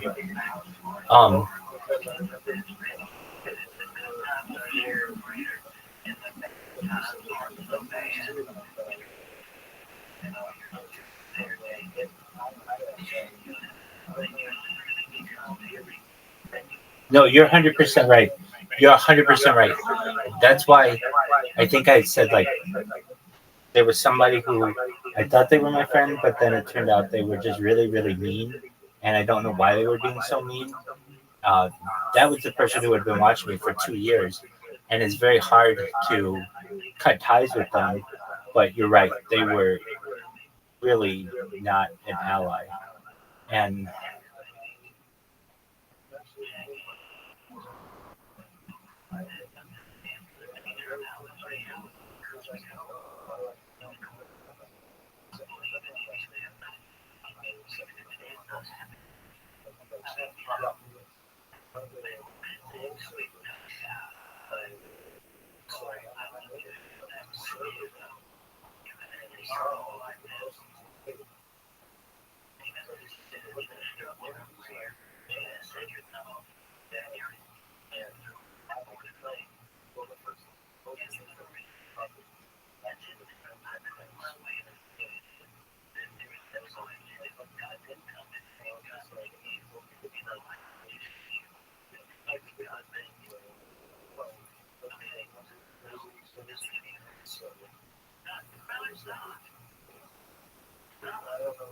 I don't know if this guy's, because what if he's just doing the same thing to me? What if he's, at the same time I thought, what if this guy's trying to get me to talk shit about Rabbi? What if he's an actually loyal friend and he doesn't trust me because I'm a good guy? And so I was like, who knows? But I'll be my authentic self. And I'll be real. And we'll find out about him later. But then one day, everyone's blasting me. yeah, that was a wild day. And he was a part of that. And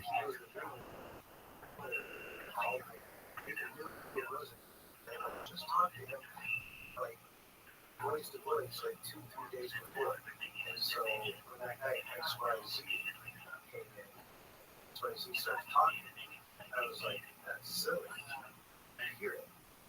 So I was like, I can hear after that. So after that, for a while, I changed, like when I was changing the nicknames, changed his nickname one time, and I made a question. I said, why Sid?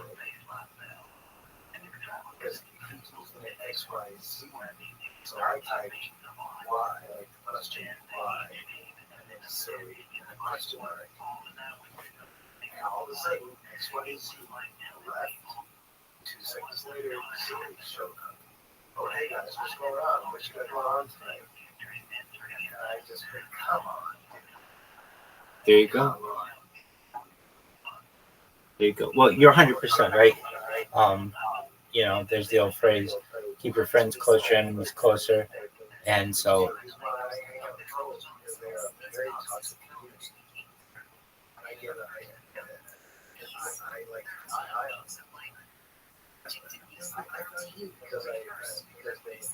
that's true. That's becoming more and more common too, where people just see how I handle trolls, and that's cool to them, and I make friends that way.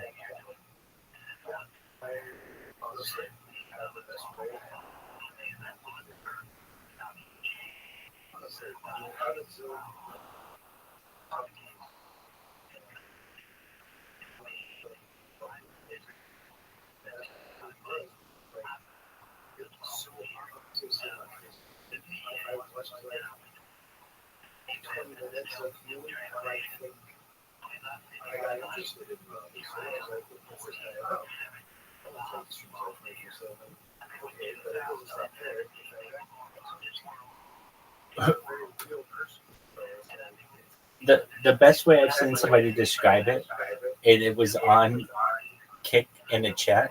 They wrote, at first, Rabbi seems crazy, but when you actually hear from him and see what he does, he's low-key genius.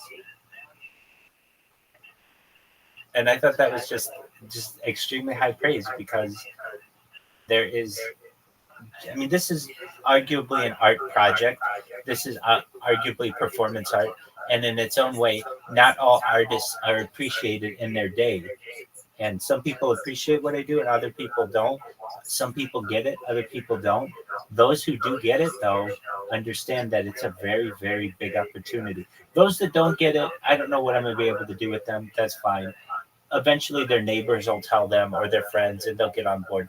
But those who do get it, that's a very special group of people. I had this guy in here from China today, and he was, he said to me some such nice stuff. He said, you know, Rabbi, if I never talk to you, he's like, he was in here yesterday, and he came in today, and he said to me today, if we never talk again, I'll never forget what you told me. That technology that you shared, you've changed the way that I view life. I may be able to live forever. I may be able to bring my mother back. I may be able to live a very long life. And I never really thought of that. And that's an exciting premise. So I told him, he's like, what can I do? I'm like, go tell somebody about this. Go tell them, hey, there's this kind of technology that exists that allows for life extension technology, mind uploading technology, revivification technology. Go tell somebody about this and get them into this Discord. He's like, yeah, that's a good idea, because it's big. But I mean, we're sharing big ideas. And as I say, did I say it to you or said it to somebody else? It's a mere exposure effect. Little by little, I'm just wearing people down, and eventually I become a meme. It's hilarious to me. There are random people who speak other languages. In fact, this one in particular, I didn't even know what Finnish was. When you spell it in Finnish, it looks like it's like Scope J. Like if you look at Scope J on Kick, you're like, what the fuck is this? This is the Finnish channel. So all these people are speaking Finnish. This one Finnish woman created not just a Kick video about me, but a YouTube video about me. And what did she name it? Exactly what I fucking spam. My Discord link and all that other shit. It's like, it becomes like a meme where I don't know what she's saying in some other language, but obviously I made enough of an impact on her that now she's creating art about me. And I can tell you that happens with a lot of people. Where this other streamer, he's a pretty big streamer. I think his name is Das Goss, something like that. He's just been naming his streams Rabbi Rothschild Discord.me/Rabbi. That's just what he's been naming his fucking streams. Why? Because I fucking spam him so much that I've become a meme in his own life. Like, hey, this motherfucker's gonna put it in the post. Why don't I help him?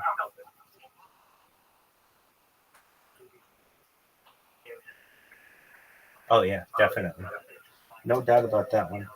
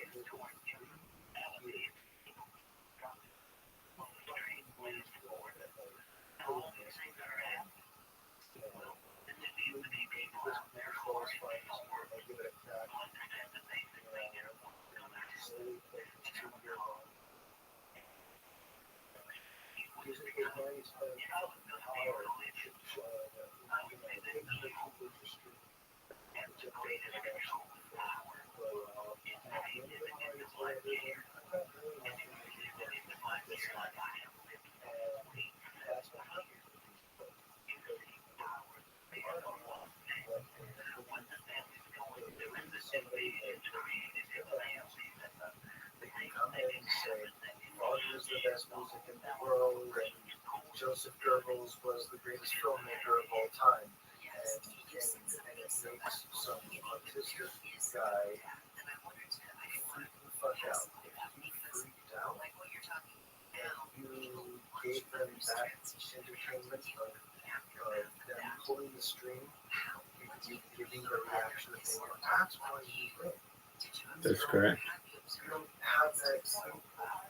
You're playing the game of Pro, where you expect the trolls. You're also fuck the rabbis. You're also quite obviously Jewish. So, what's the best way to fucking troll your Jew, right? Let's just be honest. So, you already know what's coming. You're also not more clever than that. That basic rule of fucking nonsense. Swamp stables.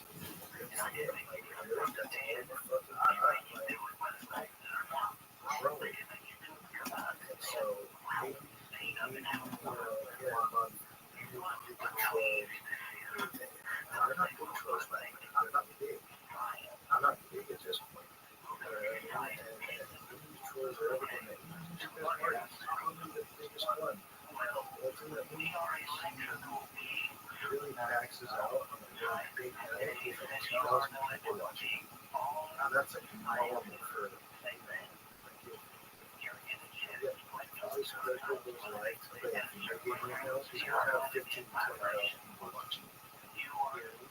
Right. You know what is weird about Music Biz Marty that you don't know? You actually know this person's name, and I don't. Okay, so when he was doing all that troll stuff, he was in a relationship with some girl, and they broke up right around this time. Do you remember this? Yeah. So he was like in Ohio or something, and he had some girl who came and lived with him. It was his girlfriend. They broke up, and then she started she gave me her number and started texting me, or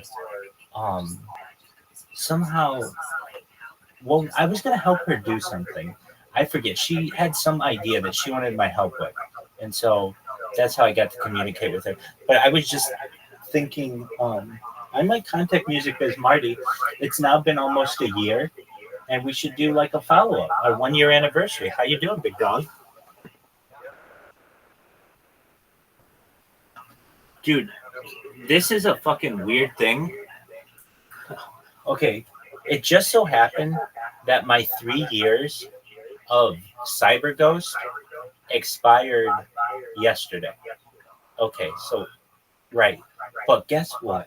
You'll never believe this. For some reason, and I don't know why, and I don't want to fucking jinx it, it didn't log me out.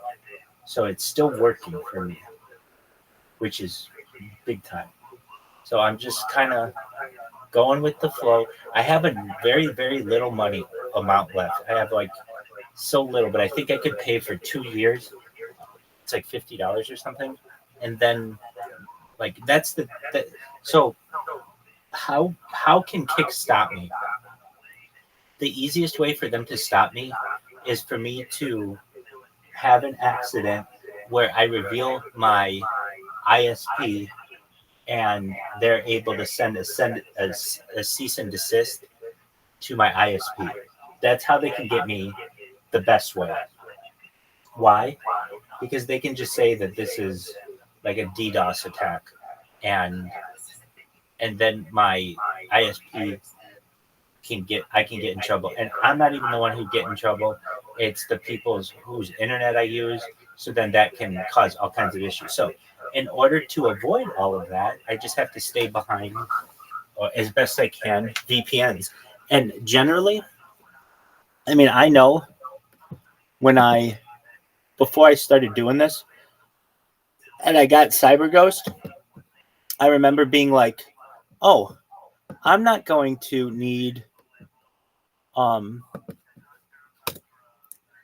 not going to need like any more than just the ability to use it on one device at a time. Never in a million years would I expect I would always max out at 7 devices because I used it so much, but I do.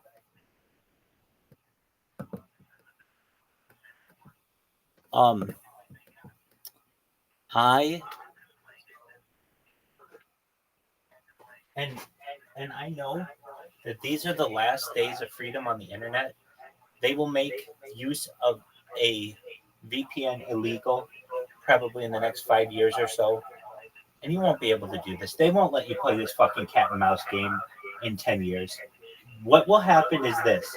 If I tried to pull this bullshit in the future, you just won't be able to. You'll have an internet ID, and if you fuck that up, you'll have to go to some kind of re-education camp, and people won't fuck around with their internet ID because it'll be the one way that they can communicate. But I've seen how this is supposedly going to be set up. It's by the United Nations.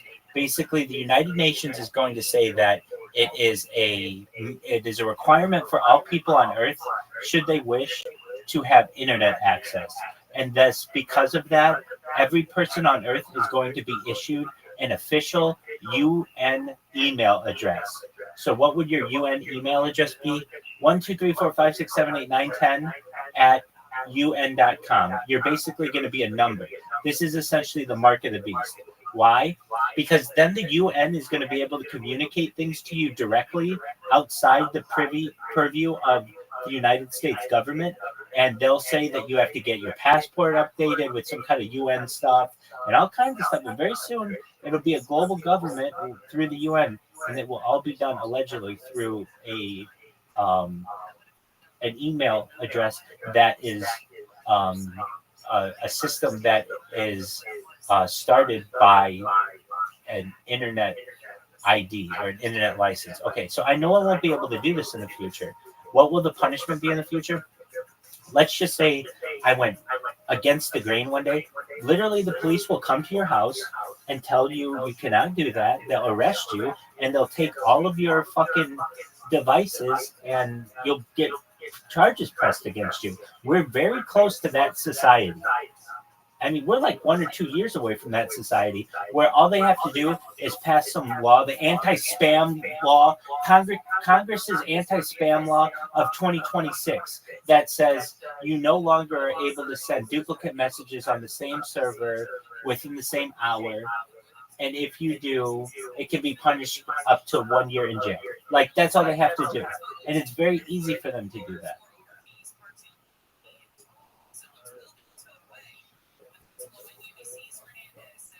Right. But can't you see this happening?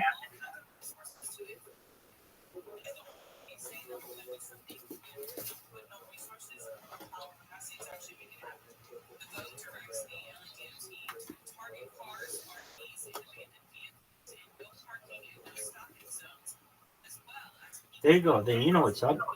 And something else about this as well that was quite interesting.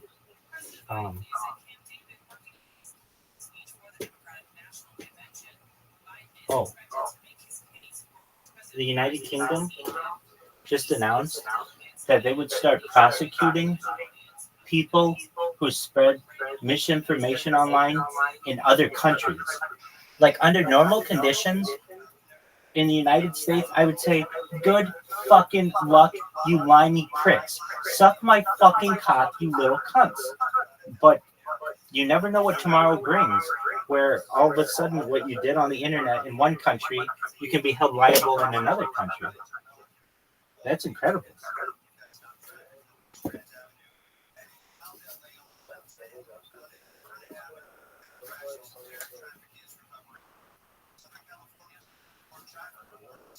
Well, here's why this is an issue, or an issue in the way that it has arisen, because we have a globe with nearly 200 countries that all have different laws, yet we're all supposed to operate on the internet, which has no laws. So while in one country posting a meme is completely appropriate, in another country that might be considered hate speech. And so it's like a shock to people in one country to be like, oh yeah, you can't share that. Like, what's an example of this? I don't know. In some countries, you can't share a picture of the Prophet Muhammad. And, like in some country, like in America, somebody had a cartoon of the Prophet Muhammad. They're like, okay, no big deal, whatever. And then, in other, like, this is the whole Charlie Hebdo or Charlie Hebdo or whatever, that French magazine that published a cartoon, Charlie Hebdo or whatever. Anyway. They were disrespectful. Do you know that you can go online and watch an episode of South Park from like season 1 or 2, where they had the super best friend. It was like the Justice League, but it was like the team was made up of Jesus, right, and Shiva, and Muhammad, and he was drawn. They showed him, and that did not cause an uproar. It did not offend any Muslims, and nobody talks about it. Nobody canceled South Park, and the reason was they actually showed respect to all the prophets and deities that they depicted. They turned Muhammad and Jesus, and who knows? I don't know who they picked. Maybe Jesus was like, he was a Jew and a Christian, so they got away with that. And they had, Guinness, they had, like the elephant god, they had all of these, but they turned them into a team of superheroes that went to save the day. And so it was actually kind of like a respectful thing, and a disrespectful, maybe sacrilegious, maybe blasphemous, but ultimately humorous, kind-hearted even, from South Park of all fucking people, and that did not cause an uproar. They caused an uproar in the Mormon community when they had their Mormon episode. They caused an uproar with Scientologists on a Scientology episode. But when they climate change with Man Bear Pig. What? Climate change with Man Bear Pig. That even it caused people to talk about climate change, and it brought outdoor back into the conversation. Like that whole thing, like South Park has their finger on the pulse of the world, and the main purpose, even that intro was a political commentary for the fucking South Park shit. And of all the things to depict, like there's only one group of people who find it offensive really to depict their prophet, right? Like Jews, the Christians. If you draw a picture of what their prophet looks like, there are pictures of medieval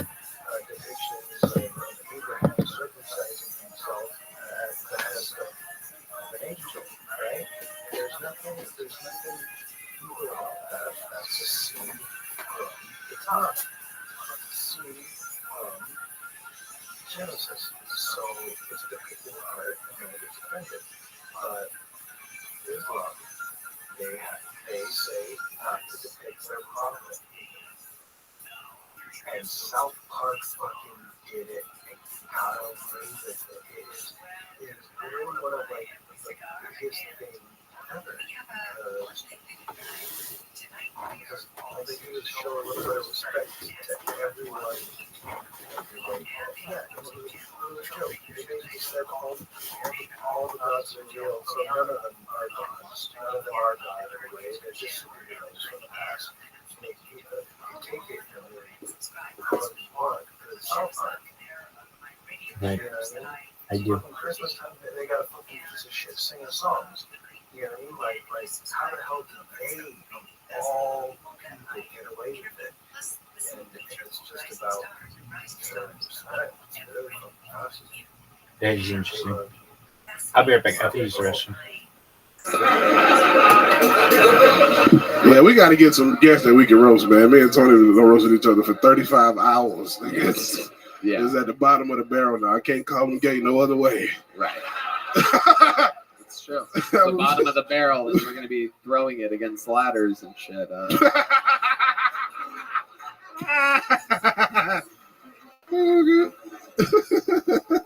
right. Well, David, unbelievable as always. Yeah. Really, really, really extra, literally double work for the regulars this week, and you came through just working beats, doing what you do, Yes, sir. making it look easy, making Hans Kim look like a bitch.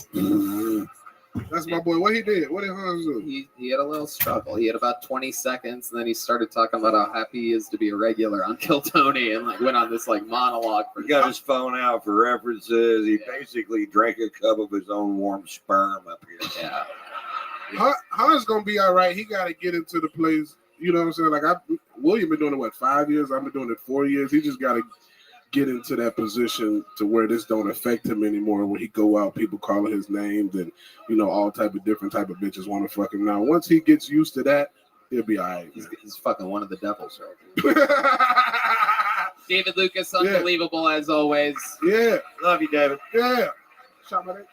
Yeah. Hey, man, make sure y'all pull up on me the first week of April. I'm in Milwaukee, Ontario, Irvine, and the Oxnard Improv. Holla at your boy, David Lucas, comedy.com. Joel Runyon is next. One more time for David Lucas, everybody.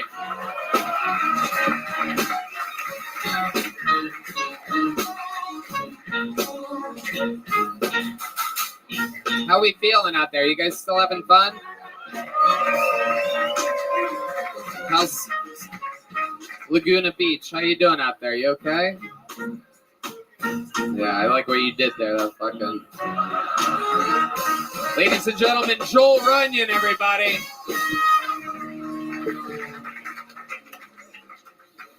I'm not going to therapy. You can't make me. My last girlfriend tried to. She'd always try to guilt me, saying things like, Joel, why are you scared to open up? Why are you afraid of being vulnerable?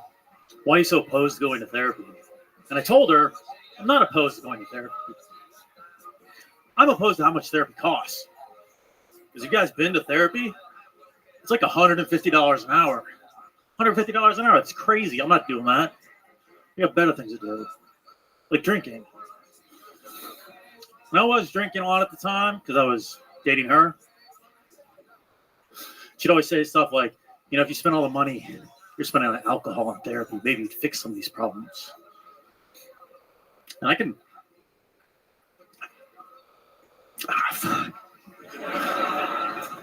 Too much drinking. But I told her, if I was drinking like an $8 rum and coke at the time, and I told her if I was spending all the money to spend on alcohol and therapy, that'd be what? 12 minutes of therapy? It's 3 minutes of therapy. I did the math. And that's when I decided. They say alcohol. Joel Runyon, all the way to the bear. I get a feeling the crowd loved that. Joel, all right, let's talk about it. Let's talk about How much drinking are you really doing? I've had 4 drinks since the beginning of the year. So not that much. Wait, what? I've drank like 4 times since January. Oh, okay. Yeah. I thought you had like a problem or something. No. Sometimes. So why does your girlfriend want you to go to therapy? Well, she did. We're not together anymore. Oh, I should have gone to therapy. Yeah. But you had trouble affording it. No, I just that was the back part of the joke. It's what? It's the back part of the joke that I missed. What? I just think there's better ways to spend money than therapy. Well, I don't know if you know this, but there is an amazing website called Talkspace.com, and you can literally speak to a therapist for much less than going to a normal therapist. It's affordable and in-network, and with most major insurers. It's secure, private, using the latest end-to-end bank-grade encryption technology to store client information and complying with the latest HIPAA regulations. As a listener of this podcast, you'll get $100 off your first month with Talkspace when you go to Talkspace.com/Tony. That's right. Talkspace.com/Tony. There you go. I finally just made the money to pay off Kat Owenby for a few weeks. You can kiss her ass goodbye. She's dead to me. All right, Joel, let's talk about it. Have you been on the show before? I have not. How long have you been doing stand-up comedy? Like 3 years. Okay, where at? Basically around town. I've been Austin, to Texas. Is this where you're Austin. from? No, I'm from Chicago. How long have you lived here? 5 years. What made you move here 5 years ago? Well, I was traveling, basically nomadic, and then taxes, and everybody's moving here. So I thought in 2018 I was like the last one here, and then whole crew showed up. Right. Look at the trend that you started. I did it. Thank goodness for you. We all got word that Joel Runyon made it here. Let the party begin. That's true. But you talked about drinking during your set. Am I correct? Am I crazy? What did you say? So I just wrote down drinking. Yeah, I fucked up the joke, but the idea was that therapy, you can fix anything if you're willing to spend $150 on it. So they said alcohol won't solve all your problems. Okay, but apparently let's start over, Joel. 3 years in the game. Yeah. Why don't you do your best joke that you've ever written? 3 years. Let's just hear it. Because that couldn't have been your best minute, right? It was better, but it's bright up here. Do you normally do dark rooms or? I do a lot of open mics, so that's a lot of empty rooms. Right. Yeah. Right. Hard to tell. That's. I think it would work better in an empty room. It sounded like an empty room. Yeah, Your beats and your timing for an empty room are impeccable. Don't you? Well, I'd like to know what your process is. I mean, you knew you were going to come up here. You knew you were going to do 60 seconds. How do you get ready for that? What do you do? Yeah, I just fumbled the joke is what happened. I mean, that joke is like a 2 to 4 minute joke. It has a lot more stuff into it. And you left out the setups and the punchlines? Yeah, most of the funny stuff. You decided to trim the... I was like, here's the structure. Trim the beef and leave the fat on the cutting board. Just don't need this. Good meat. We shall chew tonight. We shall chew the sweet fat of unfunniness. Nom, nom, nom, nom, nom, nom. Meow, nom, nom, nom, nom, roar. Nom, nom. All right. Joel, what do you do for work? I work for myself. I have a fitness company called Impossible. Well, sounds about right. Yeah. Is that short for impossible to listen to? Yeah. All right. What's special about your gym? It's not a gym. It's a website and company. Okay. So what does your website do? So basically take on different physical challenges and go out and do them. Like Double Dare? The physical challenge? Like ultra marathon. Is that the right show? Am I getting my shows mixed up? That's right. Double Dare, right? Thank you. I don't know what that is. Shut the fuck up. It was stupid. Okay. You watch? How old are you? 35. 35. You watched Double Dare as a kid? I don't know what that is now. You didn't have Nickelodeon? No. Wow. Yeah. You didn't have cable? Like at friends' houses, but not my place. Okay. Why was that? Tell us about this. I don't know. I just don't. We're actually starting to find you endearing. Go ahead. I don't think I watched much TV as a kid. Watched like Saturday cartoons. Okay. What were you doing when you were a kid? I played basketball. Had a lawn mowing business. I worked a lot. Yeah. Okay. What do you think the most interesting thing about you is in the world? Like, if you could give us a fun fact about your life. I ran an ultra marathon on every continent. Oh, okay. Yeah. All right. Wow. If you can't afford therapy, run from your demons. Incredible. It Every works. continent. What was your favorite continent? Antarctica's the easy one because people are like, "Ooh, Antarctica." Finland was like more interesting because it was like more of an expedition. Kind of got lost in the middle of it, ran out of water. You're just trying to survive at that point. So it was less of a lot race. like your stand-up set Yeah, tonight. Very incredible. You must have felt. That's what I do, man. That's what I do. I love it. Well, Joel, you got on stage tonight. Here's a little joke book from the great Boneseye. It's a little one. It's got an actual bomb on it. He's adding more details to these cool little joke books. Just throw it on in there, Joel. There you go. How about one more time for Joel Runyon, everybody? I like how you handed it off on that time. I knew he wasn't going to catch it. I'm not going to throw it. I know a non-catcher when I see one. He literally kept saying how he fumbled his set. What am I going to do? Throw a joke book at the guy? Boo! Eric Berry. Eric Berry is next. Fun. How many of you guys think that you're funnier than Cat Owenby? Wow, that's a lot. And meanwhile, you guys didn't sign up. How many of you think you're funnier than Joel Runyon? Ooh, very interesting. I warned you. I told you by the end of this episode, you're going to think you can do this. John Keys wanted to know, how did he run a marathon in Antarctica? I think he was lying to us. And Finland's not a continent, right? Here he is, everybody. Eric Berry, come on.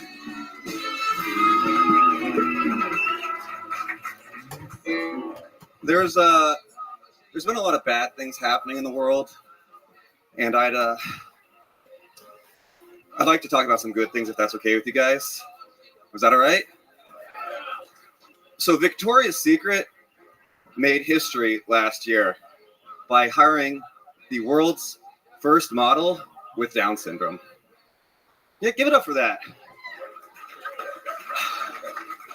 Which I think just goes to show you that with enough determination, men will masturbate to anything. Now, I know you're saying that's messed up, but it's true, okay? It's true. I personally know that what I just said is true.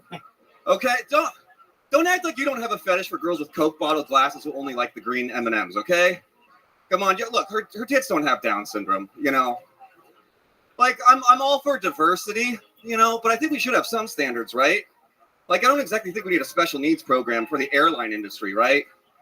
We don't need the plane going down because the pilot mistook the control panels for Twix bars. That's not a thing. Thank you. All right, Eric Berry. Welcome, Eric. How are you? Yeah, I'm very out of breath.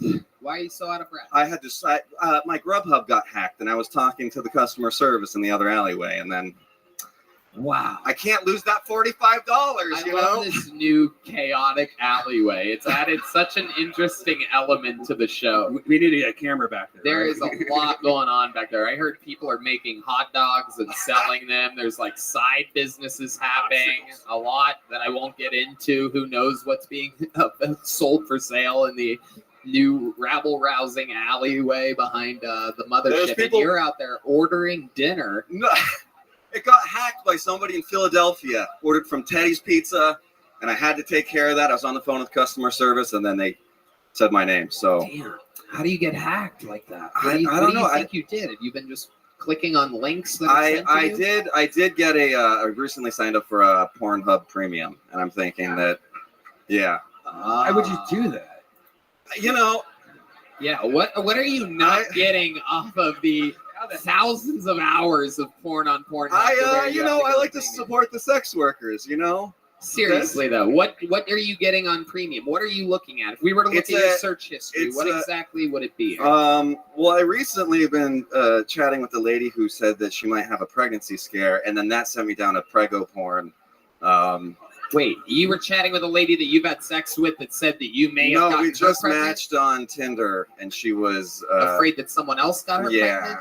And that was enough to send you down a I find fucking rabbit hole of... I try to find inspiration wherever I can in the world. You know, that's Prego porn's free though. No one's paying for that shit. I should say, like, without. Yeah, you're like I'm gonna pay for premium. I want 10 months pregnant. Give me somebody loaded up with twins. Yeah. I want You them get two- really pregnant over here on premium. 2 for the price of 1 with the Prego porn. The Has there ever been a Prego porn where the woman goes into labor and it turns into a child porn immediately? I'm just riffing here, people. I don't know. Usually squirters. There wasn't a. I should say is like not to force the issue, but in terms of my I used to be a gay for pay sex worker. Wow! Finally! Oh my god!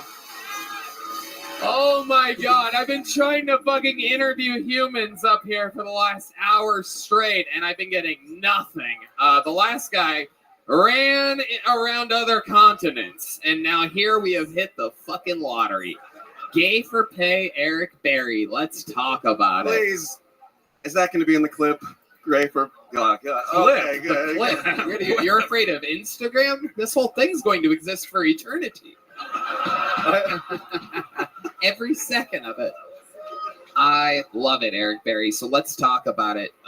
You're not gay at all? I'm gay enough that I got paid enough money to take some cocks, but no, Jesus. I know you're gayer than I am. You know. Yeah.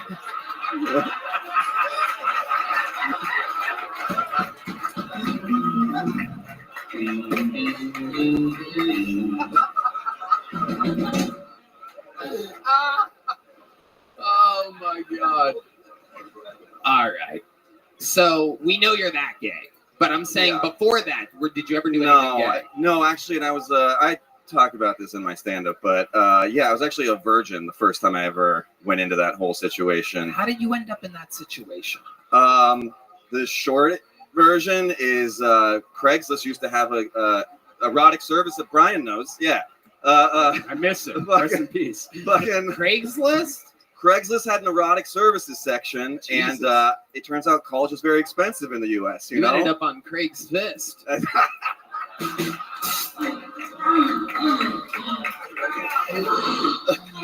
By the way, just a reminder, that sound that sounds like gay sex is actually Tom Segura after breaking his arm playing basketball. Little fun fact.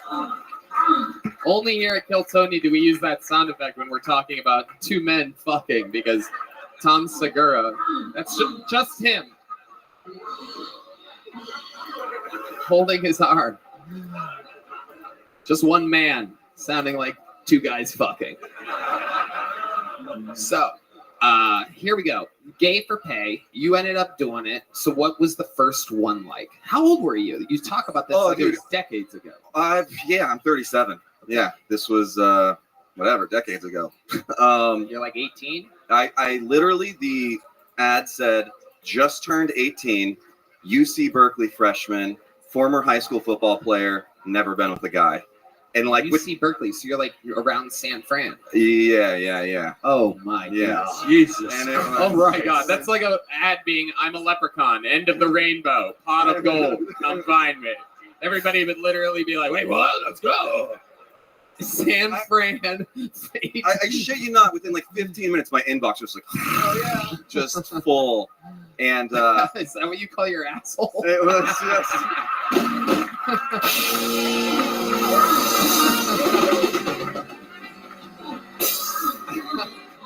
I believe that's the outbox. I think the inbox is the mouth or something. How much did you charge? Is it buy flowers or is it wrenches because you're a guy, or like what is it? It depends on what it was. Like, I've actually never had a dick in my ass. Most commonly, guys want to pay to blow you. So yeah. What? Yeah. Really? Was that the first job that you had? Was the guy who wanted to blow you? No. The first one was a dick in the ass. Real. Come on, answer the question. No. Don't leave me hanging. The first one was supposed to be a nude massage, And it was a wife that contacted me. She said her and her husband wanted a nude massage. Hell yeah! And I thought that was fucking Ghislaine Maxwell. Yeah, totally not gay at all because I'm a woman. I thought I was like dipping my kids into the kiddie pool of prostitution, and I took Bart, the public transit over there. The husband picked me up, and in the car on the way to the place said, "Oh, I forgot to tell you, we couldn't find a babysitter for the kids. So my wife took the kids to the movies, and it's just going to be you and me."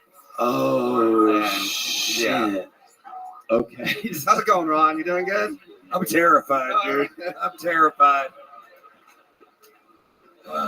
So he picks you up. You're in the car. He tells you that, And I'm like, "Fuck! Did the wife ever exist? Whatever." It's supposed to be $200 an hour for 2 hours. So we get there, clothes come off. I'm nervous as hell. He's my age now, and I just turned 18. I'd never seen like a full-grown naked man in front of me before. Yeah. And I'm a virgin. Oh my god. Yeah, I'm a virgin. So you, at this point in your life, you've never been with a woman. You're not talking about your anal virginity. You're talking all around, full gold star virgin. I had my dick sucked, but that was by a woman. But that was. Who cares? Like so. Get back to the $200 an hour for 2 hours, man. That's fucking amazing. This is 100% true. Just so it ends up just being the nude massage pleasantly, and when it comes time to get paid, it's 2 hours. I'm thinking $400 an hour, and the guy starts pulling out 20s, and it's 1, 2, 3, 4, 5, and he stops there. I'm like, it's supposed to be $200 an hour. We're here for 2 hours. Yeah, you're like, give me my money, my asshole. And I'm mortified. I'm just fucking terrified. Feeling homophobic thoughts, all sorts of fucking stuff. That's what I'm going through right now. And then fucking amazing. Keep going. So he sees the look on my face, and he's like, "Hold on, I think I have something." And he runs back to his bedroom, and he comes back. 100% true. He gives me 3 $5 coupons to In-N-Out. No way. 100% true. No way. No, but I knew I was gonna have dinner that night. Could have been Whataburger. 100% true. Yeah. What? And that's one of many stories. He fucked you twice. Yeah. 3 $5 coupons to In-N-Out after you. The saddest story I've ever heard.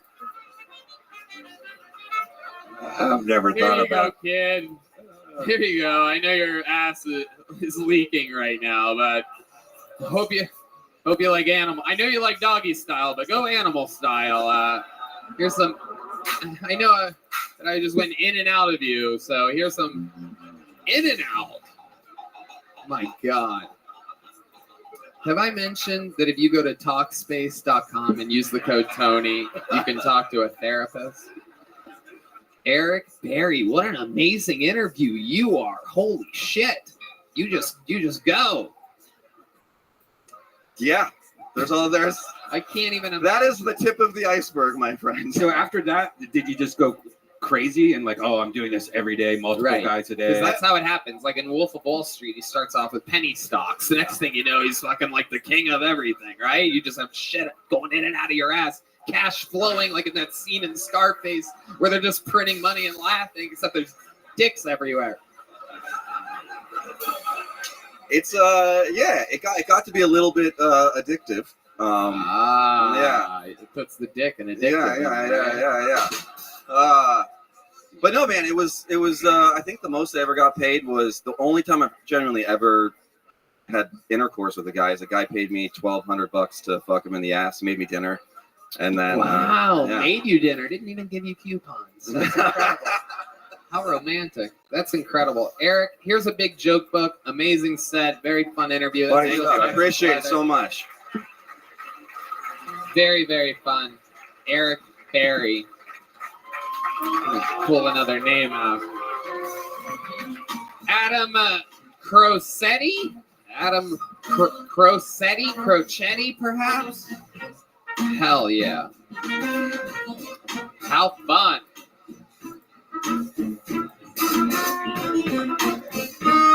How's it going out there? You guys, everybody good? Shocked. Oh shit, we have We have a Austin girl going to the bathroom. You can always tell the bangs. Dead giveaway. These locals, they love their bangs, people. I bet she's covered in weird, random, small, bad tattoos. It's very bizarre. They all do it. Like, nothing makes any sense. There's like a fucking cartoon next to a sea anchor. Oh! Adam Crossetti, everybody. One more time for Adam, everybody. These guys all wait for this set in the alleyway patiently for hours. This is Adam Crossetti. My mom gave me a stupid fucking name when I was born. She named me Todd. Can't take anyone seriously with this name. So as soon as I turned 18, I had to change to a normal name, Michael. But then at every family function, she'd guilt me about the name change. So I changed it back to Todd. I'm retarded.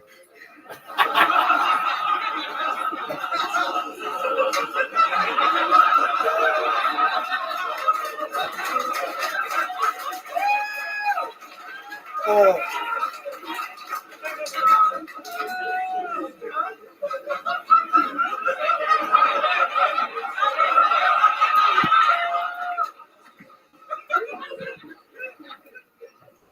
The last time I was on stage, Red Band, he said, this guy's the reason I don't want to have a son or a daughter.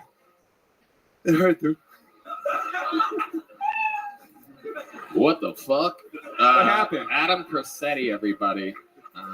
And perhaps one of my favorite ever all-time Kill Tony moments. Sitting here for almost 10 years all around the world and every Monday, perhaps one of my favorite moments just happened where you did that joke and Ron and I both leaned back at the same time and both said, oh my God.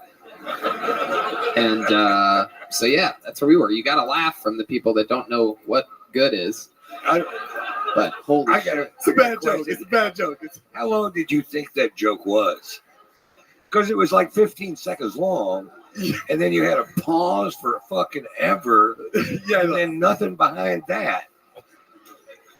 Did you just think you had it? I just wanted to get one in clean, dude. And then my cord fell out, and I'm nervous. The cord fell out. You got a genuine laugh off of the cord falling out. Was it on purpose? Do you do that when things aren't going good? I wish that was intentional, Tony. I'm just an idiot. Are you really? Possibly. Quite possibly so. Okay. How are you? Are you okay? I'm good, man. I did not think I was gonna get picked, dude. It was shocking. You sign up for a show with 200 other people. You pull about 8 to 10 names or something like that. Your odds are basically kind of in a weird way 1 in 20 or something. I guess that would make it. Yeah, so I feel like we I had. don't think you should be that shocked. You signed up for the show. You were aware. If perhaps if you were being, driving a pedicab around town and somebody's like, "Oh, you're on stage," like that would be shocking, right? If you were doing something else. If you weren't signed up for a show where you might get on and have to do stand-up. But you are truly, truly surprised. Yeah, and should have done the Joe Pesci joke, dude. What's the Joe Pesci joke? I want to hear this fucking Joe Pesci joke because I'm a big Joe Pesci fan. I want to hear the one that got. Yeah. I hope it's better. All right, I've been thinking about Joe Pesci a lot lately, man. I'm worried about his legacy, man. He's nearing the end of his life.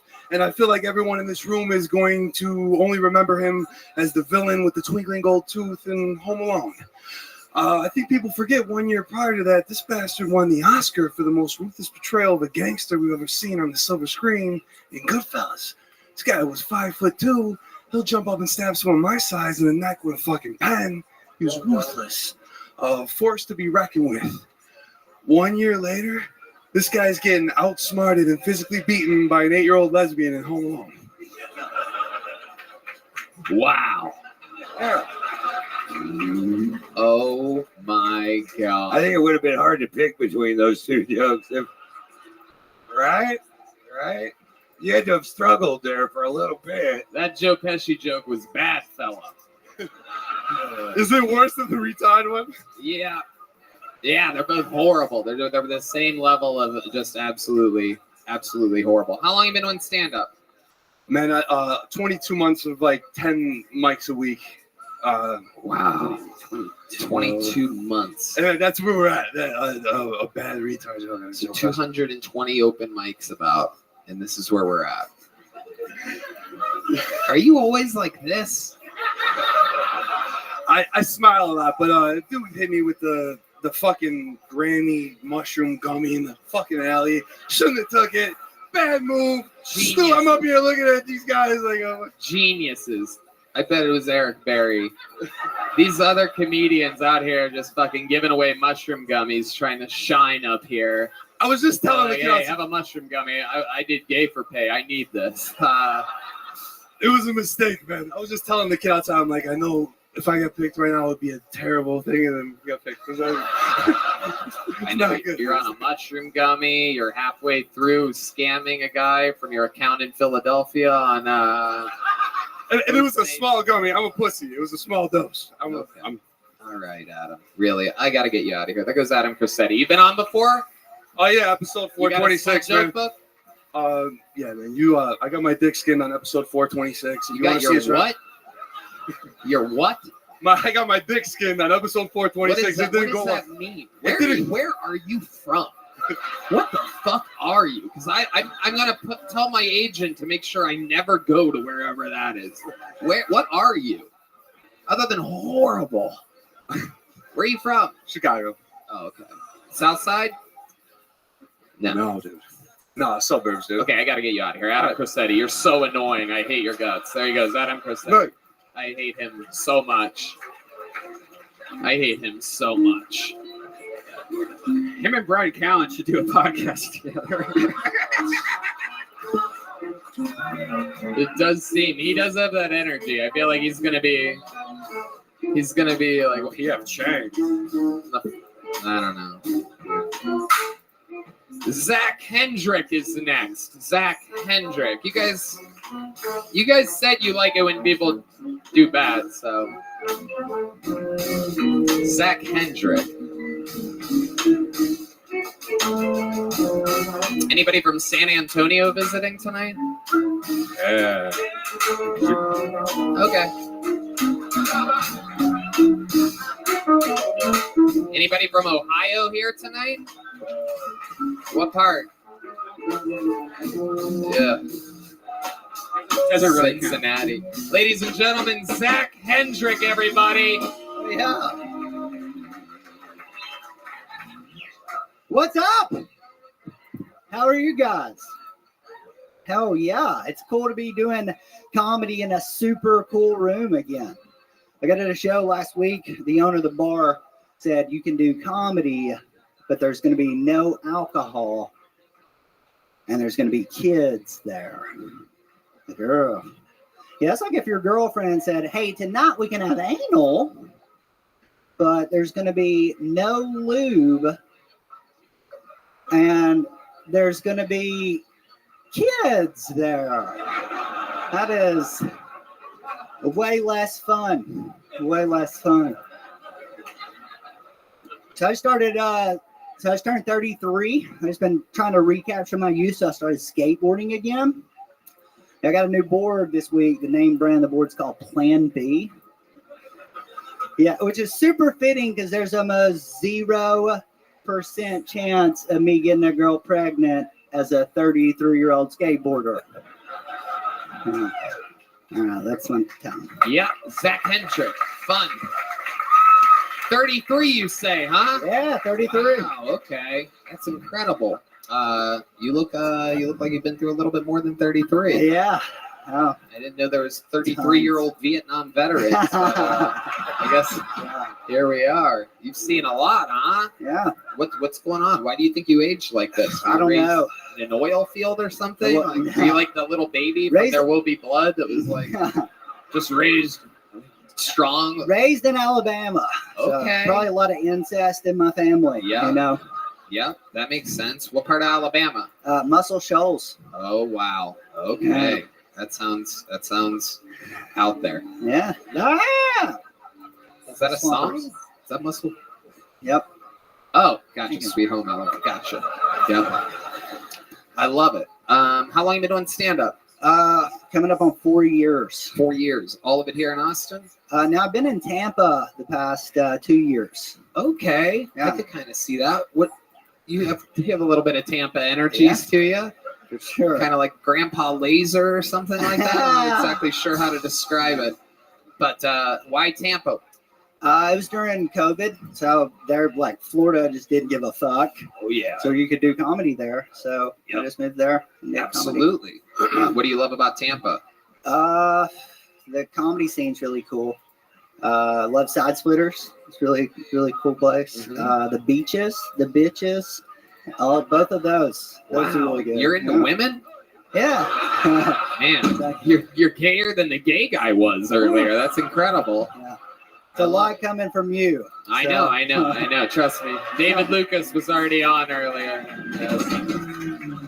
Indeed. Low-hanging fruit. And I am dressed like a banana, so that makes sense. So explain to us, what's your way with the ladies? How's it going out here in Austin? You're just visiting right now? Just moved here three weeks ago. Congratulations. So, yeah. Have you been on any dates or anything? None. Here's as if you're coming back from Burning Man right now, so nothing at all? Nothing. All right. What's your plan of action here? I you just- normally, when you go up to a girl, what's your opening line usually? Just try to talk to them. Yeah, like in what way? What's like a good? Like, I don't know. Like, hey, what's up? How are you? Oh Do you shit! guys, any ladies turned on right now? Is this working? That's bound to work, dude. You know what? I thought it was amazing how nervous that you were, but you were still kind of patient, even though you're nervous, and you still got that joke out. It was a pretty good joke, and it, you know, made me laugh, and so you got that going for you. I forget how nervous people are when they first walk on a stage in front of this. Is just nerve-wracking stuff. But you stayed with it. You kept your pace, and you got through that joke and got the punchline. Man, I was kind of proud of you. I thought it was really good. It's true. It's true. You did. A little bit of a long setup, but I looked down at 43 seconds. You were getting big laughs. Very, very cool. Red Band? Nope. I like the movie Easy Rider. Thank you, Red Band. I love it. What's the longest set you've ever done doing stand-up? 30 minutes. Okay. Yeah. So you've really been at it. You're doing it. How did that go? Pretty well. I've done it multiple times, and it doesn't always go well. Right. Yeah. Sometimes it we know this has been a crazy show tonight. Trust me, we know. I know you are not airing it in the alleyway, but we know it goes bad sometimes. For sure. Most interesting thing about you before I let you out of here? I used to be a professional wrestler. No way. Yeah, dude. You? Damn. Nice. John, shut the fuck up, dude. Just play. Why don't you play a fucking song and shut your mouth? Oh no. Oh no. Oh no. Oh no. Oh my butt. Fuck you guys, all right? You know, all I do is fucking try to help. Thank you. There's another gay guy in the crowd. It's like, come on, you're a pussy if you don't wrestle that man right now. Don't be a pussy, take your shirt off and wrestle. This is a big joke book made by the great Boneseye. I like your style, man. Come back, sign up again sometime, all right? Sure. There you go, Zach Hendrick. Now, what I love about what just happened is that something really cool, which is Ron mentioning how nerve-wracking it is to be up here and how nervous people get. I remember my first set ever at the open mic at the Comedy Store in May of 2007. I prepared for months and literally blanked out. Completely forgot everything and talked about how I prepared for this and forgetting everything in the moment. That was my first set ever. Anyway, it just so happens that I do believe one of the most nervous people ever in the history of the show is here tonight. She started stand-up at Skank Fest in Las Vegas on this show. And she was so nervous, but also so likable and very funny. And so she's in town. We're giving her a spot. Ladies and gentlemen, for just the second time ever on Kill Tony, Jonah Campos, everybody. Make some noise for Jonah, everybody. Her second ever minute on Kill Tony. Jonah Campos. Jonah Campos. This one could have Come on, people. Make one more time for Jonah Campos, everybody.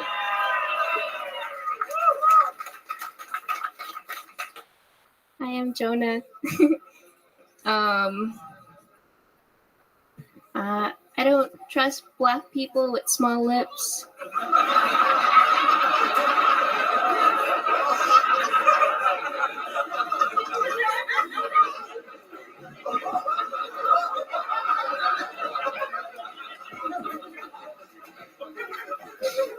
That's the end of that joke.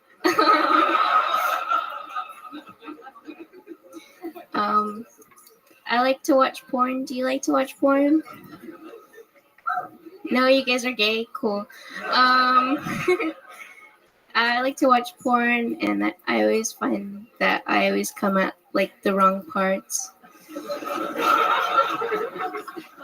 Like when the stepmom tells her daughter that she loves her.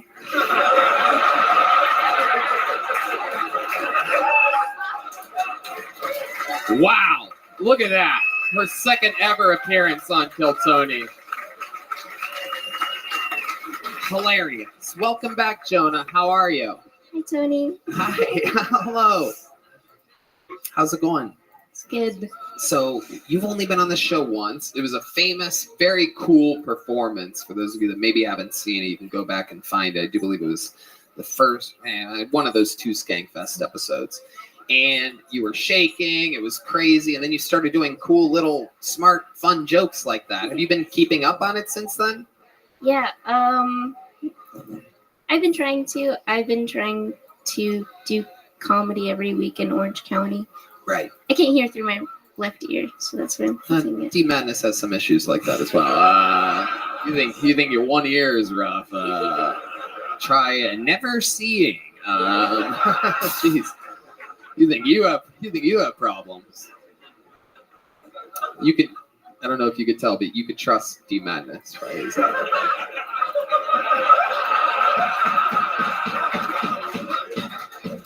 So Jonah, remind us, what's your story? You're in Southern California. What do you do for work? I'm a barista now. Oh, okay. It's fitting. Right, yeah, you have barista energy, so no doubt about it. How's that been going for you? Anything crazy?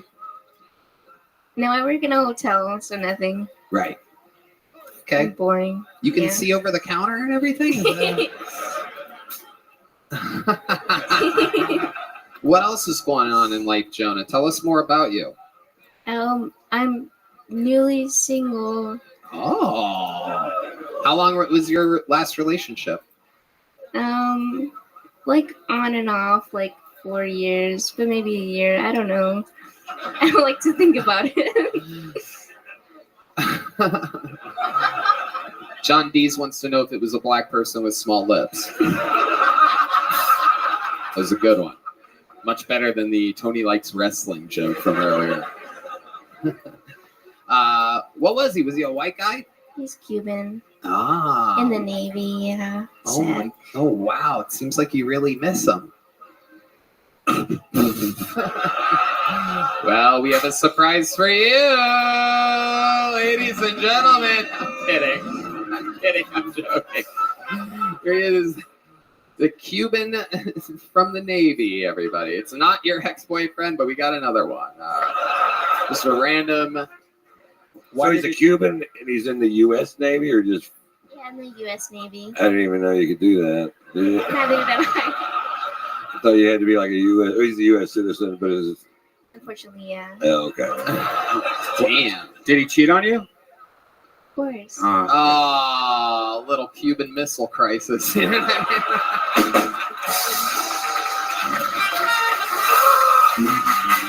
So stupid. Man, how recently did this happen, Jonah? You're such a sweet girl. I feel bad making fun of anything. I know. You're so sweet. I never feel bad, but it's like having a sunflower that talks on stage. And does fucking crazy jokes, too. That's wild. I wanted to give her advice, but I was afraid she'd start crying. But do you ever make eye contact with the crowd when you talk to them? You ever think about that? Because you really kind of mumble and with your head down low. And I mean, I'm not saying that's not a good way to do it. I'm just saying, have you ever thought about staring them down? And maybe without my glasses, yeah. Ooh, can we see what that looks like? You don't want to? Whatever you want. I don't know. Maybe we should. You guys want to see what she looks like with her glasses on?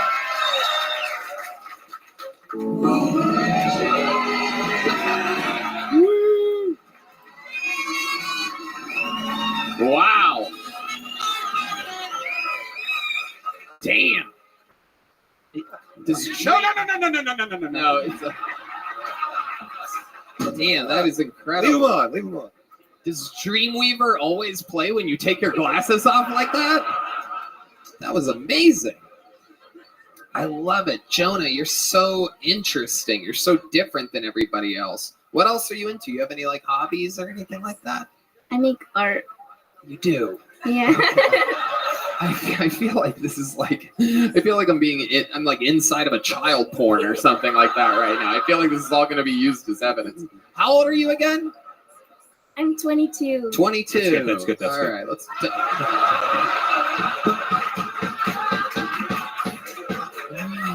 Red Band just came in his pants, everybody. 22, newly single. What type of art are you making? I make collages. If you want to buy something, you can go to Pabst Blue Weenie on Instagram. How do you? What is that? What was it? Pabst Blue Weenie. Pabst Blue Weenie. Pabst Blue Weenie. How do you spell that? That sounds like a Wi-Fi password or something like that. It's like the beer, but instead of ribbon, it's weenie. Weenie? Like WEENIE. Okay, Pabst Blue Weenie. WEENIE. Okay, there you go. Red Band is yeah. Red Band follows me. It's okay. He's all over it. He's a dirty little dirt ball. Okay, Jonah. How long has it been since the recent breakup? The end of January. The end of January. Have you gone on any dates or anything like that? Have you tried anything new? Is it uncomfortable? 4 years with the same guy? Navy guy just pounding you out to oblivion? I actually am seeing someone with the same name as me. Double Jonas? Yeah. Wow. It's kind of hot. Yeah. Yeah. I could see how that could be. That's very interesting. A Jonah and a Jonah. Very cool. Yeah, he's in the back. Does he do comedy too? Yeah, he's in the alleyway. Oh, very cool. Yeah. I love it. Incredible. Is that where you met him?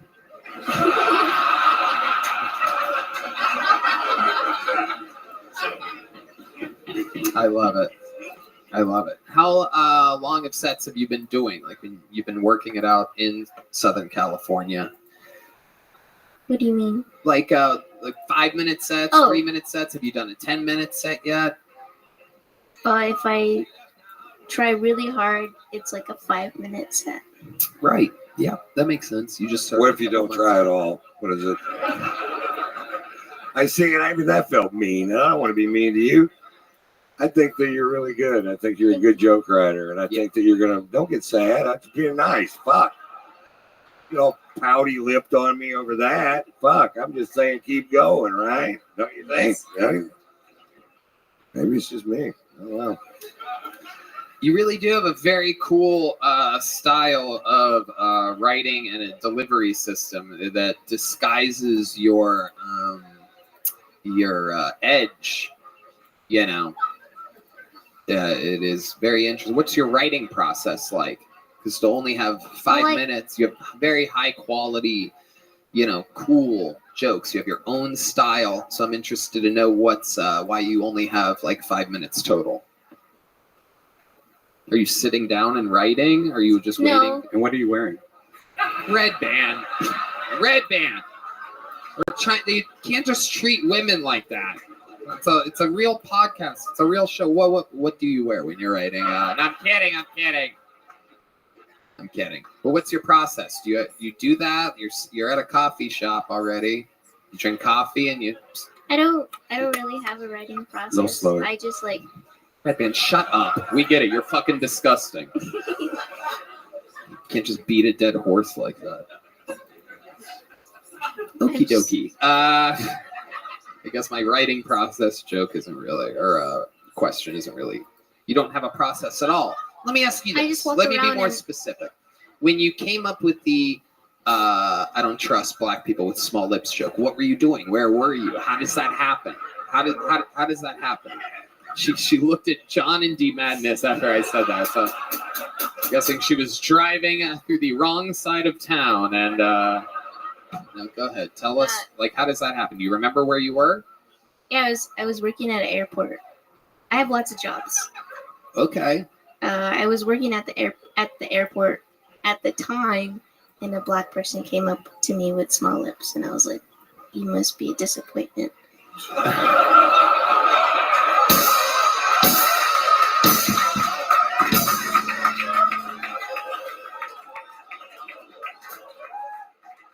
Oh, that is incredible. It's incredible what you could do. I kind of like want to like, you'd be so fun to like write for. You could do things that I could never do.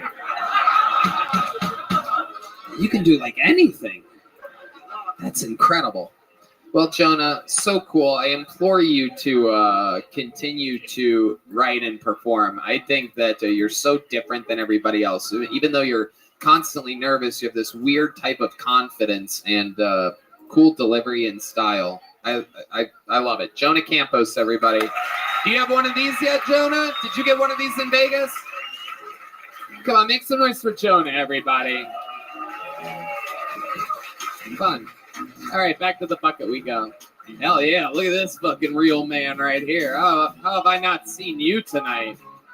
Thanks for taking a break from fishing to be here right now.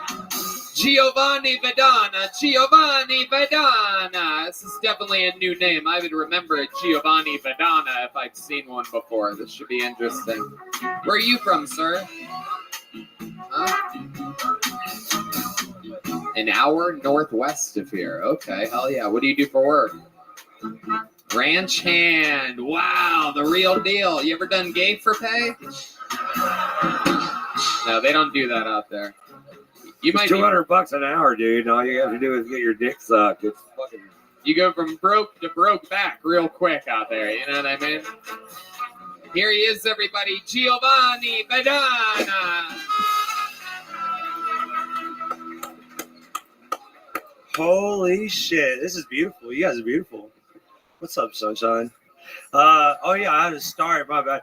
Guys, I just want to say fuck Tom Hanks. Seriously, think about it. His best role, he played a retard. Like, how hard could that, wait a minute, well, you know, like, how hard could that have been, you know? Like, Jenny, I know you're a whore, but I love you. Like, but mama said retards ain't retards no more, you know? Retards are actually called autistic. You know, great thing about autistics is it's hard for them to get jobs, but they make great comedians. Oh, no.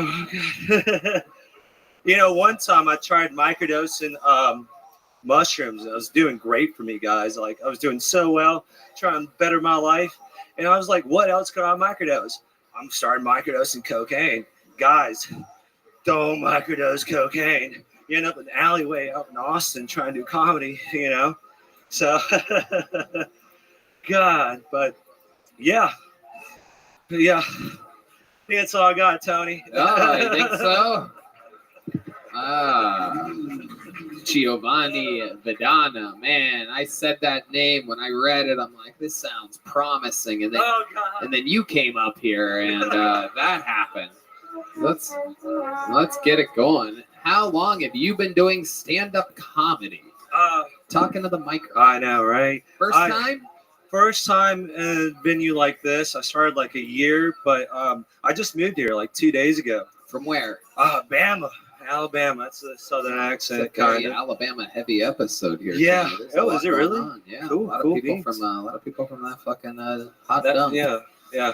Hey, it's a high redneck Riviera. Come on down, guys. Giovanni Vidana. Your name is Giovanni Vidana. Vidania. And how did you end up like this? I don't know. My mom like fucked my dad. Are you or what are you? Hispanic from Mexico. Okay. Hablo un poquito español, you know. That's not helping. I know. Now you're bombing in Yeah, two stick with different English. languages. Stick with English. Yeah. This is incredible. So Giovanni, what do you do for work? I don't have a job right now. I used to work at a parasol company back home, just getting people legally high. I talk to people all the time. Shut up. Know. Are you really on blow right now? No. I'm just like seems terrified. like you are. No, I'm real scared. That was yesterday. Okay. How often do you do drugs like that? Every other weekend. Right. When I'm sad. Right. Which is a lot. Right. Okay. So you don't have a job. You just moved here 2 days ago. 2 days ago. Gotcha. Yeah. My dog's out back too. Your dog is where? Outside. Where outside? Like literally right outside. I know, but in the alleyway. In the alleyway. It was strangers. To a telephone pole? There was a guy had a beard. He's like, "I'll watch you, dog." I was like, "Okay, cool, yeah." Right. So. Okay. Very good. Okay. So Giovanni, let me ask you this: you moved here 2 days ago with a dog. What's your living situation? 2 dogs, but the reason I brought the dogs is that's not the question that I asked at all. What? I forgot the question. Okay. Giovanni, really try to pay attention to me because being funny ain't happening for you. I don't know if you've noticed that. It's okay. It doesn't even matter if it's okay or not, but I need you to pay attention. What's your living situation? You moved here 2 days ago. You living by yourself? Do you have a place? Are you in your car? No, I have a spot. I got a little shitty apartment. You got an apartment? Shitty apartment. When you say shitty, describe to these people exactly what. It took me 3 days to deep clean this place because some college kid. Oh God, this fucking. Yeah. But yeah. You've only been here 2 days, dude. Yeah. I know. So you're saying it's not clean yet? No. I cleaned it ish, you know. You cleaned it. Okay. And you don't have a job. How much money did you come to Austin, Texas with? A little bit of a personal question, but if you answer it honestly, it could make things more interesting. 5 G's, but I put 3 G's in the apartment, so I got 2, and then, you know, dog. So here you are doing cocaine once or twice a week, right? You have $2,000 actual cash. What's your plan moving forward? What are you going to do? I'm just gonna do this. I'm gonna keep embarrassing myself until Okay.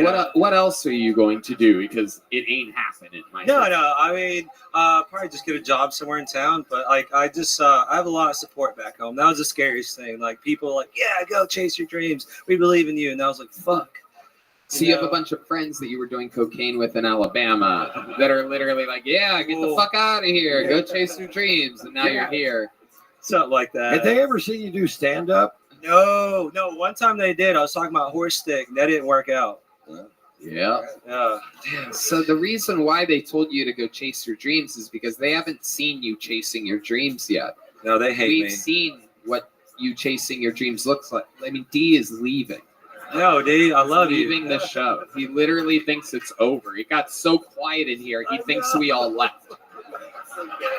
He thinks it's gone. Like he thinks we forgot him here. Giovanni. So you don't seem very likable. You seem a little bit jumpy. You seem a little jumpy and skittish. Give us something like a redeeming quality about you to where like, hey, this will get them all to like me at once. Come on, Giovanni. You've got this. Take a breath, think about it, don't rush it, and try to say it in as few words as possible. I don't know about redeemable, but me, this is like it. This is awesome. My purpose of coming out here is to be happy. And so even if I fail, fuck it. You know, I did it. I like that. That guy giving out mushroom gummies in the alleyway is fucking up my shit. I'm telling you right now. I'm going to find this fucking guy, and we're going to beat him up. I got 2 pit bulls that help, so. You do. You have 2 pit bulls. They'll help you out. That's okay. I know where your $2,000 remaining is going to go to. Very interesting. Try macro dosing. Yeah. I just see if it works. Fuck this. Yeah, The microphone's not doing a fucking thing, is it? I don't think. Fucking load it up. In fact, the buzz I like's on the other side of the mountain. You past the tears and the prayers and down that back slope. That's where the fucking jokes live, buddy. That ain't no macro. I agree. Yeah. Giovanni, you get a little joke book. Can you catch? Giovanni Badana, everybody. There he goes, right out of the curtain. There he goes, everybody. Giovanni Badana. All right. Ladies and gentlemen, you guys ready to do some crazy shit right now or what, huh? It has come to that time where fresh off of a plane from Las Vegas, Nevada, today, ladies and gentlemen, this guy arrived. He has the record for all-time, most time ever on stage in the history of Kill Tony. More new minutes than anybody else. From Memphis, Tennessee. Many people call him the Vanilla Gorilla, perhaps the Memphis Strangler, perhaps the Big Red Machine. This is indeed the one and only William Montgomery.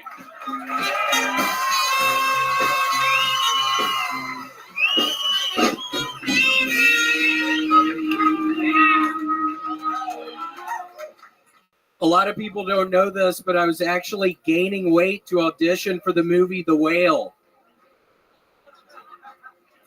Thoughts and prayers to Gotham City. They've had not one, not two, not three, but dozens of supervillains. I don't mean serial killers. I mean mass murderers bordering on war criminals. And what's even crazier, they all wear costumes. You know I talk about Mr. Penguin. Redman told me a woman drove the Challenger spaceship. Is that true? He said she took a wrong turn or something. I've been watching a lot of Shark Tank recently, so I thought I would get on the show and pitch them some of my ideas. Do you want to hear one? Shark Tank, but for kids trying to get adopted.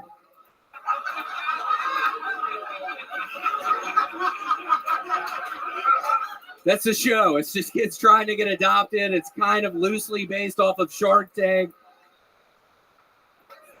They can't find a house. They don't have a fucking family. They literally need to get adopted. Okay, that's my time. Oh my God, that is a true William Montgomery joke. I just heard that and I thought to myself, if I don't hear you do that every fucking set for at least the next few months, that's insane. That is so funny. So nice to be here. Tony, I discovered something on eBay. I got a Flowbee. It's an attachment you put on your, Red Band knows about it. It's an attachment you put on your vacuum cleaner and it cuts your hair for you. The vacuum cleaner sucks up your hair and then the thing cuts it. Okay. So what's your plan? I'm using it tomorrow. Wow, it's on the way. Yeah, I'm pretty excited. Oh my goodness, we're going to have to follow this story closely. Yeah, super excited. It's called a Flowbee. It's just this attachment you put onto the end of the vacuum cleaner, and then it sucks your hair up, and it cuts it. So I'm super pumped. That's tomorrow. How short are you thinking about going with you? Your hair is famous. It's part of your overall, brand. I don't know. I'm going to just try to get it as short. What'd you say? What'd you say? What was the original thing you said?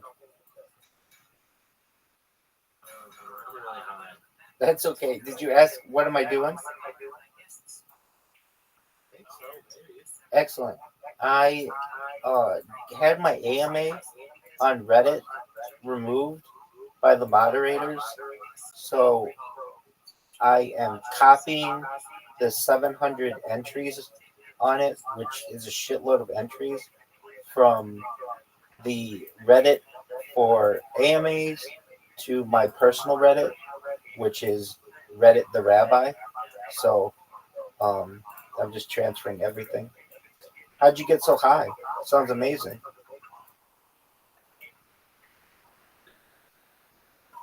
That's usually what happens, man.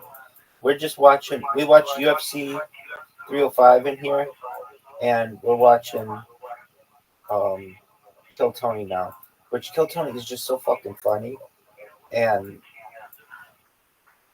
I know it's been a show, for 11 fucking years, but I haven't gotten into it until recently, and I'm pretty fucking into it. It's so funny. Have you ever watched it?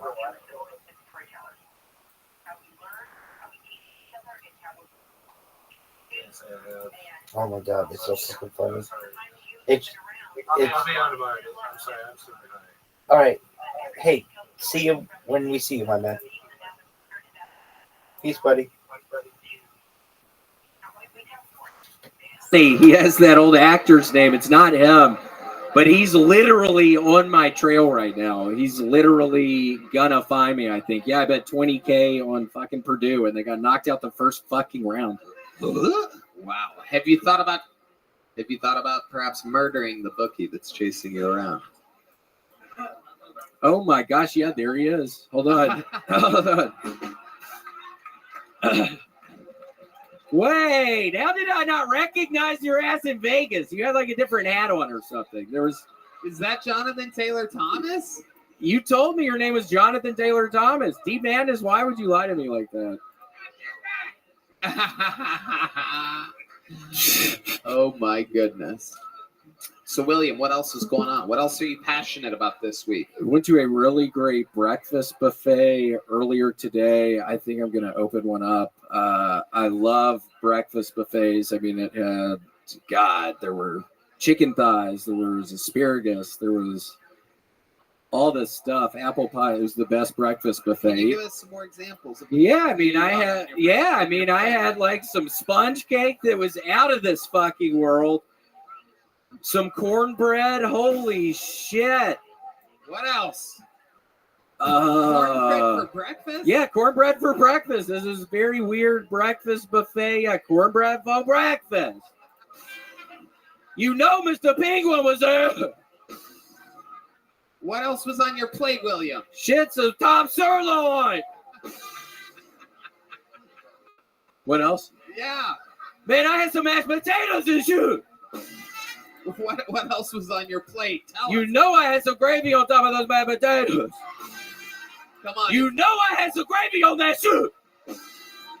Y'all know I love gravy.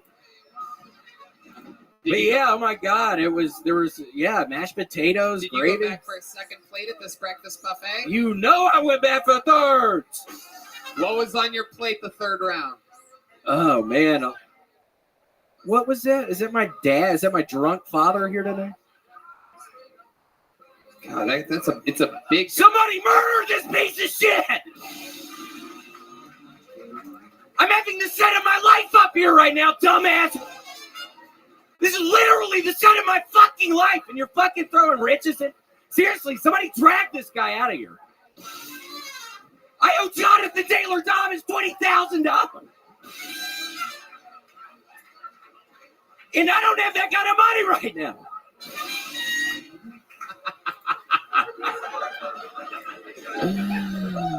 It's so silly.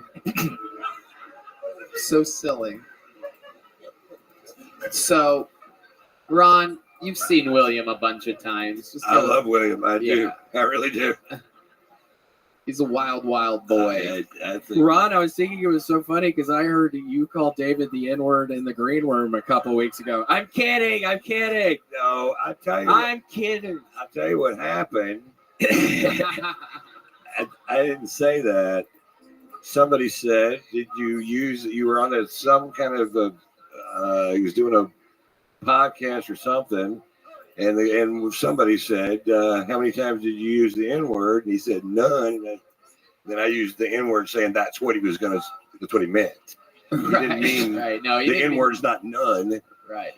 So there was a reason for it. You know, it was very funny in context. Yeah, it killed so hard. Very It funny. killed so hard. If you were there. Yeah. Yeah. William, did you win any money in Vegas, or did you lose any? He said he lost $20,000. Yeah, were you not listening to me, you stupid piece of shit? What's all over your shirt, Red Man? Are those crumbs from like Oreos, or do you have Oreo crumbs? Seriously, what is that? There was this younger comic on earlier. Yeah, he was doing gay for pay. So It's dried cum. William, any last words before we put a ribbon on this thing? You can find. I opened up my Etsy store. You can find it. It's you search for Floby. I'm actually starting to sell Flobies tomorrow. So that's honestly why I brought it up. Yeah, find me on my Etsy store. It's Mr. Floby. Is that something you plan on doing for a long time, or you think you're going to end it soon? Yeah, no. I mean, depending on how much money I fucking make on it, I'm probably never gonna fucking stop selling these fucking Flobies because I need the fucking money right now. Things are tight. This has to work for me. No, literally, this has to work. I bought fucking $100,000 worth of Flobies the other day. Oh my! This has to work. Are you ever gonna stop? I ain't ever gonna stop selling this shit. Ladies and gentlemen, William Montgomery, everybody. Yeah. And like that, another episode of Kill Tony. Guys, how loud can this place get for the one and only Ron White? Come on. One of the fucking goats of planet Earth. Make sure you drink #1 tequila. It's available in bars all around the fucking world. It's truly the best. I drink it all the time. A no hangover with that silver, and mix it with some Topo Chico and have the most fun you've ever had in your life. Ron, thank you so much for being with us. One more time for Ron White, everybody. A drawing from local artist Chris Rogers of David Lucas. That took place the whole time. That's David Lucas, all right. How about one more time for the best damn band in the land, the Screw Up Peanut Butter Whiskey Kill Tony band. Paul Deemer, Michael Gonzalez on the drums, Matt Muelling on guitar, John Dees on the keys, and D Madness on the bass guitar, everybody. Thank you to the Red Rose, the Yellow Rose, Deep Eddy Vodka, Gel Blaster, and Austin Security Guard Service. The drawing from Ryan J. Ebelt is in, and I'm telling you, this guy's been drawing the show for almost a decade, but I feel like he truly specializes in amazing drawings of Ron White. I literally myself in my office have one of these prints framed, professionally framed, and this new one is unbelievable. RyanJebelt.com for the artist that's been drawing since the beginning of the show. Yeah. Love you guys. Follow the entire band on social media. Follow them. If you come to visit Austin, see them perform. They are unbelievable with all the different bands that they work with and everything that they do. We love you guys. Thank you so much. Good night, everybody. Thank you.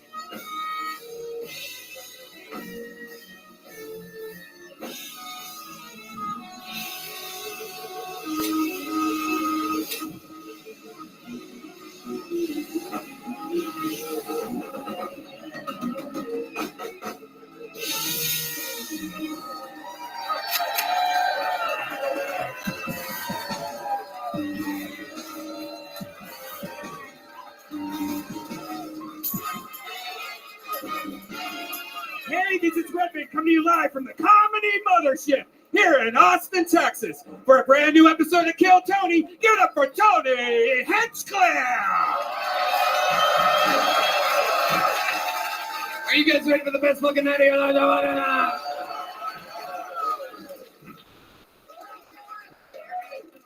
Fuck yeah! Make some noise for Brian Redband, Hey, everybody. everybody. You're at Kill Tony, the #1 live podcast in the world, brought to you by the Red Rose, the Yellow Rose, fucking Gel Blaster, Austin Security Guard Service, and Screwball Peanut Butter Whiskey, which presents tonight's band, everybody. Am I right? That's the great Paul Deemer on the horns over there, Michael Gonzalez on the drums, Matt Mueling on the electric guitar, John Dees in blacker face tonight on the keys. Oh, and this right here is D Madness, everybody. On the motherfucking bass. We're going to have so much fun tonight. Before we start tonight's episode, here's a little bit more from the amazing sponsors that made this all possible. Hey, y'all. I'm going to be honest with you. I'm 38 years old, and I have never felt better in my entire life. On top of some heavy lifting, some hot yoga, some golf, some meditation, and some other new habits I've created, I'm also as hydrated as I've ever been in my entire life, and it's because of Liquid IV, the category-winning hydration brand fueling my well-being, and their hydration multiplier is one product that you might be missing out on in your daily routine. In just one stick, you get 5 essential vitamins and 2 times faster hydration than water alone. Use it first thing in the morning before a workout when you feel run down after a long night out and on long flights. We've had a lot of long nights out here since the mothership opened up. My schedule is completely changed, and meanwhile, Liquid IV has me popping up fast in the morning, fully hydrated like it's a fresh new day. Red Band? I love it, and the flavors are amazing. They have a brand new strawberry lemonade and sea berry. My favorite's the Concord grape and the cherry. 1 stick of Liquid IV and 16 ounces of water hydrates you 2 times faster and more efficiently than water alone. 12 delicious, refreshing flavors to keep your hydration routine exciting. Contains 5 essential vitamins, B3, B5, B6, B12, and vitamin C. It's made with premium ingredients, and it's non-GMO and free from gluten, dairy, and soy. It is incredible. Grab your Liquid IV in bulk nationwide at Costco, or you can get 20% off when you go to liquidiv.com and use the code Tony at checkout. That's 20% off anything you order when you shop Better Hydration today using promo code Tony at liquidiv.com. Hey everybody, where are you in your mental health journey? No matter where you are, talking to a therapist who is trained to help can make a huge difference. They can help you find a new outlook on life and help you recover your energy, confidence, and joy. At Talkspace, you can find the right therapist with the right training for you. Finding a therapist can feel overwhelming, but Talkspace takes the pressure off that first step. It's very flexible, convenient, and it's an affordable way to get high-quality healthcare. At Talkspace.com, you match with a provider that's right for you, usually within a day or two. It's so convenient. There's no traveling to appointments, no missing work, or lining up childcare. You meet on your time when you're most comfortable. It's mental health care made easy. Red Band? Talkspace is private, secure, affordable, and your Talkspace therapist is always accessible to you. When you've met your therapy goals or simply want to cancel, Talkspace has a simple cancellation process and will work with you to get a prorated refund for unused time, if applicable. Talkspace is there for you to make your life better. Looking to renew and rejuvenate your life? Look to Talkspace. And now get $100 off your first month when you go to Talkspace.com/Tony to match with your dedicated therapist. Go to Talkspace.com/Tony now to get $100 off. Talkspace.com/Tony. Hey y'all, Mother's Day is right around the corner, and I gotta tell you, it's not always easy to find a 76-year-old woman something that is actually going to impress her, but I did it. It's the Skylight frame. She says it brings her joy on a daily basis, watching the photos cycle and seeing new ones come in. Bonus points that it's super easy for her to use, and it's super easy for us to send her new pictures. It is super cool. It's a sweet and meaningful gift that will give you a new way to stay in touch with those you love. It's so simple and fun to use, even if you're not tech savvy. No app or subscription required to send photos anytime from anywhere. Red Band. It's a great way to feel close to those you love, even when you're far away. I mean, we live way far from Ohio, and I could just send her photos, email photos, and it pops right up in her frame anytime we want to. It's effortlessly to set up. It only takes 1 minute. Even for the less tech-savvy people can use it. It looks just like a real photo frame, and it adds a beautiful touch to your home. It's got a gorgeous 10-inch or 15-inch touch screen. You can swipe through the photos with your finger and even tap on the heart button, and it will let the sender know you love the photo. This makes the frame interactive and fun to use. It holds thousands of photos, and they rotate all day long. You have 100% satisfaction guaranteed. If you don't love your skylight, they'll offer you a full refund. And now, as a special Mother's Day offer, get 10% off, up to $30 off your frame when you go to skylightframe.com/Tony. That's right, to get 10% off, up to $30 off your purchase of a skylight frame. Just go to skylightframe.com/Tony. That's skylightframe.com/Tony. Hey y'all, I'm gonna be honest with you. I'm best friends with Joe Rogan, and it's easy for me to get tickets to anything. But I used to be a normal human being like you, and I know that buying tickets to your favorite events shouldn't be stressful. Game Time is the fast and easy way to buy tickets for all the sports, music, comedy, and theater near you. With killer deals on last-minute tickets and their best price guarantee, you can stop stressing over the tickets and start getting hyped for the fun you'll have. Red Band, you like to go out in public sometimes? Sometimes. Game Time is the place for last-minute ticket deals. Forget planning months in advance. Game Time has deals on tickets right up to the day of event. Get exclusive flash deals on tickets for football, basketball, baseball, concerts, and more. The Game Time guarantees means you will always get the best price. If you find tickets in the same section or row for less, Game Time will credit you 110% of the difference.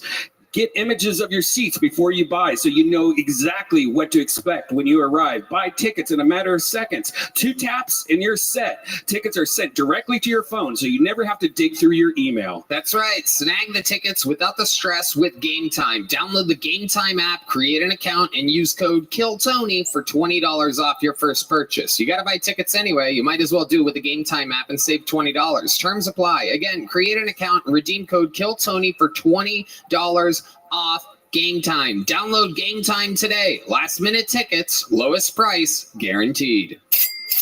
You guys ready to start tonight's episode or what? All right, well, every single week I have one or two of the funniest human beings in the world on this show. This week, no different. Make some noise for the great Big J Okerson and Ari Shafir. Yes. Jay Okerson,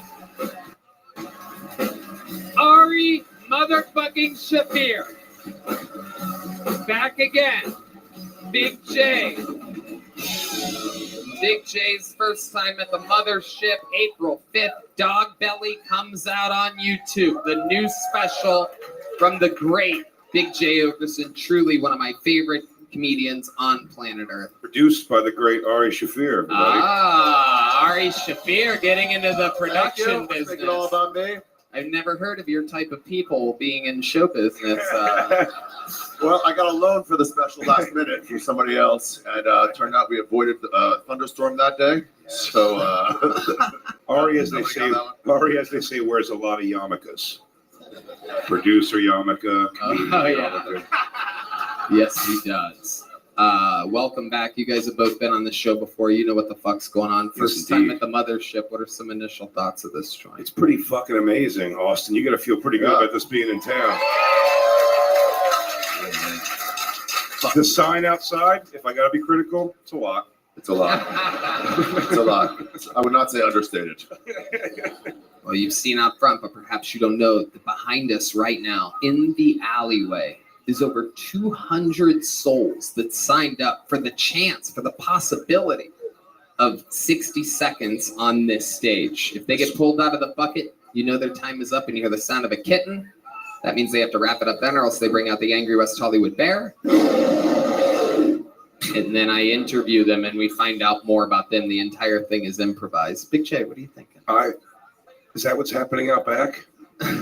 We got dropped off, and I thought that just a decent amount of homeless people happen to know me. Is that Young Comics? I swear to God, I was like, man, I am popular in the hobo community. Get away from me, you vagrants. I threw money at some. They took it. It has been getting wild out there. We We're heard like, why are you dressed slightly better than regular homeless people? very slightly. It's its own culture back there. The first week we found out there were people, making friends, laughing, drinking beers. The second week we found out that there was dominoes being played, that everybody's bonding back there. And as the thing has gotten better, now there's a giant speaker to announce the name, and they cut into the show at that part, and then they hear that. And but a fun fact is somebody was about to start their own open mic in Back the there? alleyway during the show. Fucking That's how open mic. crazy these comedians are. So they're like, wait, there's an audience. Don't you have to call city planning for stuff like this? Just like, not in Texas, baby. You guys ready to what? They're siphoning off power from the mothership to fucking run their amps. Yeah.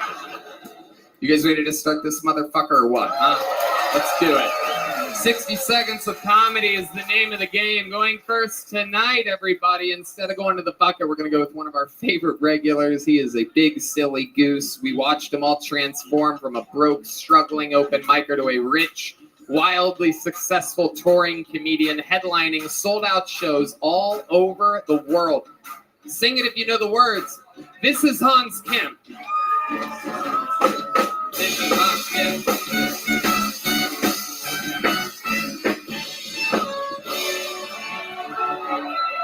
What's up? It's good to be here in Austin. I love Austin, even though it's a tiny little city. You can tell it's a small city because our airport is just a line. Some airports have concourses A through F. We just have left or right. I was in Indianapolis this weekend, and they had a trans march for their rights or whatever. I was like, I can't have sympathy for you. What the fuck are you doing in Indianapolis? We all know trans people are coastal creatures. Get to a shore, buddy. The salt air helps the transition. Why don't you identify as someone that's adapted to their environment? But yeah, these liberals, what are you gonna do? They're going crazy out here. Liberals during the pandemic, they were like, stop having fun. You're going to kill people. So?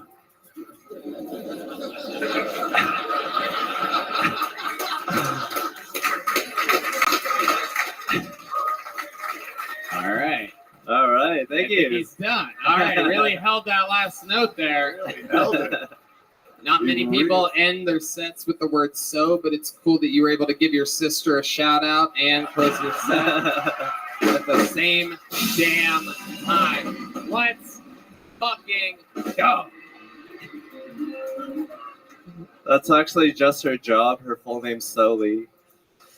Okay, way to tag a perfect joke. I guess. All right. I love it, Hans. Very, very interesting. You hate liberals. You've made that clear. Interesting joke about the trans march. You really saw a trans march? Yeah, it was like 17 of them. Wow. There's something like they should just march to San Francisco, and then they won't have to march ever again, right? Exactly. Something like that, but you should make it funnier. Thank you, Tony. What do you guys think about the great Hans Kim? I'm not asking you. Your opinion means less than nothing. Ari and Big J are here. Your hair is looking tremendous right now. Thank you, It's Ari. floppy, dude. You look like a monkey. Oh, thank you. Yellow monkey, I guess. Thank you, Ari. I love your hair. You got a spot on the right side. I think I saw you at the march.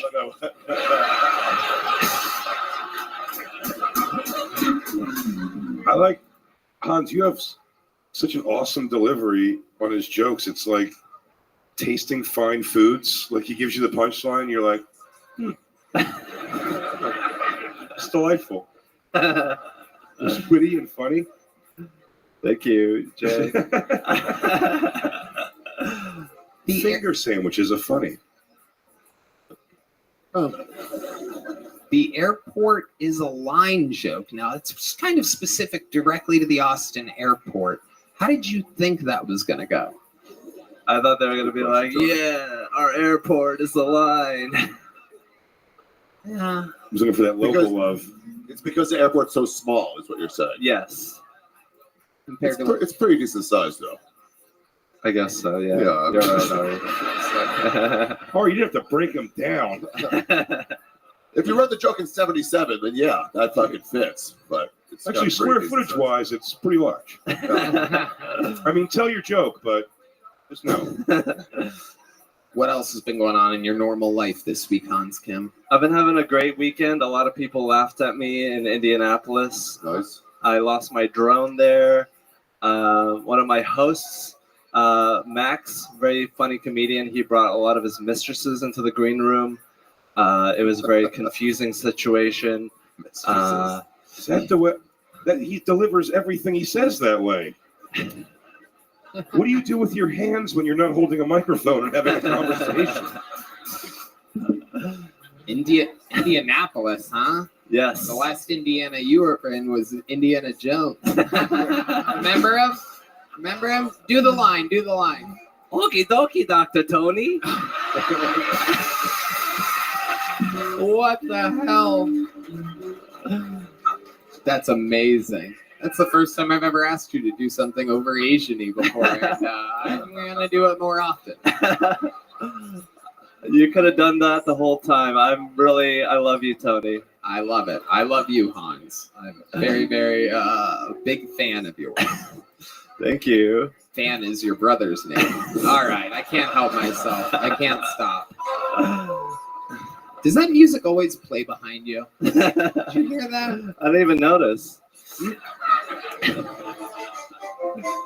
Wow, that is incredible. I don't know how that music. Koi pond rock? No, that's what I call koi pond rock. Are you ready to get fucking massaged? Hans, do you ever get massages? I used to once, back when I was in Seattle. I listened to Brian Redband tell me about Backspace.com. Wow. Backpage. It was Rub Maps. Rub Maps. Oh, Jesus Christ. How was that? It was a great sexual experience.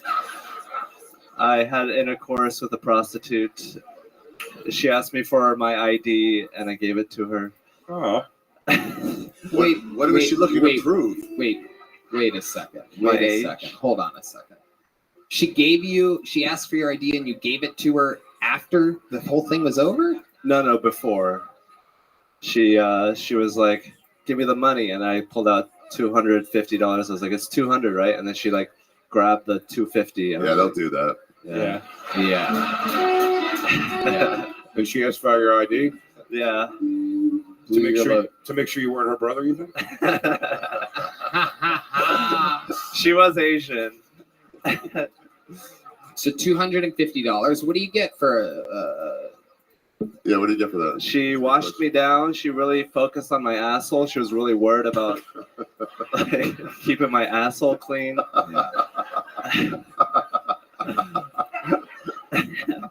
And then she laid down. I did missionary with her, and then so clinical. I love it. I love the description. You know exactly how I like it. Keep going, Hans. Missionary, and then it sounds like someone with Down syndrome being interrogated. That's my appearances here. But yeah, no, she was like, "Oh, your big Korean dick," and I was like, "Is it really that big, or is it the $250 speaking?" Wow. You asked her that? No. Oh. It's interesting the verbiage that she used, your big Korean dick, because that could be like 3 inches. A big Korean dick. How, do you condom or no condom? Condom. Yeah. Oh, yeah. She put it on with her mouth. Did she do the whole mouth? She put it on with her mouth? Yeah. Whoa. Wow. Yeah. She doesn't need to check Red Band's ID when he goes in there. She has to punch his card. So true. Hans Kim, way to get the show fucking started, my friend. You do it every week. You're a goddamn monster. More sold out shows all over the world. You're killing it. Thank you, Tony. Hans Kim, everybody. That was Hans Kim. That was Hans Kim. That was Hans Kim. That was Hans Kim. First name out of the bucket tonight goes by the name of Christopher Ward. Christopher Ward, everybody. So with this part, they run to the back door. They're going further here, right? This is like further to go. It's tricky. Security's a lot tighter, but technically they're closer. How about getting Rogan to institute a zip line right to the stage? That would be good. That would be. He's got the dough. Yeah, maybe do one more MeUndies ad and fucking get a zip line. Yeah. Zipline sounds like Zippix, which is a toothpick with tobacco in it. New sponsor of Kill Tony. So try Zippix, by the way. 6 amazing flavors. Yeah, you know about this. Here's Christopher Ward, everybody. Make some noise for Christopher. What's going on? So, I believe working at the customer service or in call center is the dumbest job because you got to deal with the dumbest customers, right? Anybody agree? Yeah, right. You got the dumbest customers because they always ask the dumbest questions, right? I worked at the call center about 5 years. The number one question I always got was, "Are you an American?" My response is always the same. "Are you?" Like, that's the most American thing you can say. You pass. Except for one customer. Would not fucking believe it. Kept screaming at me going, "You're not American. You're not American."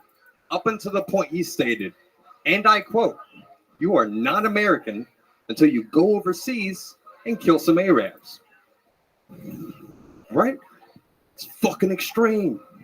Just go to the gas station for that.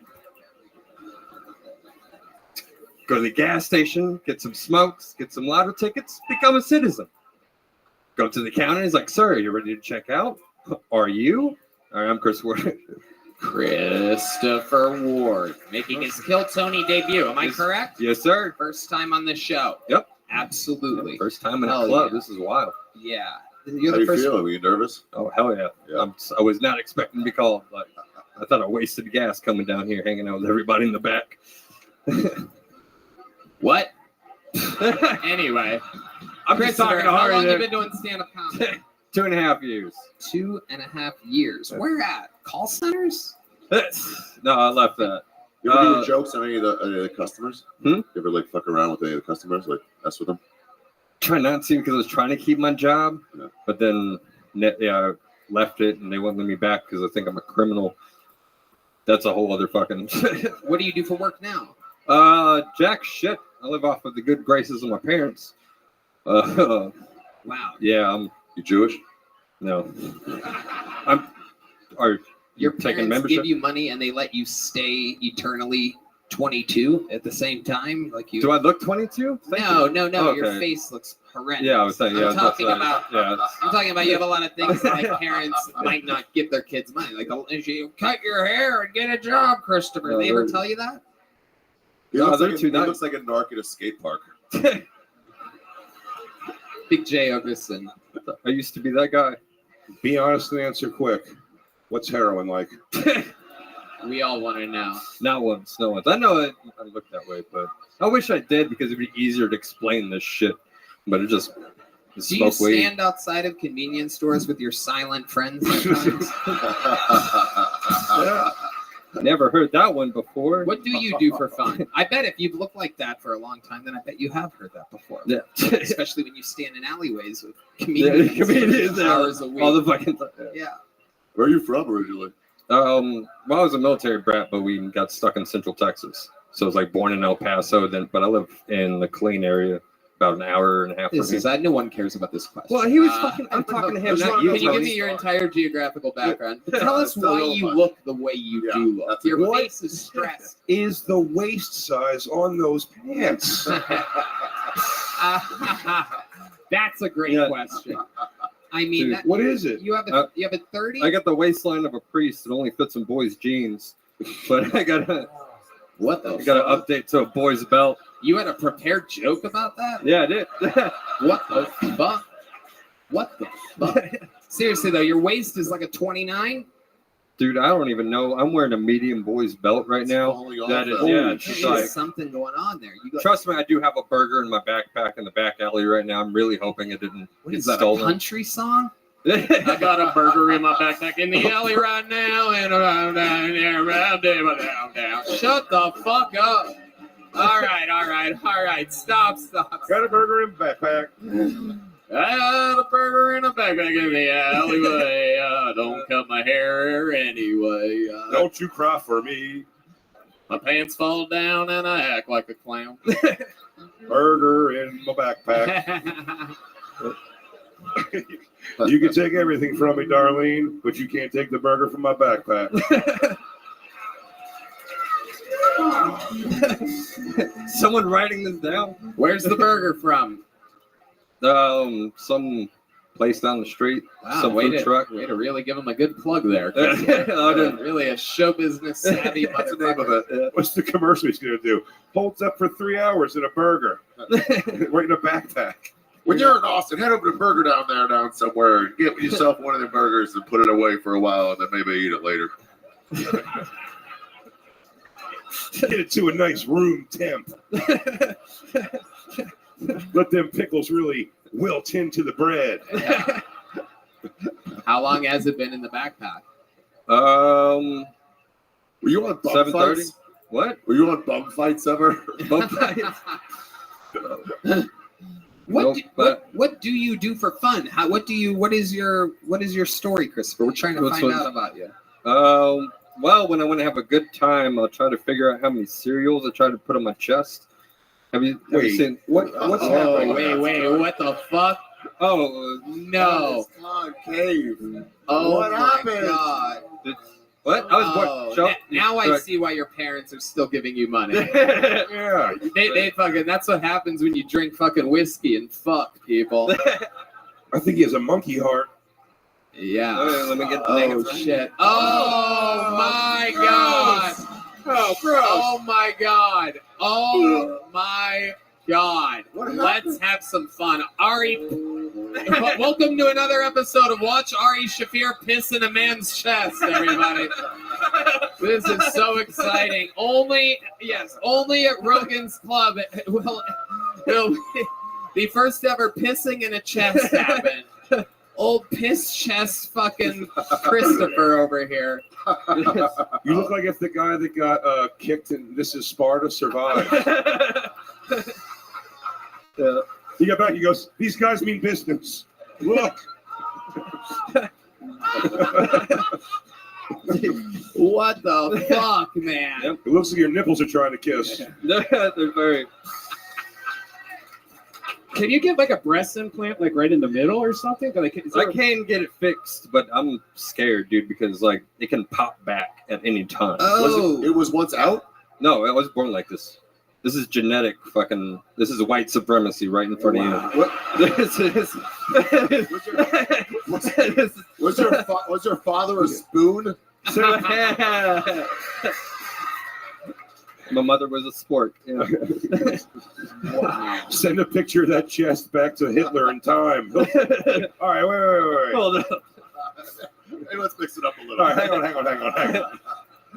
That is incredible. You should do stand-up like this. Ladies and gentlemen, Hurt Kreischer, everybody. Very exciting. No, one time I was doing a show in Killeen. It was very...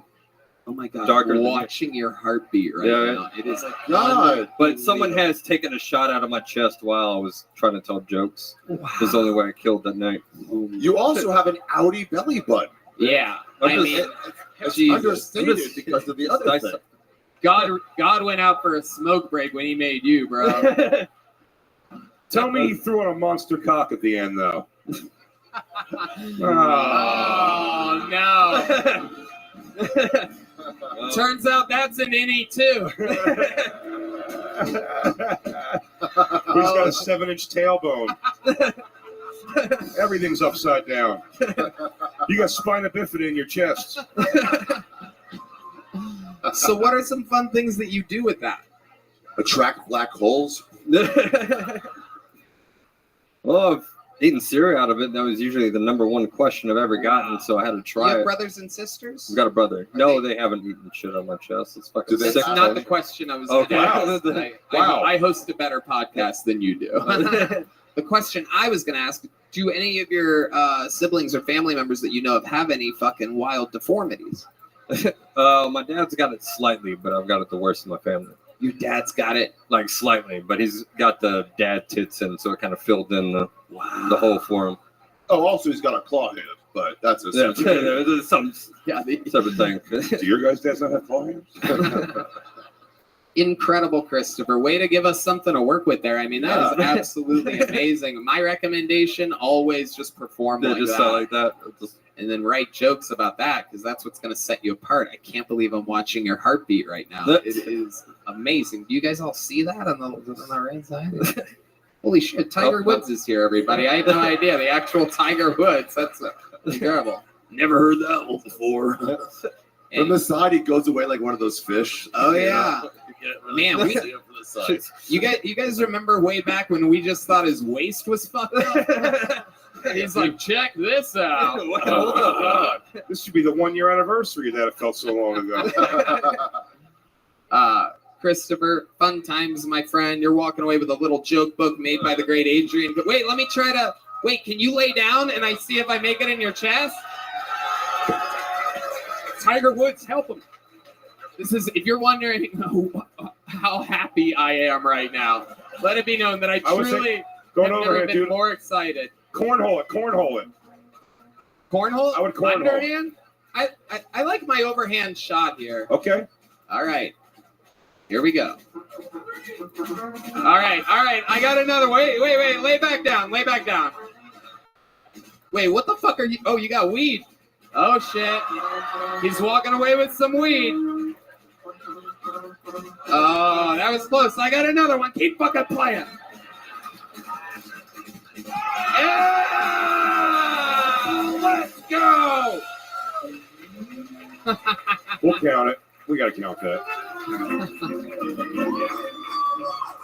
He got some weed and a couple joke books. There goes Christopher Ward, everybody. Follow him at the Only Hyper. And like that, the show has begun. Wow. One of the that very, was very... great. What a fucking surprise. I have never been less envious of a thin person. Talk about an ace up your sleeve. I mean, the belly button alone was disgusting. It really was. Yeah, it was underrated belly button. He had the most third world problems on a white person I've ever seen. Zach Hedrick. Zach Hedrick is next on Kill Tony. He had a hair lip chest. That chest was intense, dude. Did you guys grow up with somebody that had that, though? I knew two people growing up that had What? it. in Ohio. Really? Yeah. Oh, no soul? That's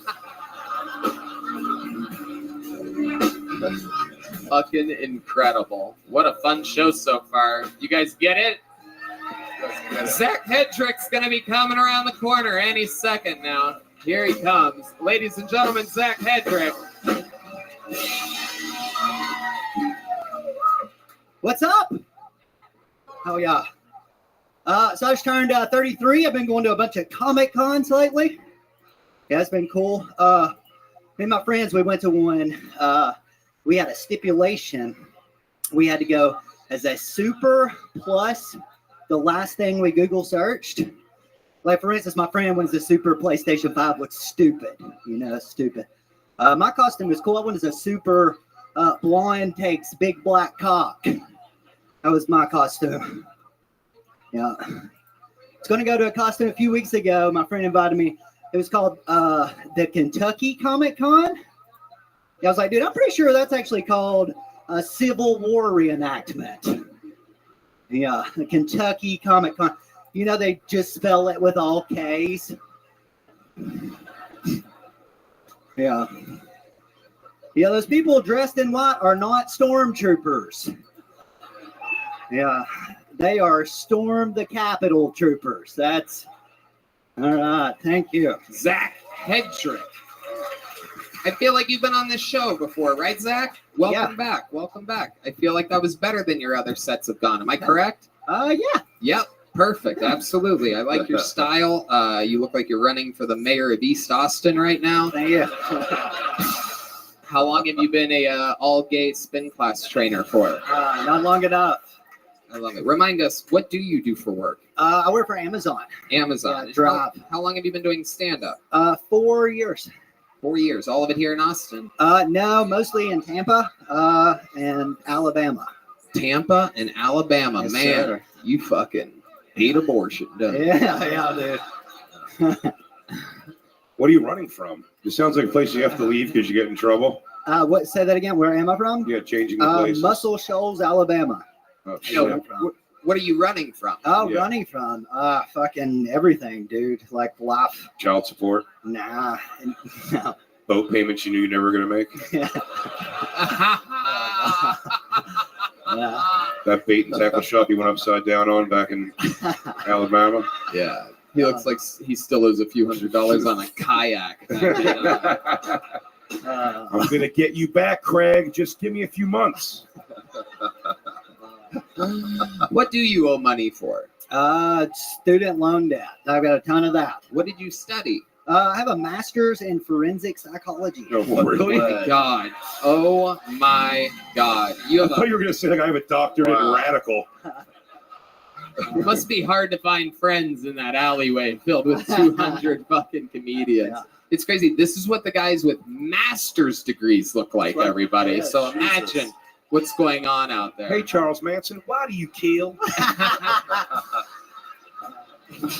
Have you ever done anything with that amazing degree that you have? Nah. Why Nah. is that? Well, I got into law school, and then I just decided I wanted to do comedy, and then just my life has just sucked ever since then. That's Damn. yeah. Are you broke? Fuck yeah, I'm broke. Yeah, You still owe student loans? Still a lot? yeah. How much are we talking about? Probably 60,000. Oh my fucking God. Worth it though, right? Yeah. Gotta have an education. Yeah, yeah, At least you're an armchair forensic psychologist now. yeah. Do you A lot ever of people can't say that. Yeah. Do you ever see any cases and like try to crack them or anything? Nah, not really. You're not even interested in not anymore. I just gave it up entirely. You ever watch SVU and see if you can figure out who the killer is before the show Yeah, starts? I did do that. I did do From the that. cold open? Yeah. What made you want to get into that field in the first place? You have a family member killed, unsolved crime, or No, something like none that? of that. I just always watched Forensic Files growing up. Me and was too. like, fuck yeah, let's. He wants to learn how to get away with things. Yeah. I just want to. Yeah, I just learn how to kill people. That's the only reason. Very, very interesting. Okay, what do you Wow, do the for crowd's fun? quiet because they believe him. Yeah. That's why he moves so much. That's one of the rules of forensics. Get the fuck out of Dodge after you bury the body, right? Yeah, he's gonna wipe down the microphone when he's done with us. Oh, totally. This guy's only in town to sprinkle some teeth in the ocean so no one fucking... So Zach, what do you do for fun nowadays? You're struggling as a comedian. Yeah, just work out, skateboard, watch wrestling. That's pretty much. It's my shit. Really? That sounds like the profile of a murderer. Not on stage. But he's got to do it somewhere.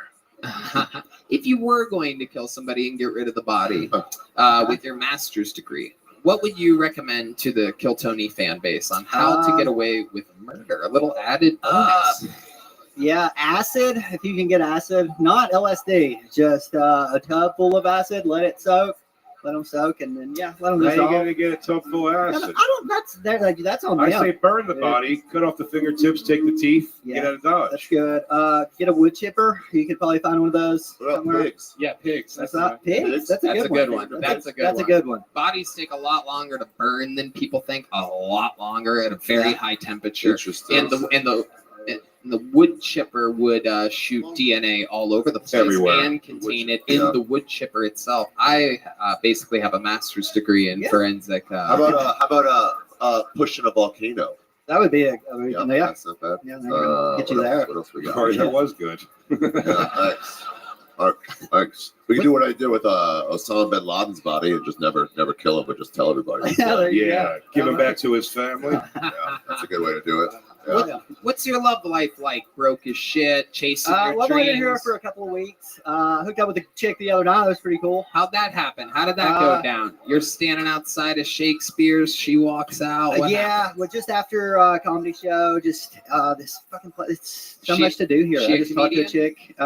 She was in the audience. She's done comedy a few times. So okay.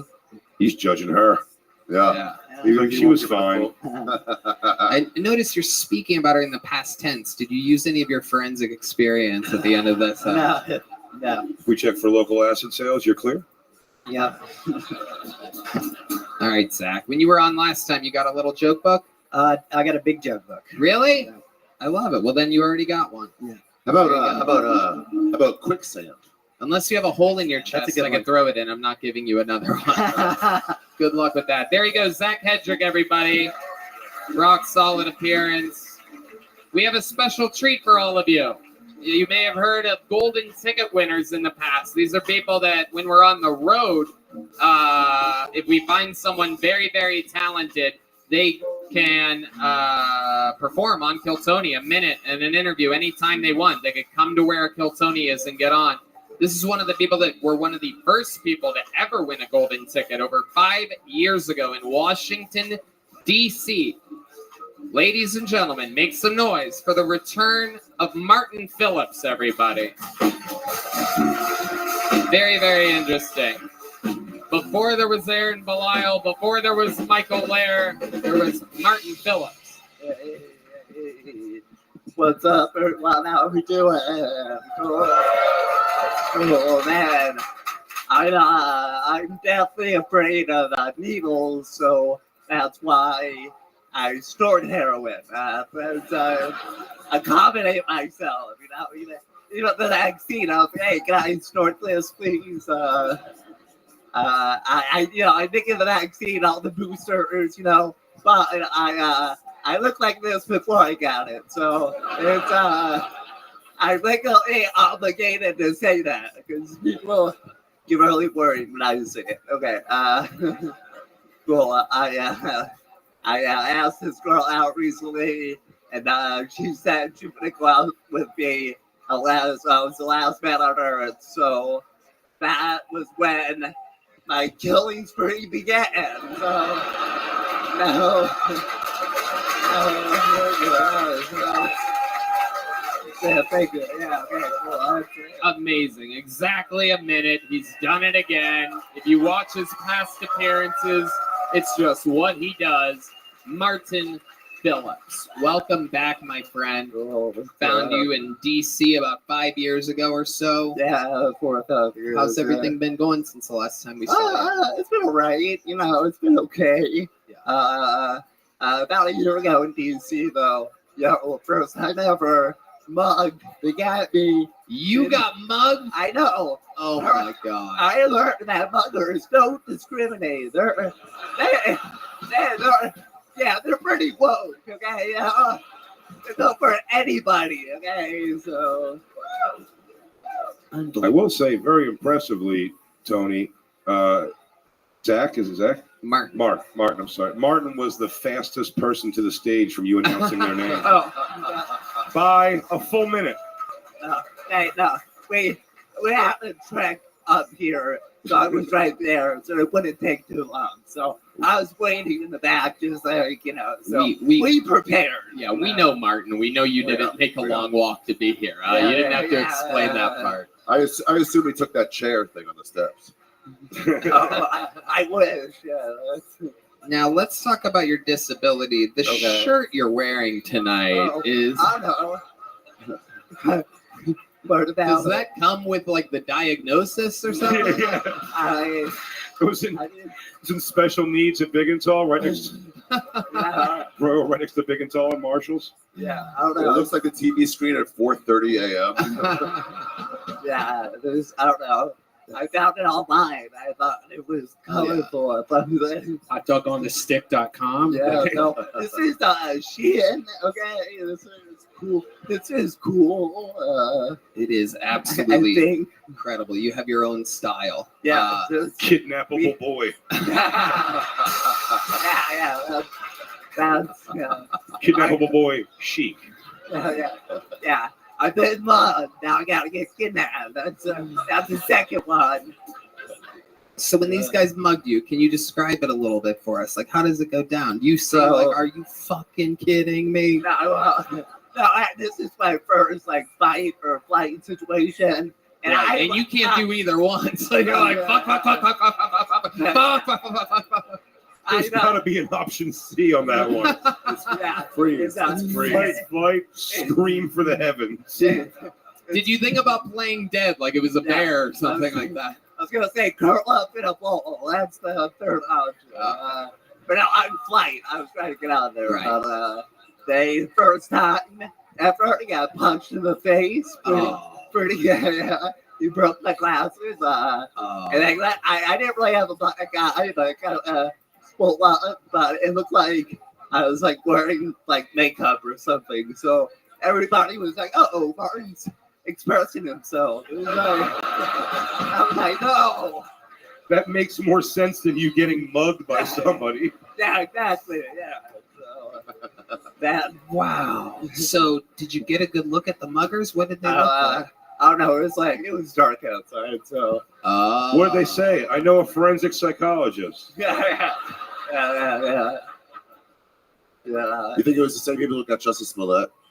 I don't know.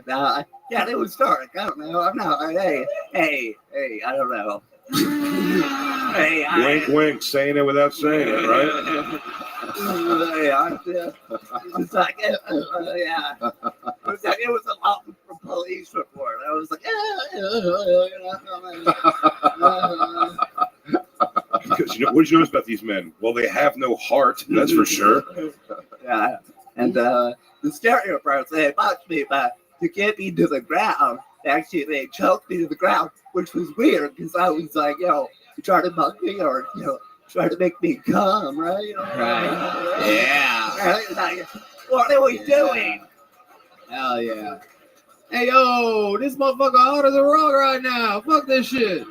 That's what I'm guessing your mugger sounded like. I know you didn't get a good look at him. Yo. Jussie Smollett. He making me gay. Punch him in the face. That's a strategy. Next time, I'll get really gay. And I'll let her into it. And it's like, oh, damn, now. Wow. Now I am getting my damn thoughts. So what did the muggers take from you? I know you didn't have any dignity in your pockets. Yeah. I'm kidding, Martin. Shut up. He's my friend, you idiots. I think they were trying to steal my car. They got my That would have been fucked up too. They get in, there's like offset pedals and shit. They're like, yo, what the fuck are wrong with this? That's when the car crash sound would have happened if you were in show business at all. But, yeah. Were you wearing that shirt when you got mugged? They would have taken your giant lollipop and your beat up old Mets hat. I would be asking for it. Spinny hat. Yeah. Hey yo, take everything. Leave the shirt. Yeah. What size shirt you wear? Never mind. Okay. Yo, this motherfucker got a clown nose in his pocket. That's fucking low. Yeah, Where was it? Where'd you get bugged? Well, I know DC. Where'd you get bugged? Where in DC? Yeah. The Adams Morgan area. Damn. Good falafel there, though. Yeah, that is true. Yeah, if only I had the falafel at the time, I guess. Instead, you had an awful fall. Yeah. You never get to use that joke. You can't really groan like you've ever heard that before because I just wrote that right here in front of you. So don't fucking go. Ugh. It might be not that funny, but it's smart as shit. Motherfuckers, I'm judging you now. That sucks, dude. So, do you have other shirts like that? No, this is my brightest shirt. I guess after this, I might never wear it again. I guess it's out. I've gotten compliments off this shirt. What hotel are you staying at? I'm staying with my friend. Oh, okay, I was gonna have someone go through the trash to see if you left it here when you fly back to DC. Yeah. I love it, man. What's your love life like, Martin Phillips? It's whatever. Do my best. I bet when you fuck, you fuck. Yeah. I appreciate that I'm there, you know. So, Big J. I'd rather have Martin's entire body and afflictions than that other guy's chest. Yeah, 100%. Yeah, that's 100%. I'd rather be stuck with that shirt on for the rest of my life than have the other guy's chest. Okay. It is incredible. Martin, you're a goddamn machine, dude. I love it every Good time job, you come Martin. through to Austin, Texas, and flex on these motherfuckers. That's what being a golden ticket winner is all about. You've already got everything you can imagine. You have one of these already, right? Take one anyway. There you go. Martin Phillips, everybody. A new Boneseye joke book for him. It's about to get stolen immediately when he hits that alleyway by somebody. They're just going to literally take it out of his hands. Hey, So give me that joke book, bitch. Keep All the right. shirt. Hey guys, look what I got. Like, nope. Blake Alexander. Blake Alexander's going to be up in a moment here. They are getting him from the alleyway. How many of you guys like it when comedians do good on this show? How many of you like it when comedians do bad on this show? Whoa. Brought to you by Gel Blaster, available in stores everywhere. Hey Tony, I have a gel blaster for you at the back. Oh, cool. We'll play. Blake Alexander, everybody. Make some noise for Blake, everyone. Come on. How's it going, folks? Nice to see you. Hey, I got a cool family. My aunt's disabled. Yeah, she's a full-blown card-carrying retard. And my very disabled aunt was somehow allowed to marry this dude who's barely disabled. That's not cool. You know, some autistic guy using my aunt as a fleshlight.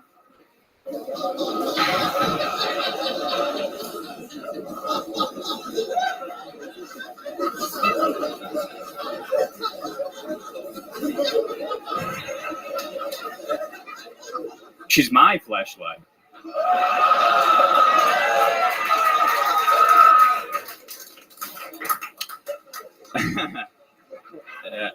I don't know if you guys know this, but there's a group of humans that has a 0% suicide rate. It's men that can suck their own dick. Yeah. And God's funny because not only did he give me the physical ability to suck my own dick, he also gave me the personality of someone who would.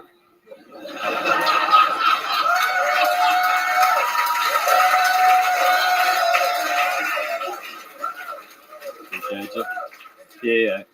And for anyone curious, Blake Alexander, what were you going to say there at the end? For anyone curious, the experience of self-sucking, it feels like a 0% receiving a blowjob and 100% sucking a penis. That's probably true. Blake Alexander, welcome. You've been on before, right? Never, brother. Oh, I just must recognize you as being the bad guy from Superman 4. That's incredible. Holy shit. That is incredible. Shit. You are spot on, my friend. Thank you. So, Blake, how long have you been doing stand-up? 3.5 years. Where at? I started in Colorado, Boulder, and then during the pandemic went to Hawaii, did it for a couple years, and here. Nice. Yeah. Hawaii, the home of the great Tulsi Gabbard, one of the good friends of the show. Yeah. Fucking legendary fucking American icon. Oh, yeah, absolutely. You ever see her on the surf and be like, beat it, bitch, this is our way. Hell yeah, dude. She's a strong patriot. I love her. Goddamn right, 100%. Good. All right, good comeback. It was funny to watch. Handicap Martin was so in all of our hearts. I don't know if you knew that, but you came out here and really started hammering retard shit. Good, And dude. I just caught eyes with this guy right up front, and he was right away not having it. He was like, "You're talking about my friend Martin." Sorry, Martin. Blake has no idea what's gone on in the room before. None of these people, they don't get to listen to the show or anything. So they're all just... Your aunt was on right before you. Oh. I'm going to be on her right after this. Whoa! Boom. So, Blake, let's talk about it. What do you do for work? So I was doing some software engineering after college, and that's what I went to school for, but now I'm bartending, managing at a restaurant on 6th Street. Oh, wow. Yeah. How long have you been bartending for? for about 6 months now, and in food service for like a year. I just got sick of staring at a computer for 10 hours a day and like sitting in my apartment and shit. So I just wanted to be in front of people, moving around, having fun. Right. Okay. So you're 6 months into bartending. How's Yeah. it going? Anything crazy ever happened there? Yeah. So I mean, this guy recently, he was trying to offer me coke. So he's like this veteran, and he's got an excuse. You know, he's a Marine veteran, but after trying to buy me a shot, he offered me some coke, and I was close. Denied a veteran? Exactly, 100%, dude. Exactly. Out of respect for this beautiful country. The wildest thing that happened is a guy tried to give you coke once. Well, I mean, on 6th Street. Yeah. I don't even live here. I know what goes on weekly just by going on World Star Hip Hop. Hey, Michael Malice and Blair White. That was fun. They came in. Wait, what? Michael Malice and Blair White just came into our restaurant. That was a highlight. Oh. Once. Who's Blair White from LA Law? No. She's a beautiful trans. Oh. She was today pictured with Tulsi Gabbard. So. Oh. Who? We talked about Tulsi earlier. We did mention Tulsi. We did talk about Tulsi. Yeah. Well, yeah, no. Okay. I saw Alex Jones right outside the street. You know, that's kind of fun. Just You're Yeah, naming obviously. people that live in Austin, Blake. Yeah. That's not that big of a deal. Oh, the mayor of Austin came in once. That was nice. Yeah. A guy tried to stab my I saw coworker. Joe Rogan walk by the window once. One time I recognized from across the street Gary Hello. Clark Jr. The weekend manager from Allen's Boots drops in once in a while. That's always cool. His name's Rich. Good The guy. sound guy for Nether Hour was in the other day for a drink, and the assistant manager at Latchkey was here the other day. Those are our names. Absolutely. Okie doke. Blake Alexander. So tell us more. What do you do for fun?